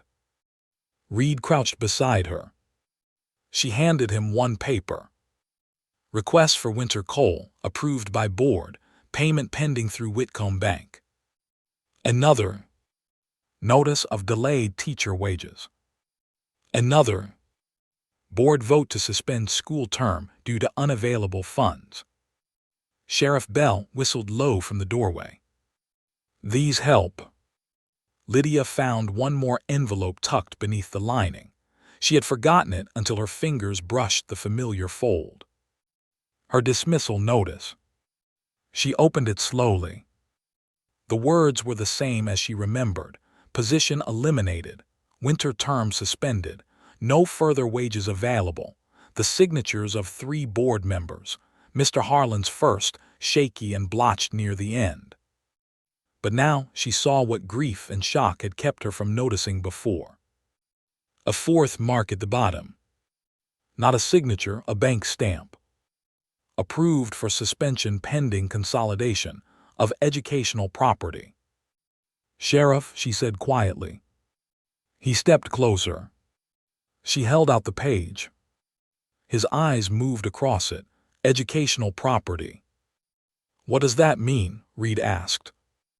Lydia's voice felt distant. The land under the schoolhouse. Sheriff Bell's expression hardened. If the school closed permanently, the property could be transferred or sold to recover public debt. To whom? Reid asked. The sheriff's mouth tightened. Likely whoever held the debt. Whitcomb, Lydia said. The burned schoolhouse had not only been a message. It had been a clearing. A way to make land seem ruined, abandoned, transferable. Reid stood, anger tightening every line of him. He burned a school for a parcel. Sheriff Bell folded the paper carefully. Maybe. Or Langley burned it and Whitcomb looked away because the ashes profited him. Either way, this paper matters. Mrs. Bell, who had been standing behind the counter, crossed herself. That building held children. Lydia closed her trunk. Her hands were steady now, but it was the stillness of a pond frozen over deep water. Then we make sure every child knows why it matters, she said. They left the bakery with the papers wrapped in cloth and placed inside Reid's coat. As they stepped into the street, Lydia noticed Nora Whitcomb standing across the road near the church fence. The little girl had come to lessons that morning, but now she stood alone, twisting her gloves. Lydia looked around. Where is Mrs. Whitcomb? Nora hesitated, then she crossed the road quickly. Aunt Agnes said I should not speak out of turn. Reid and Sheriff Bell exchanged a look. Lydia knelt despite the cold mud near the street. This sounds like a moment where the truth may matter more than turn. Nora's eyes filled with tears. Uncle Whitcomb is leaving. The sheriff's head snapped toward the bank. When? He asked. Soon. I heard him tell Aunt Agnes to pack nothing but papers and money. She cried. He said if she had kept her mouth shut, none of this would be necessary. Reid moved at once. Bank. Sheriff Bell was already running. The street erupted into motion. Miguel swung onto his horse. Walt shouted for men near the livery. Lydia stood with Nora, heart pounding as Reid and the sheriff crossed toward the bank. Then the bank door opened. Mr. Whitcomb appeared with a leather satchel in one hand and a pistol in the other. Mrs. Whitcomb followed him, pale and frightened. One side of her bonnet hung loose as if she had dressed in haste. The whole street froze. Stay back, Whitcomb shouted. Sheriff Bell stopped with his hand near his own gun. Put it down, Charles. Whitcomb laughed, sharp and ugly. You think I will let a schoolteacher and frightened women ruin me? Mrs. Whitcomb flinched. Lydia moved without planning to. She handed Nora to Mrs. Bell, who had come running from the bakery, then stepped into the street. Reid saw her and stiffened. Lydia, no. She did not go close, only far enough for Whitcomb to see her clearly. You ruined yourself, she said. Whitcomb's eyes flashed toward her. You should have stayed poor and grateful. The words struck the street like a slap. Lydia felt every gaze turn. Men at the livery, women at windows, children by the church fence, Sheriff Bell, Reid, Mrs. Whitcomb herself. Lydia lifted her chin. I was poor. I was grateful when kindness came, but I was never yours to keep small. Whitcomb's grip tightened on the satchel. You think this town will choose you over its own bank? A voice answered from the mercantile steps. We already did. It was Mr. Harlan. He stood trembling but upright, his wife beside him. Then Mrs. Harper stepped forward. My boy is learning at her table. Silas's sister spoke next. My Ruthie wrote her mama's name yesterday because of Mrs. Caldwell. Tom Miller from the store removed his hat. My father helped build that school. I will testify to the bank's stamp on the board notices. One by one, voices rose. Not loud at first, but enough. Whitcomb looked around and saw something he had not counted on. A town he had frightened in pieces standing together in public. Mrs. Whitcomb took one careful step away from him. Agnes, he warned. She kept moving. His pistol shifted toward her. Reid moved faster than Lydia had ever seen. But Sheriff Bell was closer. The sheriff drew and fired once, not at Whitcomb's chest, but at the pistol hand. The gun flew from Whitcomb's grip and clattered into the street. Whitcomb cried out and dropped the satchel. Miguel tackled him from the side before he could reach it again. The street burst into shouts. Reid reached Lydia and pulled her behind him, though the danger had passed. "You have a habit," he said tightly, "of standing where guns are pointed. And you have a habit of noticing." His eyes burned with too many feelings to name. "I would like fewer chances to notice." Sheriff Bell cuffed Whitcomb with a strip of leather while Walt gathered the dropped pistol.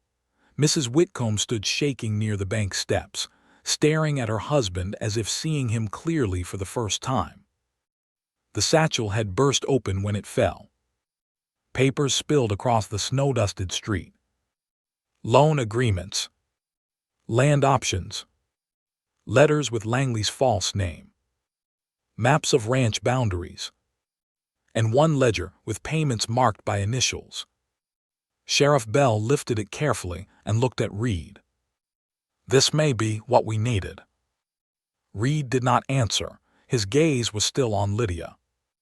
She gave him a small nod, as if to say she was all right. Only then did he look away.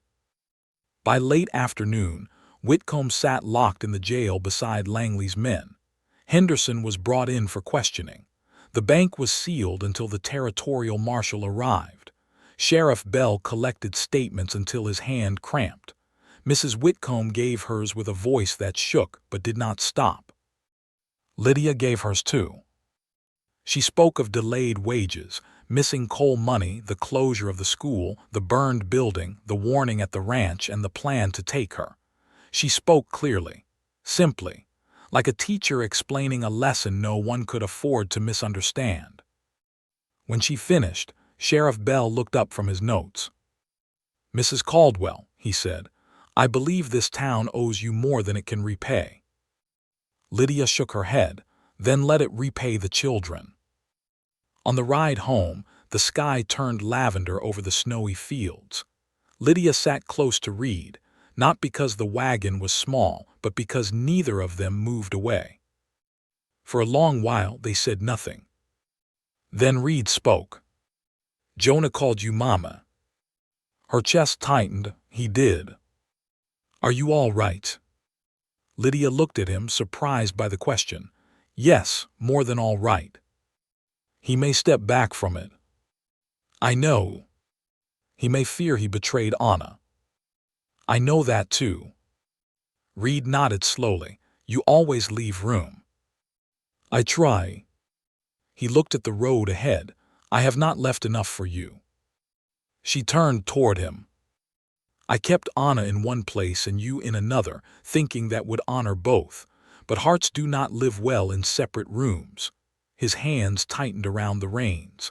"I think I have asked you to stand in a hallway too long." Lydia felt the cold air catch in her lungs. Before she could answer, hoofbeats sounded behind them. Miguel rode up fast, face troubled. "Mr. Caldwell," he called, "smoke near the west ridge." Reid pulled the team to a stop. "Where?" Miguel pointed. Lydia turned. Far across the dimming fields, a thin black line rose from the direction of the old line shack near the boundary road. Reid's face hardened. "That shack is empty." Miguel shook his head.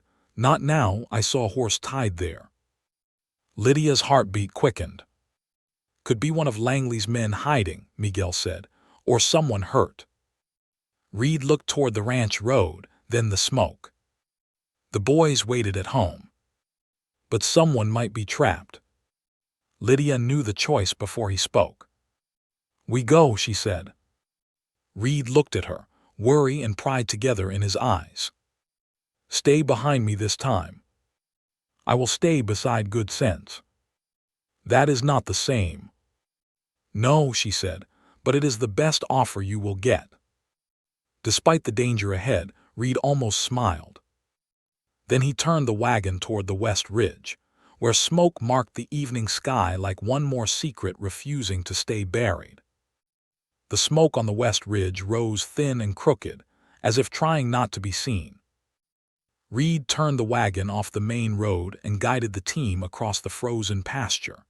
The wheels struck buried stones beneath the snow, jolting hard enough that Lydia had to grip the side rail.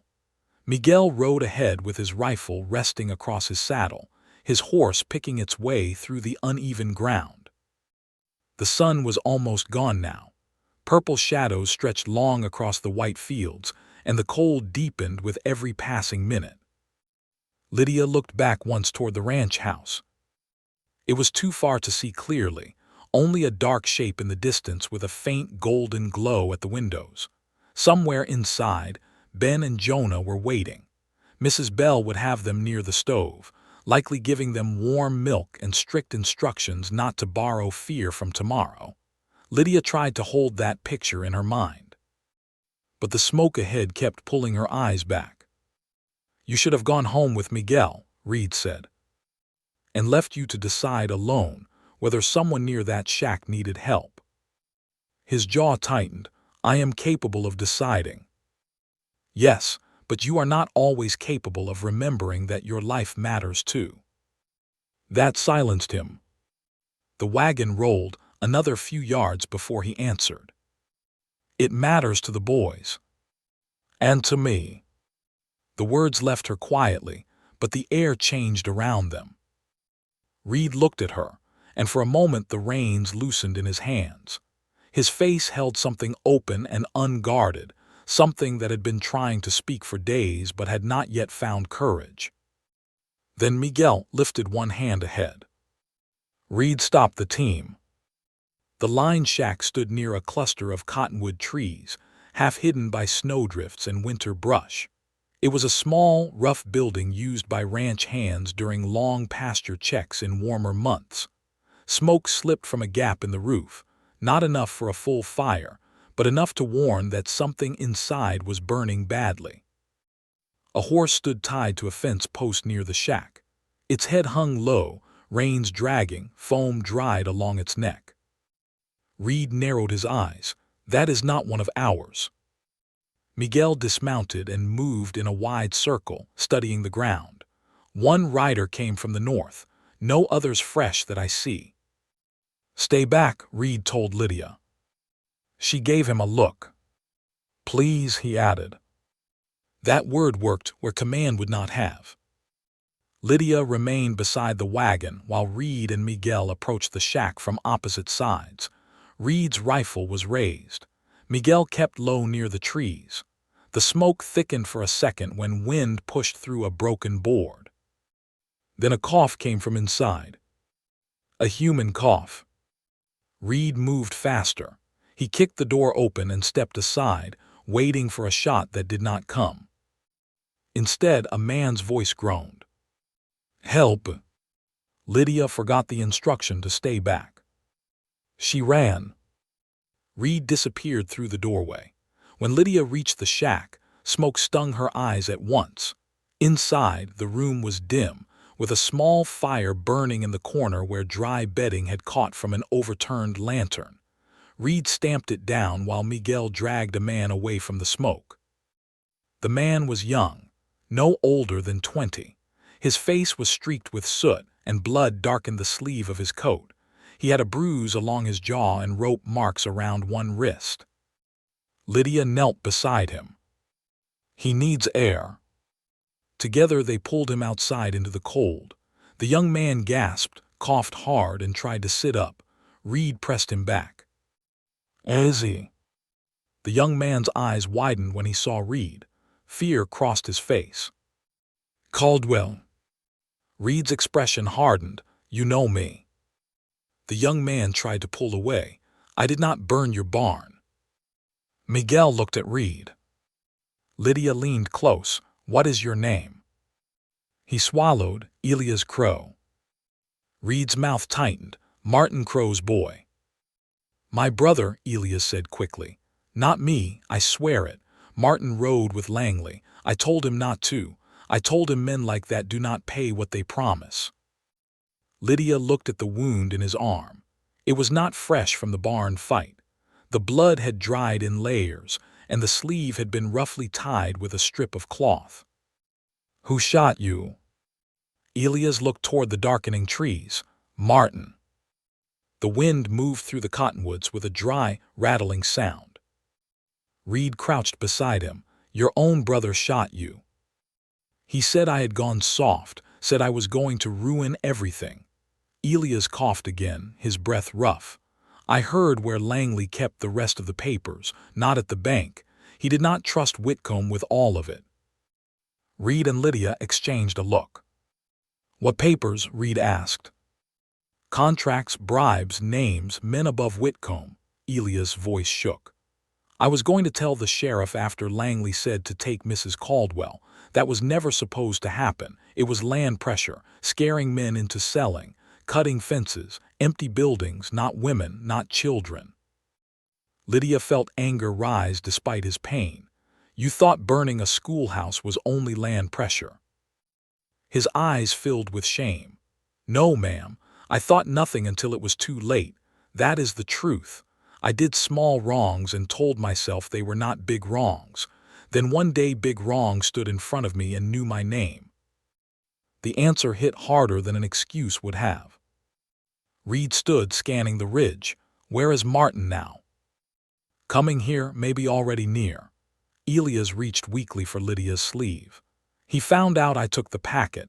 He said if Caldwell did not sign, he would make sure the teacher disappeared before trial.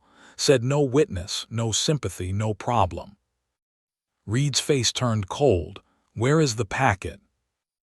Elias pointed toward the shack. "Loose board under the bunk." Miguel went inside and returned moments later with an oilcloth bundle.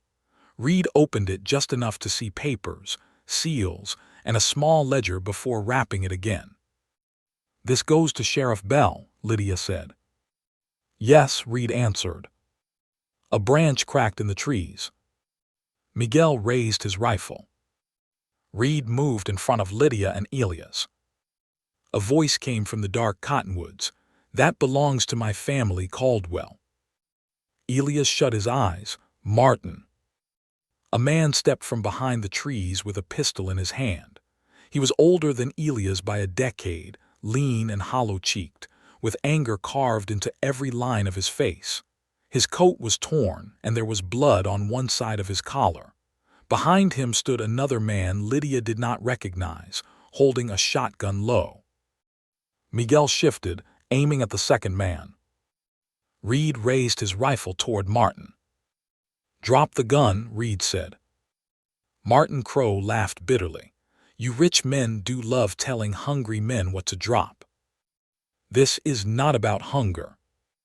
"No, easy to say from a warm house with cattle enough to cover 3 valleys." Martin's eyes darted to Lydia. "And a fine new wife who turned half the town soft on you." Lydia rose slowly. "You burned the schoolhouse." His mouth twitched. Langley lit the match. "But you helped." "I opened the back gate." His eyes hardened. "A man does what he must when banks take his land and rich ranchers buy the rest." Reid's voice sharpened. "I did not take your claim. Number Whitcomb did. Then Langley promised I could earn enough to get it back." Martin's hand tightened on the pistol. "But men like me never get land back. We only get used until we are too dirty to stand beside the clean ones." For a moment, Lydia saw not only a criminal, but a ruined man who had mistaken another family's pain for repayment of his own. That did not make him less dangerous. "Your brother tried to stop this," she said. Martin looked toward Elias with contempt and grief tangled together.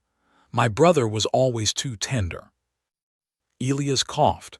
"No, Martin, I was late. That is different." "Quiet. You shot me because I would not help take her." Martin's face twisted. "Because you forgot who bled with you when there was no food. You forgot family." Elias' voice grew stronger. "Family is not an excuse for evil." The words moved across the snow like a prayer. Martin flinched. but the pistol remained raised. Reid spoke carefully. "The sheriff has Langley. Whitcomb is locked up. The papers are enough to pull in the men behind them. It is over." "Over for you, maybe," Martin laughed once. "Men with money will blame Langley, blame Whitcomb, blame me. They will say Caldwell was a victim, poor teacher was brave, town healed itself. And the big men will keep buying land through other hands." Lydia knew there was truth in that. Not all of it, but enough. Men above Langley might still escape. The valley might still struggle.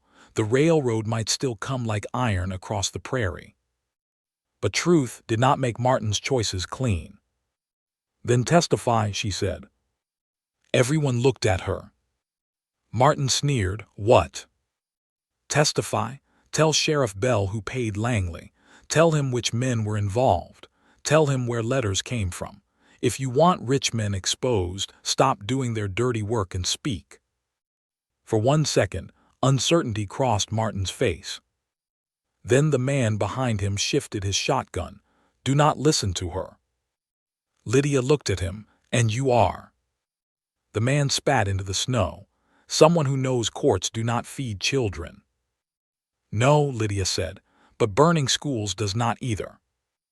The man's eyes flashed. His shotgun rose a little. Miguel's rifle clicked. The world held its breath.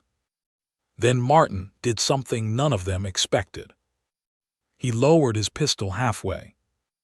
"I testify they hang me." Sheriff Bell's voice answered from the ridge behind them.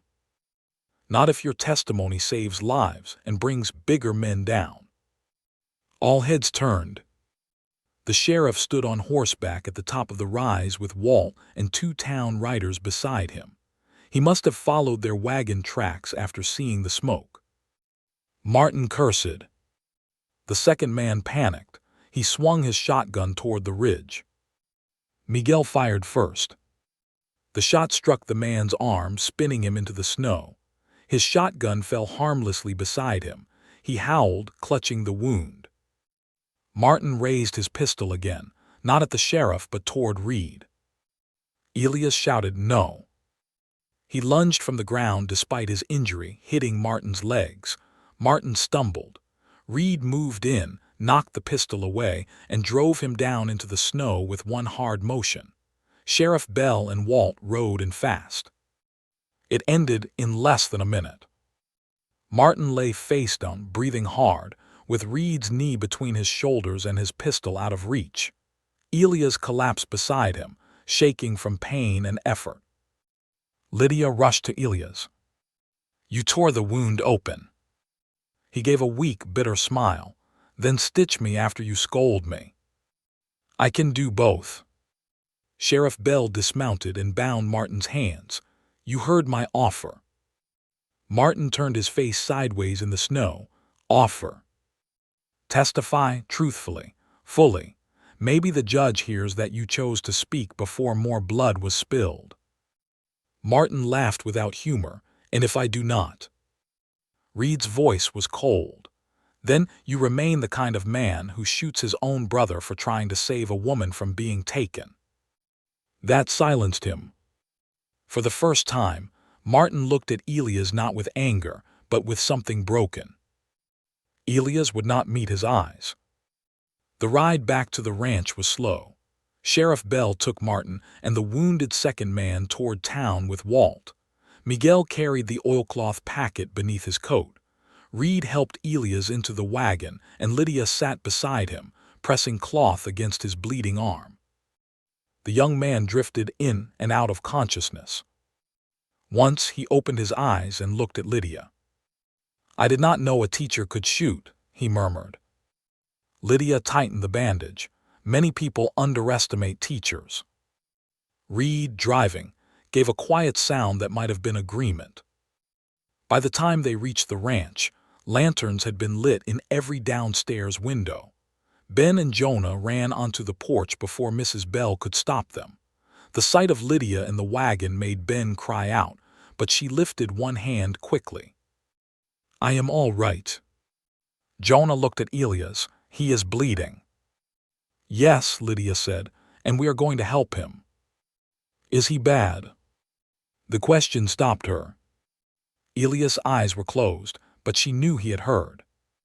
"He made bad choices," Lydia said. "Then he made a better one." Jonah considered this with his serious face. Does better erase bad? No, but it can begin repair. Reid looked at her as he climbed down from the wagon. The kitchen became a sick room again. Lydia cleaned Elias' wound while Mrs. Bell boiled water and tore clean strips of cloth. Reid stood near the stove, his face grim but no longer hard toward the young man. Ben watched from the doorway until Jonah pulled him back, whispering that blood was not for staring at. Elias bore the cleaning quietly until Lydia poured whiskey over the torn wound. Then he gripped the table and groaned. "Sorry," Lydia said. "No, you are not." "No," she admitted, "but I am sorry it hurts." That earned a weak laugh from him. When the wound was bandaged and Elias lay sleeping on a cot in the front room, Lydia stepped outside to breathe. The night had gone very cold, and the stars looked sharp enough to cut cloth. Reid followed her. "You keep saving men who helped endanger you," he said. "I kept him from dying. That is not the same as pardon." "No. But if he lives, he can testify." Reid leaned against the porch rail, always thinking like a teacher. "I thought that was a compliment." "It is." He turned toward her. "Tonight when Martin aimed at me, you did not scream." "I was too angry." "At him?" "At you." Reid blinked at me. "You stepped in front of me again." "He had a gun." "And so did you. That was sensible, but I dislike how easily you decide your body should become a wall." His expression softened in the faint lantern glow. "You want me to stop protecting you?" "No, I want you to remember that if you fall, you leave us standing behind a hole no one else can fill." Reid looked away toward the dark yard. Lydia's voice gentled. "You said once that the boys were all you had." "I remember. They are not all you have now." He turned back slowly. She felt her courage trembling, but she held it. "And you are not all they have. That is not weakness, Reid. That is family." The porch boards creaked as he stepped closer. "I am learning," he said. "So are they.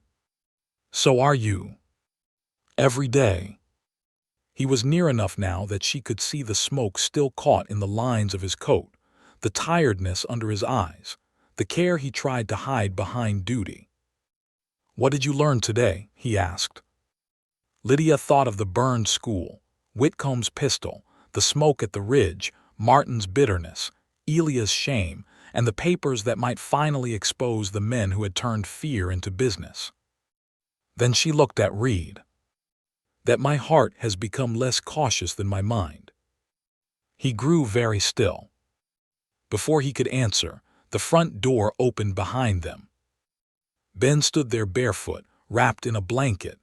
Jonah was behind him, pretending he had not also come to check. "Mrs. Bell says if you two are going to stand in the cold being serious, you should at least wear hats," Ben announced. Jonah added, "And she said Pa looks foolish freezing beside his own door." Reid closed his eyes briefly. Lydia smiled. "Mrs. Bell has strong opinions," she said. "She has many," Jonah agreed. They went inside together. The next days brought testimony, messengers, and more truth than Ash Creek knew what to do with. Elias spoke to Sheriff Bell from his cot, naming men from the survey company who had hired Langley to soften the valley before official offers were made. Martin, faced with his brother's statement and the recovered packet, gave names too. Whitcomb's ledger showed payments hidden under false loan entries. Henderson admitted attending meetings, but claimed he never approved fire or violence. No one believed him entirely. The territorial marshal arrived after 3 days, stern and dust-covered, with 2 deputies and a stack of warrants. Langley was taken under heavier guard. Whitcomb's bank was seized for investigation. Several local men fled before dawn and were pursued by riders from town. The railroad company sent a lawyer to deny knowledge of everything, which convinced most people they knew at least something. Ash Creek changed in visible ways. People stopped whispering when Lydia entered the mercantile. Men removed their hats. Women who had once tested her with sharp smiles now asked whether the schoolroom needed ink, books, or slates. Some acted from guilt, some from admiration, some because the town had turned and they did not want to be facing the wrong way. Lydia accepted help, without pretending all wounds had healed. That was part of teaching too. One afternoon, a week after the ridge, the children gathered again in the Caldwell schoolroom. 12 came this time, then 14. The room grew crowded with coats, slates, cold noses, and eager hands. Lydia stood at the board and wrote, "Truth." Then she turned. "Who can tell me what this word means?" Eli said, "Not lying." Ruthie said, "Saying what happened." Nora Whitcomb, quiet until then, lifted her hand. "Sometimes telling what you should have said sooner." Lydia's heart softened. Yes, that too. Jonah looked at Nora with new respect. Ben raised both hands. "Yes, Ben." Truth is that Mrs. Caldwell is Mama, but Jonah can still call her Mrs. Caldwell if his heart needs more time. Several children turned to look at Jonah. Jonah's ears went red. "Ben." "What it is truth." Lydia pressed her lips together to keep from smiling too much. "It is also personal truth, which means we handle it gently." Ben nodded. "Gently truth."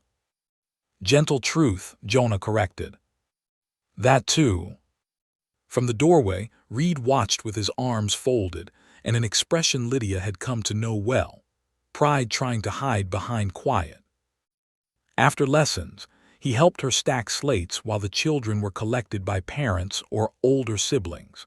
The winter sun slanted through the new glass and fell across the donated books. 14 children, he said. Too many for one table. We will build another. And more shelves. We will build those too. Lydia looked at him. You say that as if it is easy. It is not. His eyes warmed, but some hard things are welcome. Their hands brushed over a slate. Neither moved away quickly. Downstairs, Mrs. Bell called for Ben to stop teaching Ruthie's little brother how to slide down the banister. Jonah declared that banisters were not for education. Ben argued that everything was education if one learned from it. Reid sighed. That boy will one day argue law before a judge or sell impossible horses to honest men. Lydia laughed, perhaps both. Reid looked at her for a long moment. Then he said, the marshal believes the worst danger is past. The worst immediate danger. Yes. You do not sound relieved. I am. But. He looked toward the window, across the white fields. But I keep thinking of what Martin said. Men with money will blame the dirty hands and keep moving. Lydia followed his gaze. Then the valley will need to become harder to frighten. How? By staying connected. By not letting debt and shame isolate people. By keeping school open. By making sure children learn not only letters but how to ask questions of men who carry contracts. Reid smiled faintly. That sounds like a dangerous school. Only to dangerous men. His smile deepened. That evening, Ash Creek held a meeting in the church. Reid did not want Lydia to attend at first. Lydia said she would not have the town discuss the future of education while the teacher sat at home like a covered dish. He conceded after only 2 arguments, which she considered progress. The church was full. Farmers, ranchers, widows, shopkeepers, laborers, and children sat shoulder to shoulder.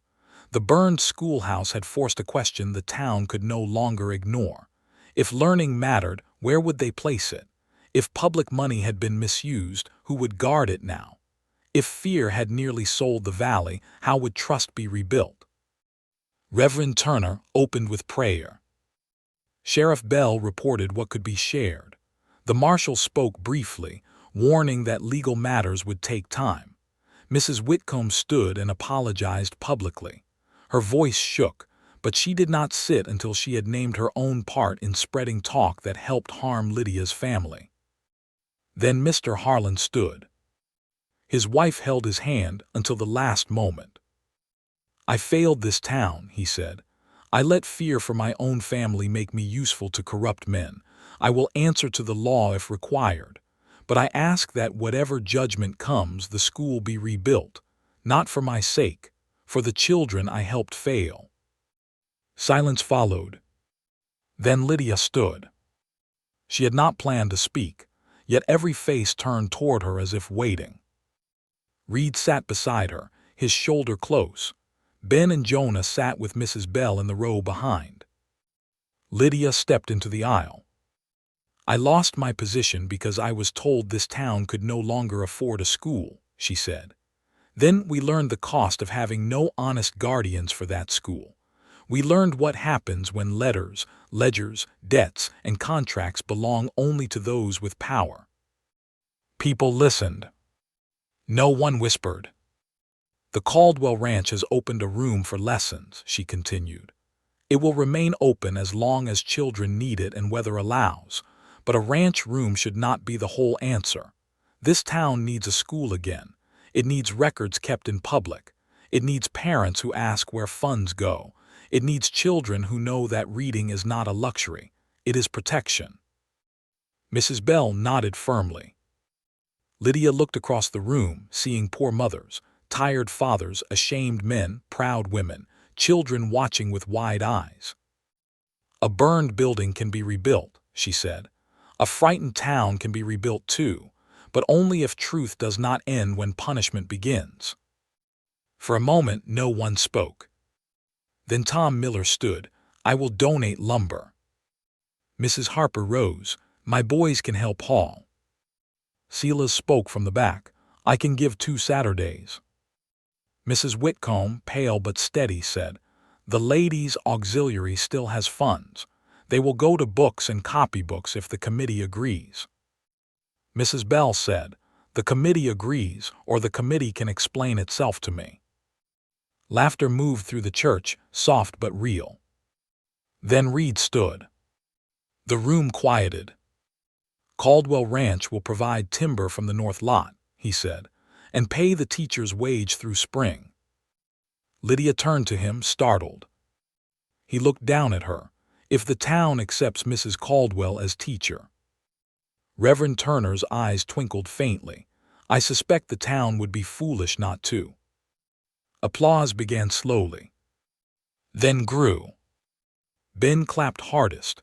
Jonah clapped less loudly but with great seriousness. Mrs. Bell wiped her eyes and pretended not to. Lydia stood in the aisle, overwhelmed by the sound. It was not approval she wanted most. It was possibility.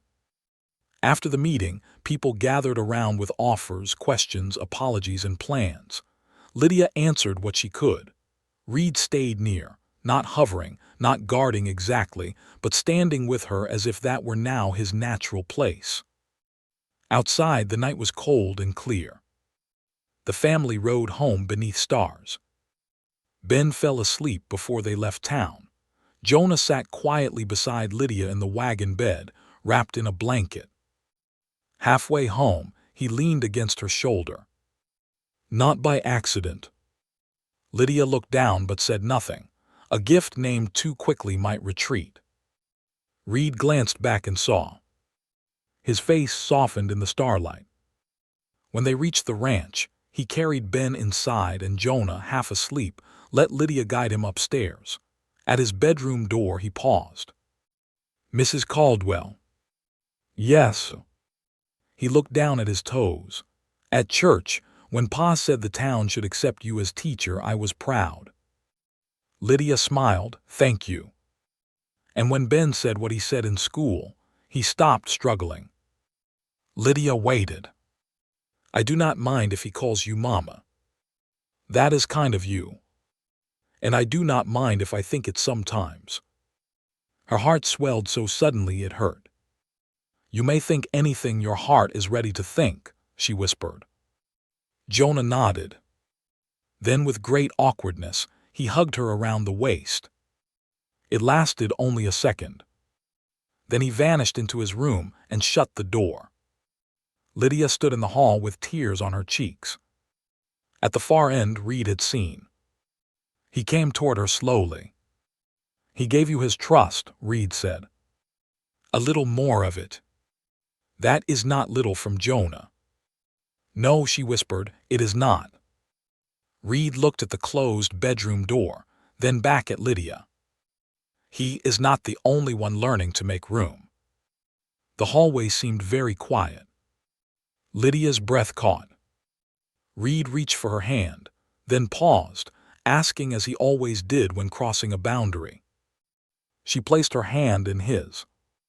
For a long moment, they stood between the boys' rooms, hand in the house that had begun as a bargain, survived fire, fear, and truth, and was slowly becoming something neither had dared to name.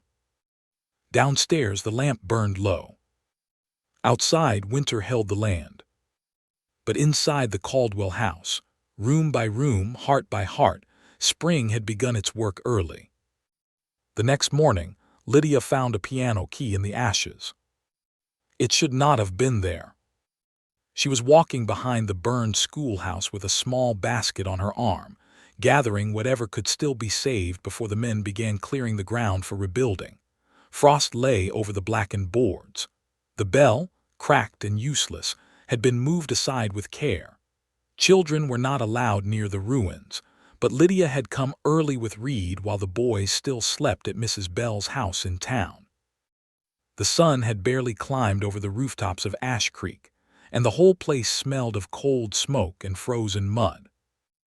Reid worked near the foundation with Tom Miller and two other men, lifting heavy beams away from the collapsed center. Sheriff Bell stood by the road speaking with the territorial marshal. Across town, the bank remained sealed, its windows dark, its door marked with a paper notice from the law. Lydia knelt near what had once been the teacher's desk. Most of it had burned. A few iron hinges remained, one drawer pull, a cracked slate, several nails. The little brass handbell she had used to call children in from recess had melted crooked on one side. She touched it with 2 fingers and felt grief rise again, quiet but deep. Then something pale caught her eye beneath a layer of ash. At first, she thought it was bone and drew back sharply. But when she brushed the ash away with a stick, she saw ivory. A piano key. White, narrow, slightly burned along one edge. Lydia stared at it. The Ash Creek schoolhouse had never owned a piano. She lifted the key carefully and turned it in her hand. The underside was marked with faint scratches, and a small strip of green felt still clung to the back. A piano key did not fall from the sky. It had been brought here. "Reid," she called. He crossed the yard at once, concern already in his face.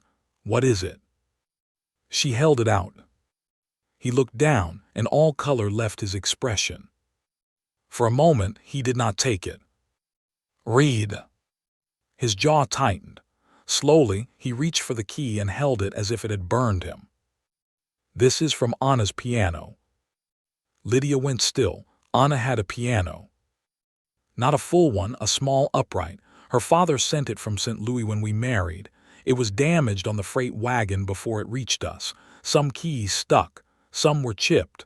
His voice sounded distant. She loved it anyway. "But there is no piano at the ranch." "No." The word was too short. Lydia watched his hand close around the key. "Where is it?" Reid looked toward the street, then back at the ruins. "In the old storage shed behind the barn, covered, forgotten." "Then how did a key from it come to the schoolhouse?" He did not answer. But Lydia saw the answer beginning inside him, and knew it frightened him. Sheriff Bell approached when he saw their faces. Something new. Reid opened his hand. The sheriff frowned. Piano key. From my ranch, Reid said. The marshal stepped closer too, tall and narrow, with tired eyes beneath the brim of his hat. Meaning one of the men who burned this place had been on your property before the barn fire. Or someone from my property gave it to them, Reid said. Lydia heard the pain beneath his calm. Trust, once cracked, made every familiar face look strange. Sheriff Bell looked toward the Caldwell wagon. Could Langley have taken it during the attack? No, Reid said. The piano has been locked in the shed since before Lydia came. Langley's men never got near that part of the barn. Who had access? Ranch hands, my sons, Mrs. Bell, maybe a few neighbors over the years. Reid's eyes darkened. And anyone who knew where to look. Lydia looked down at the burned ground. A piano key from Anna's forgotten instrument, left among the ruins of Lydia's school. It felt deliberate.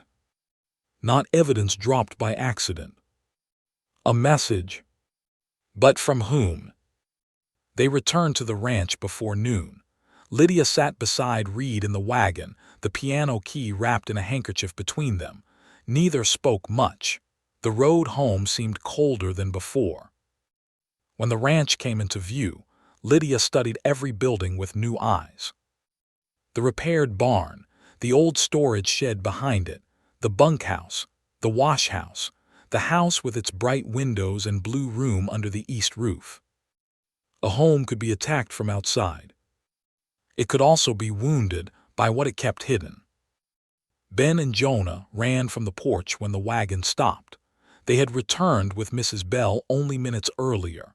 Ben threw himself at Lydia first, then remembered to ask if she was safe after nearly knocking her backward. I am safe, she told him. Jonah looked at Reid. Did you find school things? Some, Reid said. The boy's eyes moved to the handkerchief in his father's hand. What is that? Reid looked toward Lydia. She answered gently, something we need to ask about. Jonah's face tightened. Something bad. Something important. They gathered in the kitchen because that was where all difficult things seemed to happen now. Mrs. Bell made coffee. Ben sat close to Lydia. Jonah stood beside Reid, watching the wrapped object on the table like it might bite. Reid opened the handkerchief. The piano key lay pale against the cloth. Jonah sucked in a breath. You know it, Lydia said. The boy looked at his father, fear in his eyes. Reid's voice was quiet. Tell the truth. Jonah swallowed. It is from Mama's piano. Ben leaned forward. Mama had a piano. Jonah nodded, but did not look at him. Reid's gaze stayed on his older son. How do you know this key? Jonah's hands twisted together. Because I took it. The kitchen went still. Lydia felt Reid's body tense beside her. When, Reid asked. Jonah's face crumpled with shame. A long time ago, before Mrs. Caldwell came, I used to go into the shed. I found the piano under the canvas. Some keys were loose. I took one because it felt like holding part of Mama. Reid closed his eyes briefly. Ben whispered, You never told me. I did not want Pa to know. Reid opened his eyes. Where did you keep it? In the nursery, Jonah's voice shook, behind the shelf with the wooden horse. Lydia remembered the dusty nursery. The portrait turned to the wall, the room full of sheet-covered things and sorrow. Who knew? Reid asked. Nobody. Jonah.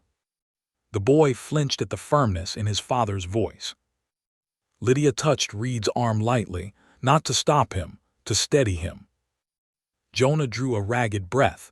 Billy Henderson saw it once. Reid's face hardened.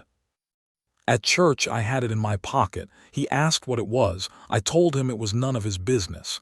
He grabbed it and I chased him. He gave it back. I thought he did. Jonah stared at the key.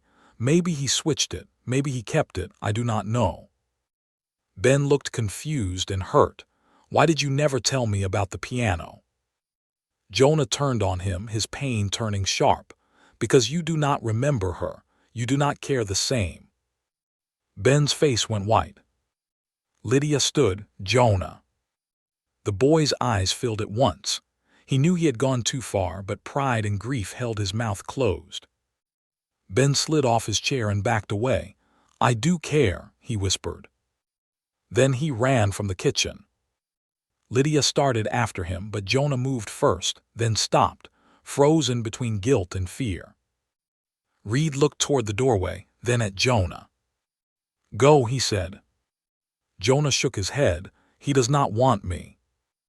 That is why you go. The boy hesitated another second, then ran after his brother. Lydia listened as the footsteps went up the stairs. A door closed. Not slammed, closed with pain. Reid sat slowly at the table. His hand rested near the piano key but did not touch it. I did not know he had taken one, he said. He needed something he could hold. I locked the piano away. You locked away more than the piano. He looked up. The words were gentle, but they were still truth. Reid's face tightened. I know. Mrs. Bell set coffee before him and Lydia, then left the room without a word, wise enough to know when grief needed fewer witnesses. Lydia sat across from Reid. Why was the piano stored? He stared at the key. After Anna died, Jonah asked me to play it. Could you? Number Anna played, badly sometimes but with joy. I could manage 3 hymns and 1 dance tune. Jonah wanted the song she sang during storms. His throat moved. I tried. The key stuck. Ben started crying. Jonah screamed that I was doing it wrong. I carried the piano to the shed the next day. Lydia's heart ached. Reid. I told myself I was sparing them pain. You were sparing yourself too. Yes. The admission fell heavily. Reid picked up the key, and now this piece of it is found in ashes. Billy Henderson may have passed it to his father, or to Langley without knowing its meaning. Or someone wanted me to know they had reached into my son's grief. Lydia shivered. That seemed worse because it was more personal, more cruel. Langley had used land, debt, gossip, fear, but this felt like someone had stolen a child's secret to make a father feel helpless. Reid stood. I am going to town. No. His eyes flashed. Lydia. If you go to confront Henderson with anger in your hands, he will deny, hide, and lawyer himself behind the marshal. We need Jonah's full memory first, and Billy's, carefully. Reid turned away, fighting himself. She softened. Your son just confessed something he has carried alone. He needs you more than Henderson fears you. That reached him. Reid looked toward the stairs. Then he nodded once. They found the boys in the blue room. Ben sat on Lydia's bed, crying into his sleeve. Jonah stood by the window, rigid with misery, staring out at nothing. Lydia stopped at the door, but Reid entered. He sat beside Ben first. I care, Ben said before Reid could speak. I care about Mama in heaven. I just do not remember enough. Reid pulled him close. That is not your fault. But Jonah thinks it is. Jonah turned from the window, tears slipping down his cheeks now. I do not think that. You said. I know, Jonah's voice cracked. I was mad because you get to love Mrs. Caldwell easy, and I have to remember Mama for both of us. Ben looked up. I never asked you to do that. I know. Maybe Mama in heaven remembers herself. The simple sentence broke something in the room. Reid bowed his head. Lydia covered her mouth. Jonah stared at his little brother, and all the fight went out of him. I am sorry, he whispered. Ben sniffed. You can tell me about the piano. Jonah wiped his face. It was in the shed, under canvas. It smells like dust. Some keys do not work. Mama used to press one and say it sounded like a sick chicken. Ben's eyes widened through tears. A piano can sound like a chicken. Only a broken one. Ben almost smiled. Reid looked at both boys. I should not have locked it away without speaking to you. Jonah's lips pressed together. I was hurting, Reid said, and I thought if I put away what hurt, I could keep being strong for you, but hiding things made you carry them alone. Jonah's face twisted. I stole the key. Yes. I lied. Yes. I was afraid you would take it. Reid's voice roughened. I might have back then. Jonah looked at him. But not now, Reid said. Now I think we should bring the piano inside. Ben sat up, inside the house. If Lydia agrees. Both boys turned to her. The sudden trust in their faces nearly overwhelmed her. This is your mother's piano, Lydia said. It belongs to all of you. If you want it inside, I will help make room. Jonah looked uncertain. Even if it makes you feel like Mama is more here than you.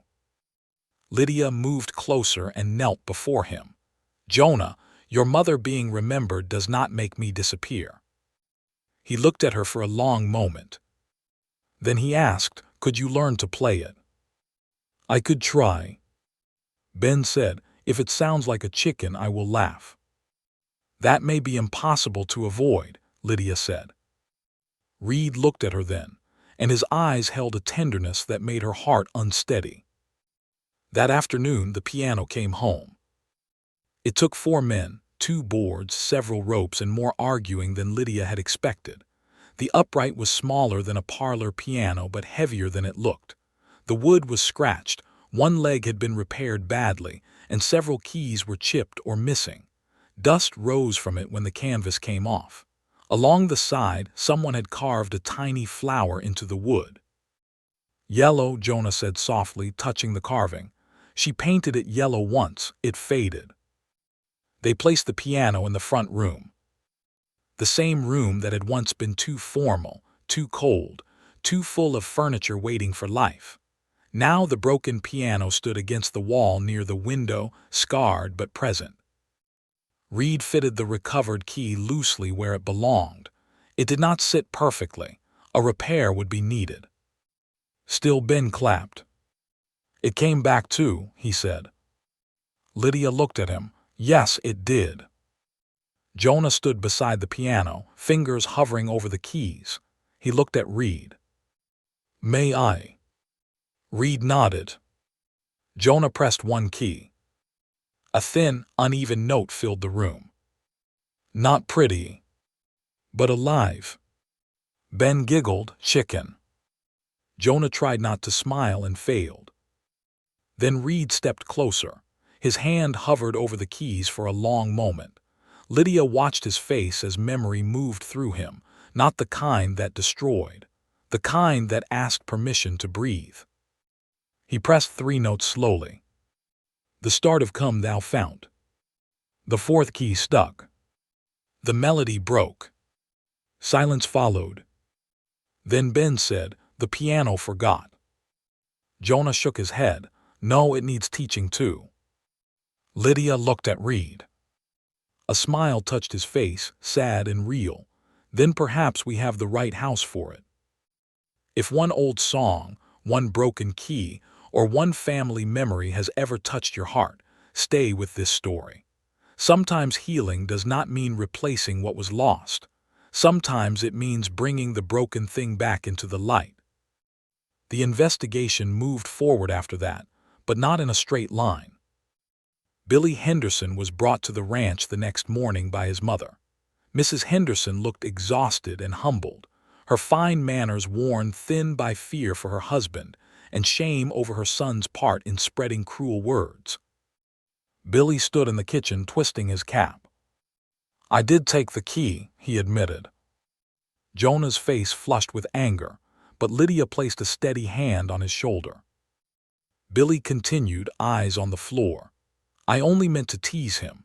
Then Pa saw it and asked where I got it. I told him. He said Mr. Langley liked knowing personal things about powerful men. I thought he meant secrets like who owed money. I did not know he would use it for the fire. Reid's voice was tight. Did your father give it to Langley? Billy nodded. I saw it on Mr. Langley's desk later. He said every man has a door grief opens. I did not know what he meant. Lydia felt Jonah tremble beneath her hand. Reid looked at his son, Jonah.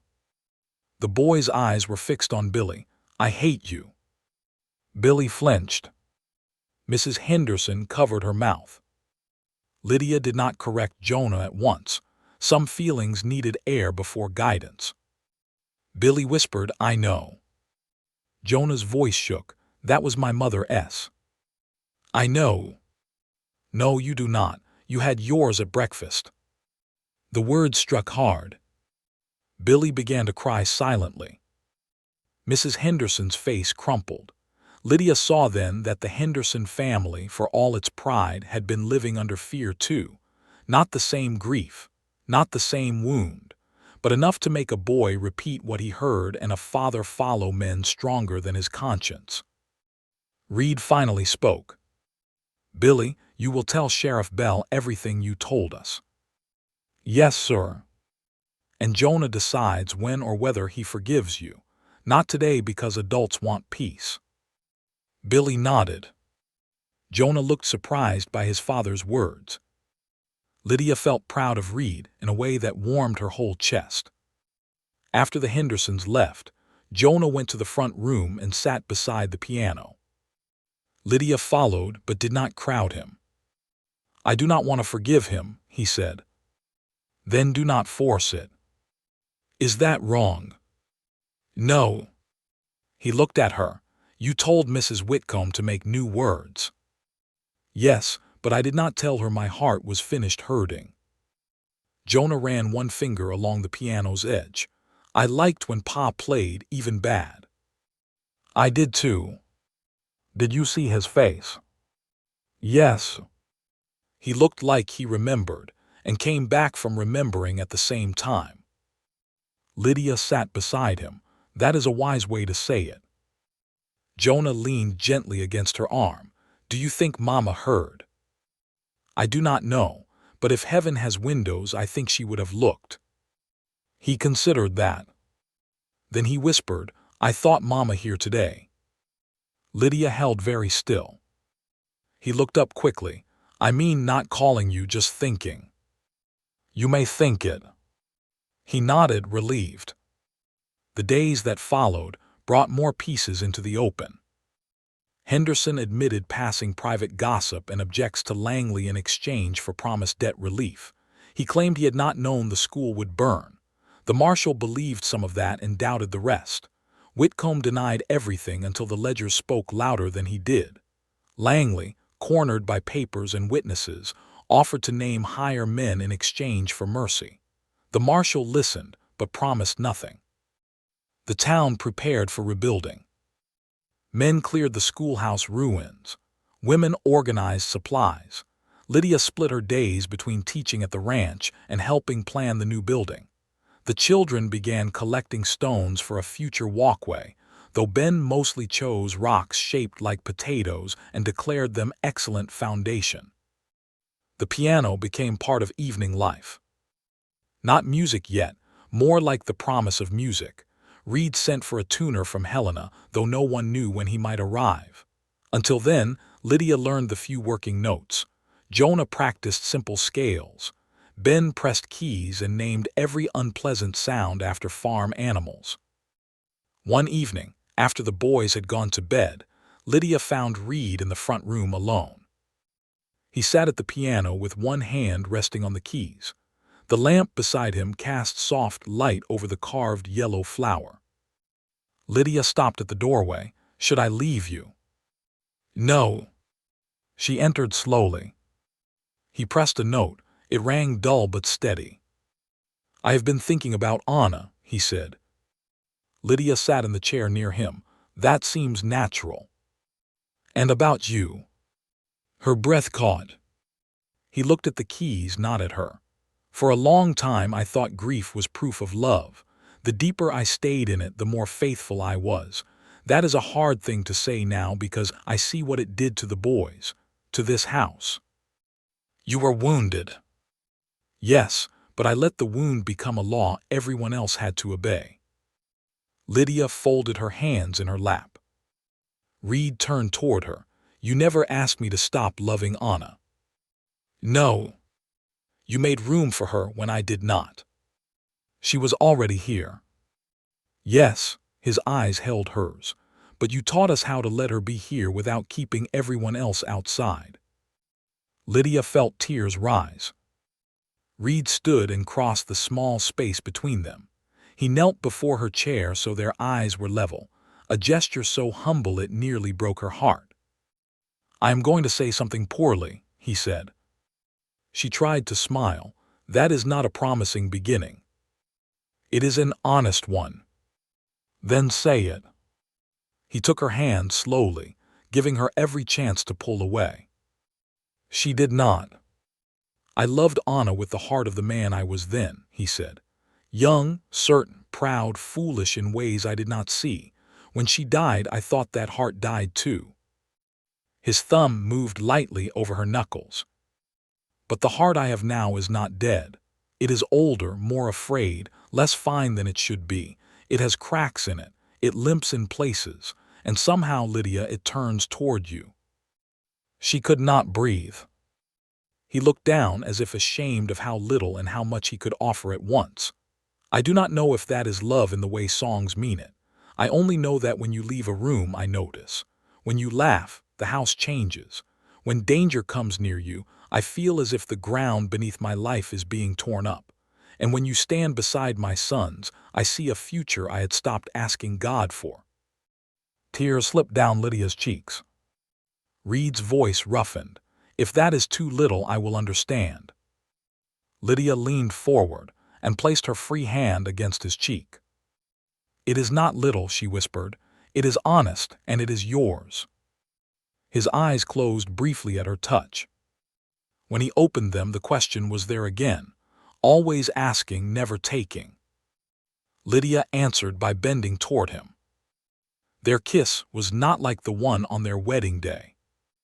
That one had sealed a bargain. This one opened a door. It was gentle, unhurried, and full of all the words grief and fear had delayed. Reid's hand tightened around hers, but softly. Lydia felt the roughness of his palm, the warmth of his breath, the tremor he could not hide. When they parted, he rested his forehead against hers. Down the hall, a floorboard creaked. Both of them froze. Ben whispered loudly from the stairs, Jonah, they are kissing now. Jonah whispered back, I can see that, you mule. Lydia covered her face. Reid bowed his head, shoulders shaking. Then he laughed. The boys fled upstairs, giggling. Lydia looked at Reid through her tears and laughed too. For once, joy did not feel like betrayal. It felt like permission. Later that night, after the boys were truly asleep, Lydia placed the yellow ribbon beside the repaired piano key on the front room shelf. Not hidden in a drawer, not carried in secret, not used as proof of who belonged more. Just placed there, where memory and tomorrow could share the same light. Reid stood beside her. Spring will come soon, he said. Soon for Montana, or soon for hopeful people. Those are different measures. Very different. He smiled and took her hand. Outside, snow still covered the fields. The schoolhouse still lay in ruins. Trials still waited. Hard conversations still stood ahead. But inside the Caldwell house, the piano rested against the wall, the boys slept without hiding, and Lydia no longer felt like a woman borrowing shelter from a man's grief. She felt like a wife. Not by arrangement. By choosing. And being chosen in return. Spring did not arrive gently in Montana. It came like a promise that had been delayed too long and was not sure it would be trusted. Snow still clung to the north sides of fences. Mud swallowed wagon wheels where roads softened before they were ready. Cold winds still swept down from the mountains, reminding every hopeful soul that winter had not fully surrendered. But beneath it all, the land was changing. Lydia saw it first in the thin green shoots near the porch steps. Ben found them one morning while carrying a bucket much too large for him, and nearly spilled all the water in his excitement. "Mama, the ground is waking up." Lydia came to the porch, wiping flour from her hands.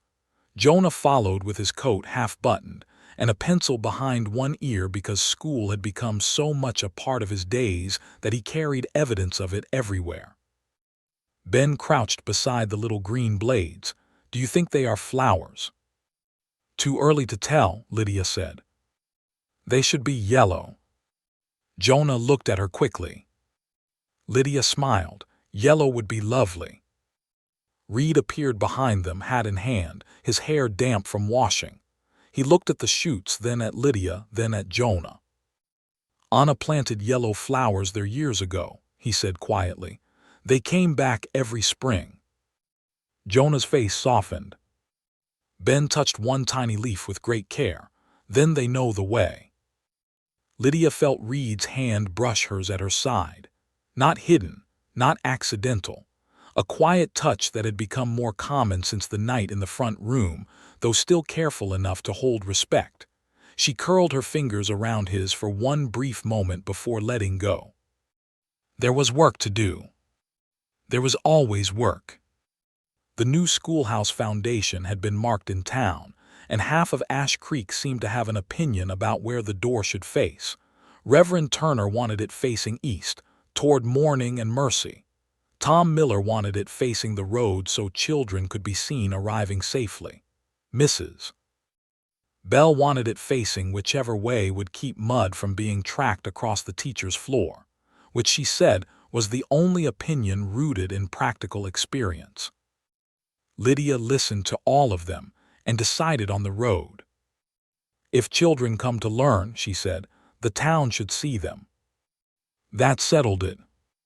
The Caldwell Ranch schoolroom remained crowded until the new building could rise.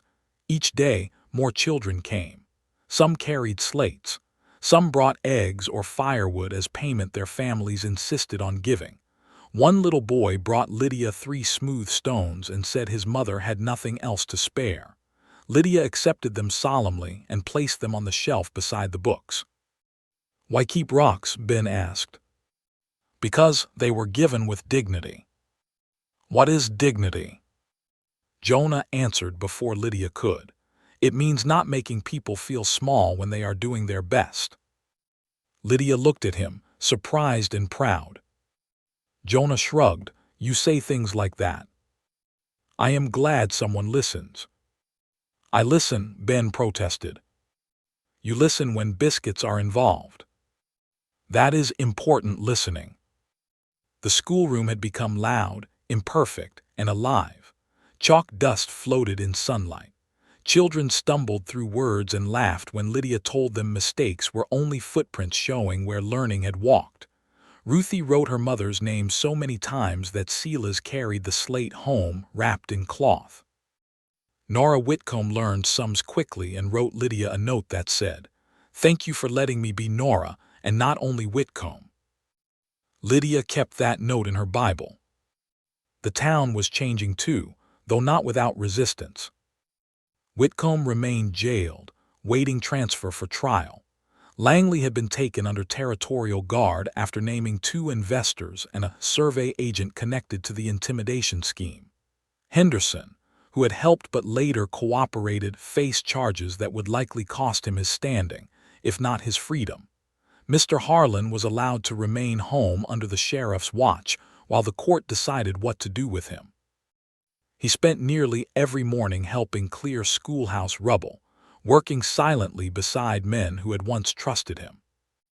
Not everyone forgave him, but no one stopped him. Mrs. Whitcomb came to the ranch twice a week now, bringing copybooks, cloth, and sometimes silence. She did not try to become Lydia's friend too quickly. Lydia appreciated that. A woman who had wounded with words needed to learn that repair could not be rushed because shame felt uncomfortable. One afternoon, after lessons ended, Mrs. Whitcomb lingered near the porch while Nora climbed into the wagon. "I have been asked to lead the ladies' collection for the new school curtains," she said. Lydia waited. "I told them I would only do it if you approved." "That is kind of you." Mrs. Whitcomb looked down at her gloved hands. "I am learning the difference between leading and controlling. That is not an easy lesson." "No," a faint, sad smile touched her mouth. "I seem to be a poor student." "Poor students can improve if they keep attending." Mrs. Whitcomb looked up, and for the first time her smile held no sharpness. "Then I will bring fabric samples next week." Lydia nodded. "No dark green, it makes children look ill." Mrs. Whitcomb blinked, then laughed softly. "No dark green." When the wagon left, Reid came from the barn and stood beside Lydia. "You forgave her." "Not completely." He looked at her, "But you smiled." "I can smile before my heart has finished its work." "That sounds tiring." "It is." Reid's hand found hers. "You do a great many tiring things." "So do you." He looked toward the schoolroom window where Ben was pressing piano keys badly while Jonah scolded him from the front room. "Some of them are welcome." The piano had changed the house more than anyone expected. The tuner from Helena had finally arrived in a mud-spattered wagon, grumbled for 3 hours about the state of the instrument, and declared it a wounded creature but not a dead one.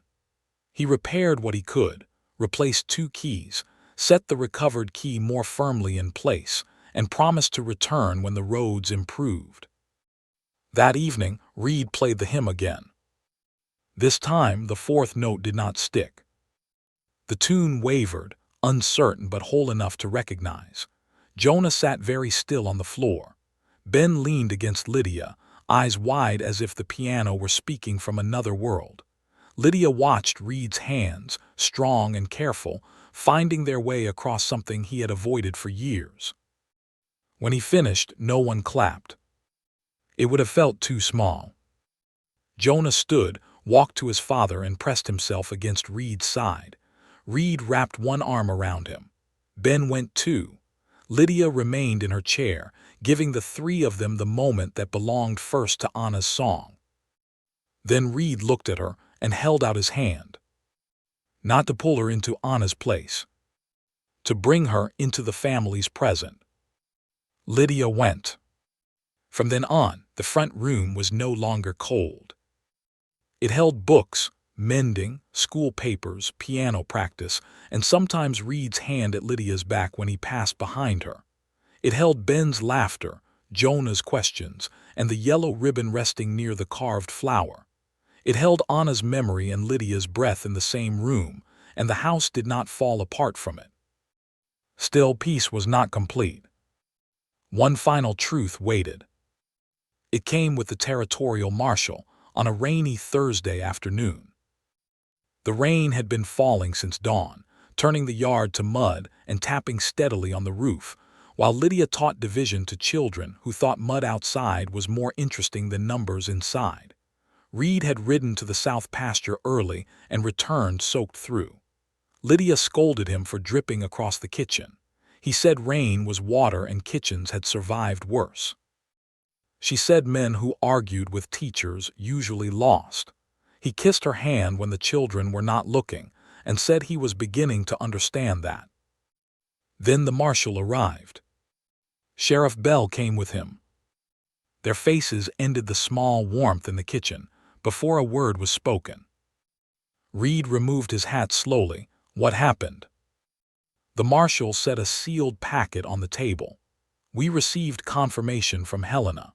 The investors connected to Langley are denying direct orders, as expected, but Langley's ledger and Crow's testimony were enough to suspend the survey route pending inquiry. That is good, Lydia said. It is, the marshal did not smile, but there is another matter. Sheriff Bell looked at Reid with regret. It concerns Anna. The room changed. Lydia felt it move through Reid before she saw it. His shoulders stilled. His face tightened. Jonah, who had been sharpening a pencil near the stove, looked up sharply. Ben stopped swinging his feet. Reid's voice was low. "What about her?" The marshal opened the packet and removed an old folded letter, browned at the edges. This was found among Whitcomb's private papers. It was not connected to Langley. It predates him by years. Reid did not take it. Lydia saw his hand curl at his side. Sheriff Bell spoke gently. "Reid, it is from Dr. Mallory, the physician who came after Anna died." The name hit the room like a cold wind. Reid reached for the back of a chair but did not sit. He filed his report. "Yes," Sheriff Bell said, "but this was a private letter to Whitcomb." "Why would the doctor write to Whitcomb?" The sheriff's mouth tightened. "Because Whitcomb held the doctor's debts too." Reid's face went pale. Lydia stepped closer, but did not touch him yet. The marshal handed the letter to Sheriff Bell, who read only the needed parts, his voice heavy. Dr. Mallory wrote that Mrs. Anna Caldwell's death was not caused by delay in reaching Denver. He believed the fever and bleeding were already beyond saving before travel would have been possible. He wrote that removal in her condition would likely have killed her sooner. He also wrote that Mr. Caldwell should be told clearly that his decision to keep her home was not the cause of her death. Reid's eyes closed. The kitchen seemed to vanish around Lydia. Years of guilt had lived in this house. Years of Reid believing he had failed Anna because he had not taken her to Denver. Years of closed doors, hidden piano, boys carrying grief alone. And this letter had existed all along. Sheriff Bell's voice roughened. "Whitcomb never delivered it. The doctor died that winter. We cannot ask why, but I can guess. A grieving rancher blaming himself was easier to manage than one at peace. Whitcomb wanted men dependent, ashamed, or afraid. Maybe he thought your guilt made you less likely to watch his dealings. Maybe he simply did not care." Reid opened his eyes. They were full of a pain Lydia had no words for. "He knew," Reid whispered. Sheriff Bell looked down. He had the letter. Reid reached for it then. His hand shook. Lydia saw the boys watching. Jonah's face had gone white. Ben looked confused, frightened by the grief of adults even if he did not understand the details. Reid read the letter silently. Once, then again. No one moved. Rain tapped the windows. At last, Reid set the paper on the table with great care, as if sudden movement might shatter him. "I did not kill her," he said. His voice was barely there. Lydia's heart broke open. "No," she whispered.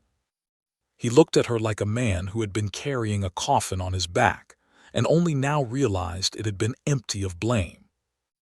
"I did not kill her." "No." Jonah moved first. He crossed the kitchen and threw his arms around his father. Reid staggered slightly, then held him. Ben came next, crying because Jonah cried, and because Reid's face frightened him, and because sometimes children's hearts understood before their minds did. Lydia stood close, one hand pressed to her mouth. Reid looked over the boys' heads at her. All the years were in his eyes. The lost nights, the closed room, the bitter self-punishment, the fear of loving again because he believed love in his hands had once failed to protect. Lydia went to him then. He opened one arm and she stepped into it. The four of them stood in the kitchen while rain washed the windows, and the old letter lay on the table like a key that had arrived years too late, but not too late to open something. Sheriff Bell and the marshal quietly stepped outside. For a long time, the family held together without speaking. Finally, Jonah lifted his head. "Pa," he said, voice thick, "Mama would be mad you blamed yourself so long." A broken sound escaped Reid, half laugh, half sob. "Yes," he said, "she would." Ben wiped his face. Would she be mad at Mr. Whitcomb? Reid's face changed. Lydia felt anger move through him like thunder.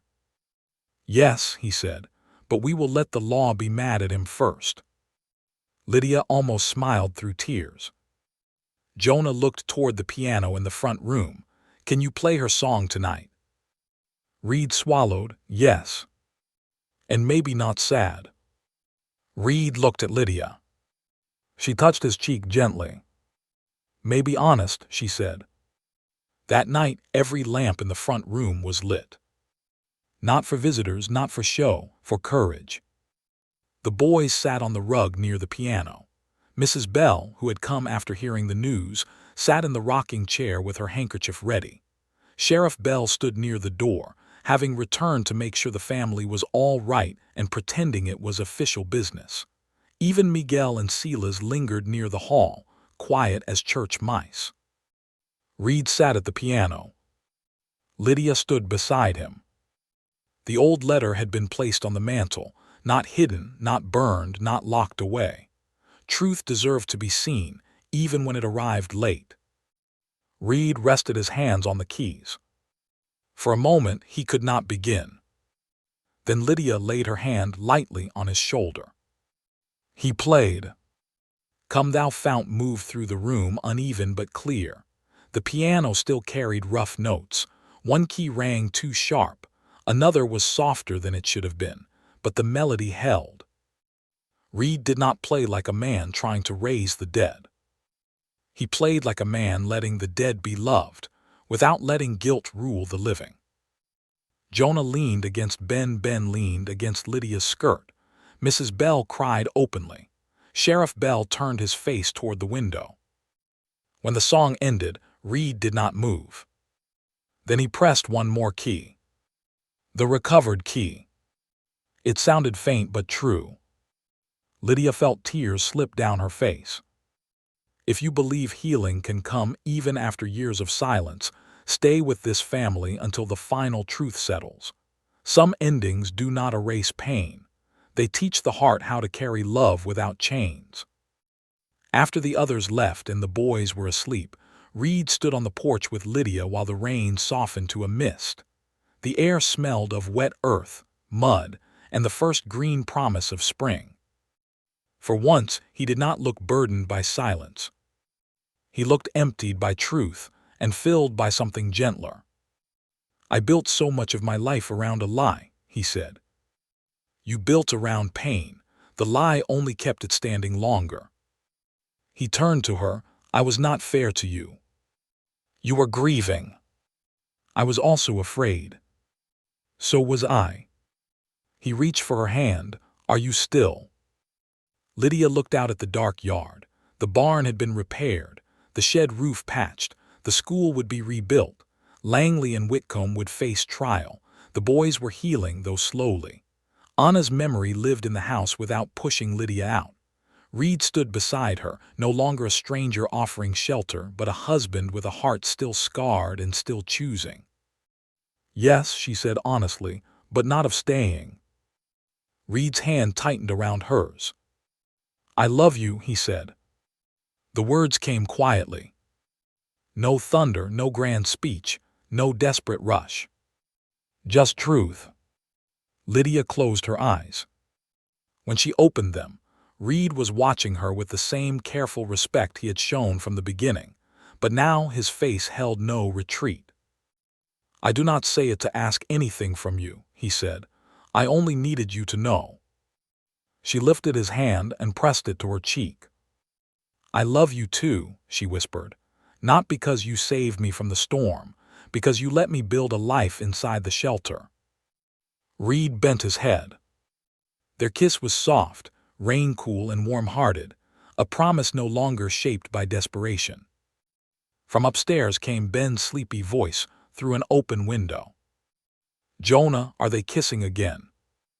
Jonah's answer drifted down, tired and patient. Yes, go to sleep. Ben sighed. Good, that means things are better. Lydia laughed against Reid's shoulder. Reid held her close and laughed too.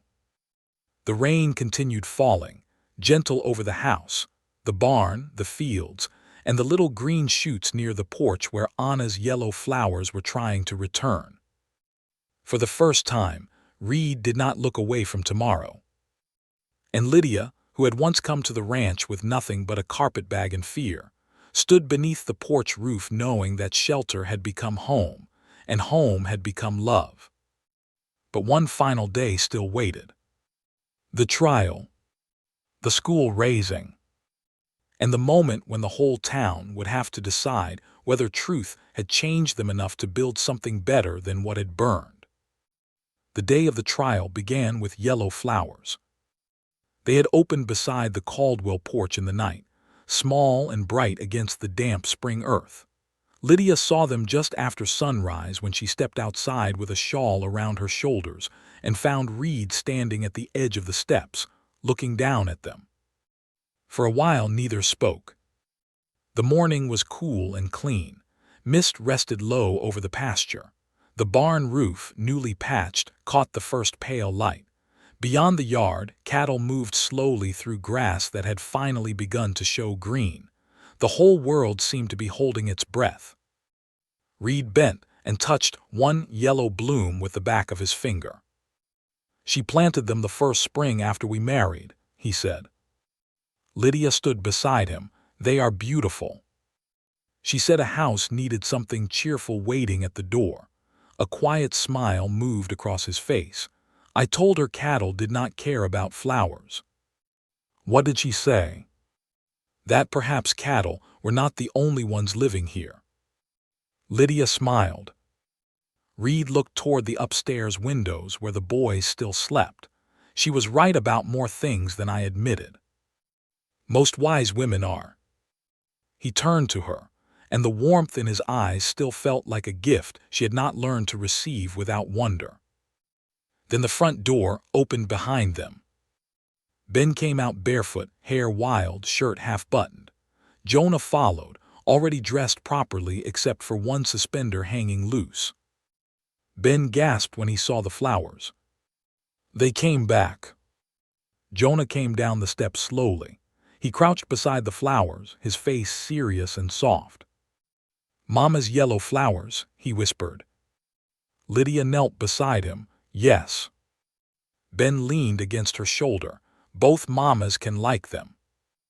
Jonah did not correct him. Instead he nodded. "I think so." Reid looked away for a moment, but not before Lydia saw the shine in his eyes. That morning they rode to Ash Creek together. Not in silence this time. Ben asked whether judges wore hats indoors. Jonah explained that trials were not like school recitations, and Ben said everything was like school if someone had to answer questions. Lydia sat beside Reid on the wagon bench, her gloved hand resting near his. Halfway to town, he covered it with his own. No one moved away. Ash Creek was crowded when they arrived. Wagons lined the road. Men stood outside the church, which had been made into a temporary courtroom because no building in town was large enough for all who wished to witness. Women gathered near the steps with solemn faces. Children stood close to parents, whispering until silenced. The burned schoolhouse lot had been cleared. Fresh timber lay stacked nearby, waiting for the raising after the hearing. The black scars on the ground were still visible, but so were the stakes marking the new foundation. Lydia looked at them and breathed deeply. Reid helped her down from the wagon. Jonah took Ben's hand before anyone asked him to. Mrs. Bell met them at the church door. She wore her best black dress and the expression of a woman prepared to scold the law itself if justice moved too slowly. "You look pale," she told Lydia. "I am steady." "Those can both be true." Lydia smiled and squeezed her hand. Inside, the church had been rearranged. The judge sat at a table near the pulpit. Sheriff Bell stood near the front. The territorial marshal had papers stacked before him. Langley sat guarded on one side, his face cold and unreadable. Whitcomb sat beside a lawyer who whispered too much and sweated more than the weather required. Henderson sat apart, diminished by shame. Martin Crow waited under guard. while Elias, still pale from his wound, sat near the aisle ready to testify.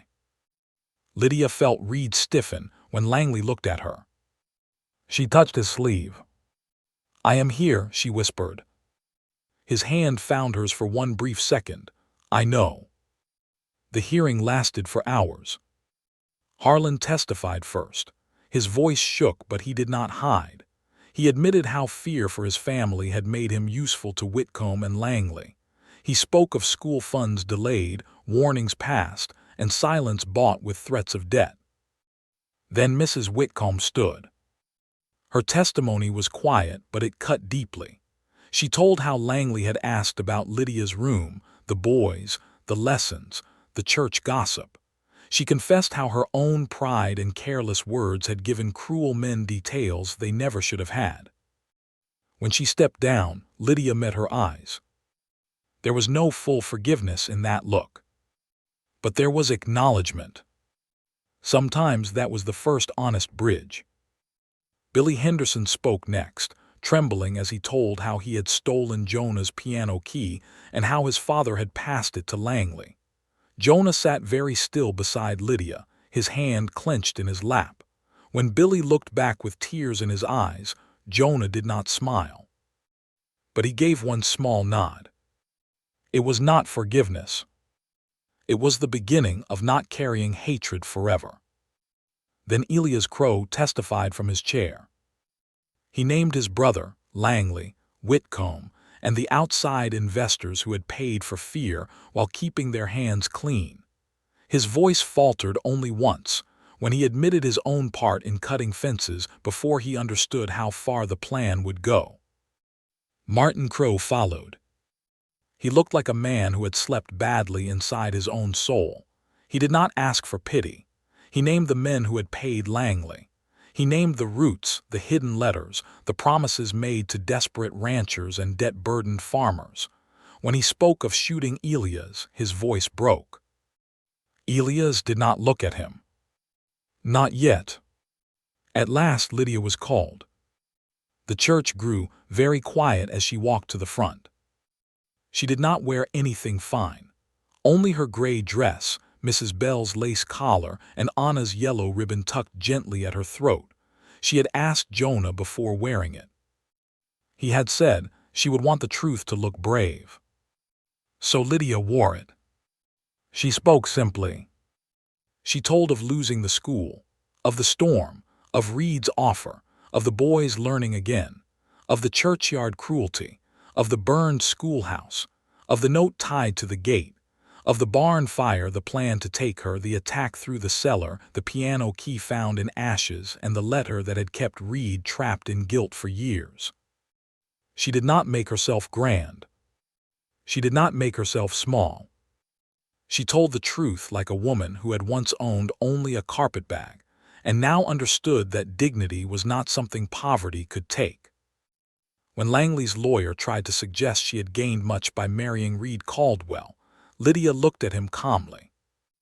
"Yes," she said, "I gained a family. That is why men like your client thought I could be used to break one." The church went silent.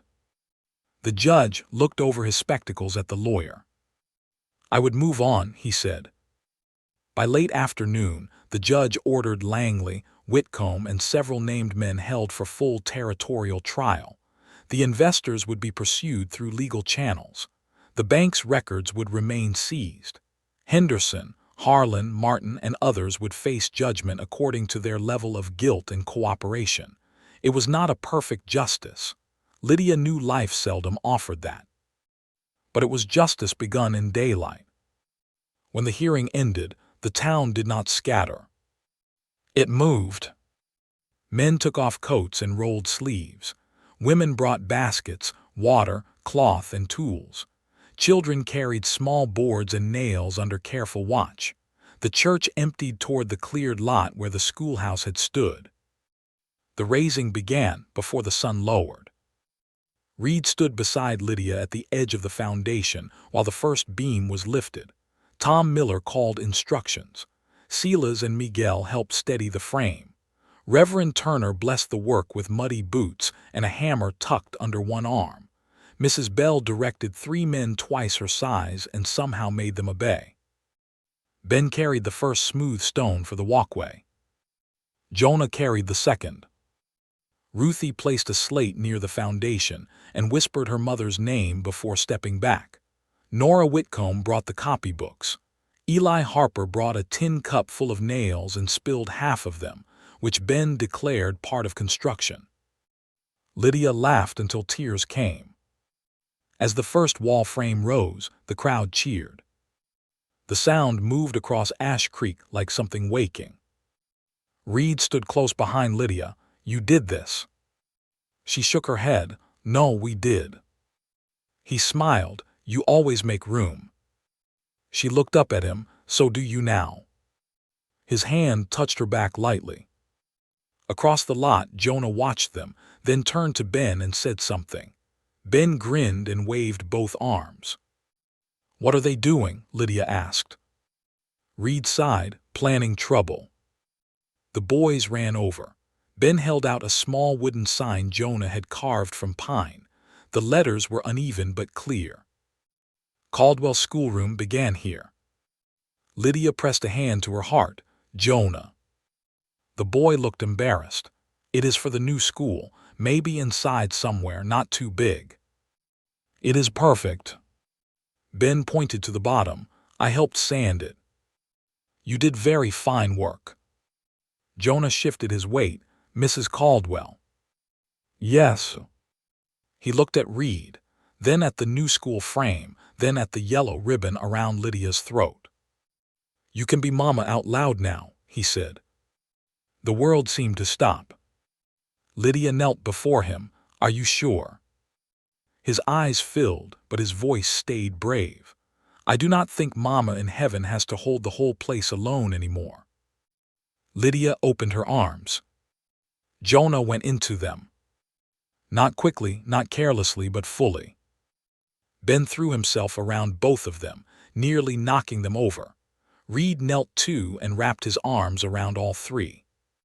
For a moment there was no crowd, no trial, no burned school, no old pain. Only a family holding together on ground where something new was being built. That evening, after the first frame of the schoolhouse stood against the sunset, the Caldwells rode home beneath a sky streaked gold and rose. At the ranch, the yellow flowers near the porch glowed softly in the fading light. After supper, Reid sat at the piano. The boys settled on the rug. Lydia stood beside the instrument, one hand resting on the carved flower. The recovered key had been fixed properly now. It sat among the others, still marked at the edge but able to sing. Reid began Anna's hymn. The notes were not perfect. No one needed them to be. Halfway through, Lydia joined softly with the words. Mrs. Bell, visiting for supper, added her voice from the chair. Then Jonah hummed.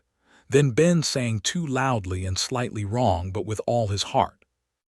Reid kept playing. This time, he did not stop at the broken place. There was no broken place anymore. When the song ended, quiet settled over the front room. Ben yawned. "Can we have a happy song next time?" Jonah nudged him. "That was happy." "It sounded church happy. I mean dancing happy." Reid looked at Lydia, and a slow smile crossed his face. "Your mother once made me dance in this room," he told Jonah. Jonah's eyes widened. "Really?" "I looked foolish." Ben sat up. "Do it." "No." Lydia lifted one eyebrow. "Mr. Caldwell, are you afraid of dancing?" Reid looked at her, deeply. "Brave people often are." Jonah grinned. "She used your own lesson." Reid stood with a defeated sigh that fooled no one. He held out his hand to Lydia. She placed hers in it. There was no music except Ben clapping badly and Jonah tapping the floor with his heel. Reid moved stiffly at first, then less so. Lydia followed, laughing when he nearly stepped on her skirt. The front room that had once held silence now held motion, warmth, and the kind of imperfect joy that makes a house remember it is alive. Later, after the boys were asleep, Lydia and Reid stepped onto the porch. The night was clear. Stars burned above the dark pasture. The flowers rested at their feet, closed for the night but rooted deep. Reid stood behind Lydia and wrapped his arms around her, careful still, but no longer uncertain. She leaned back against him. "Do you ever think about that first storm?" he asked. "Every day. I opened the door thinking I was offering shelter." "You were?" "No," his voice was soft near her ear. "I was being given it." Lydia turned in his arms. His face was calm now, scarred by grief, yes, weathered by fear, but open, living. "I came with nothing," she said. "You came with everything this house needed." She smiled through sudden tears, a carpetbag and stubbornness, and courage, and kindness, and enough heart to teach all of us how to begin again. From upstairs, Ben's sleepy voice drifted through the open window. "Jonah, are they talking serious again?" Jonah answered, "Go to sleep." "But are they?" "Yes." "Are they kissing too?" A pause. Then Jonah said, "Probably." Reid laughed softly. Lydia did too. Then he kissed her under the porch roof, with spring coming up from the earth and yellow flowers sleeping beside the steps. The final truth was simple. Lydia had needed shelter. Reid had needed a mother for his sons. But what they found was not a bargain, not a rescue, not a cold arrangement made against winter. They found a family. They found a love patient enough to share space with memory. They found justice that came through truth, courage, and a town willing to rebuild what fear had burned. And years later, when children walked through the doors of the new Ash Creek schoolhouse, they passed a small wooden sign near the entrance with uneven letters carved by a boy who had once been afraid to love again. Caldwell's schoolroom began here. Below it, Lydia placed one small yellow flower every spring. Not for sorrow alone. For Anna, who had loved first. For Reid, who had learned to live again. For Jonah and Ben, who made room in their hearts. And for the poor teacher who walked through a rich cowboy's door in a storm and discovered that shelter, when tended with love, could become home.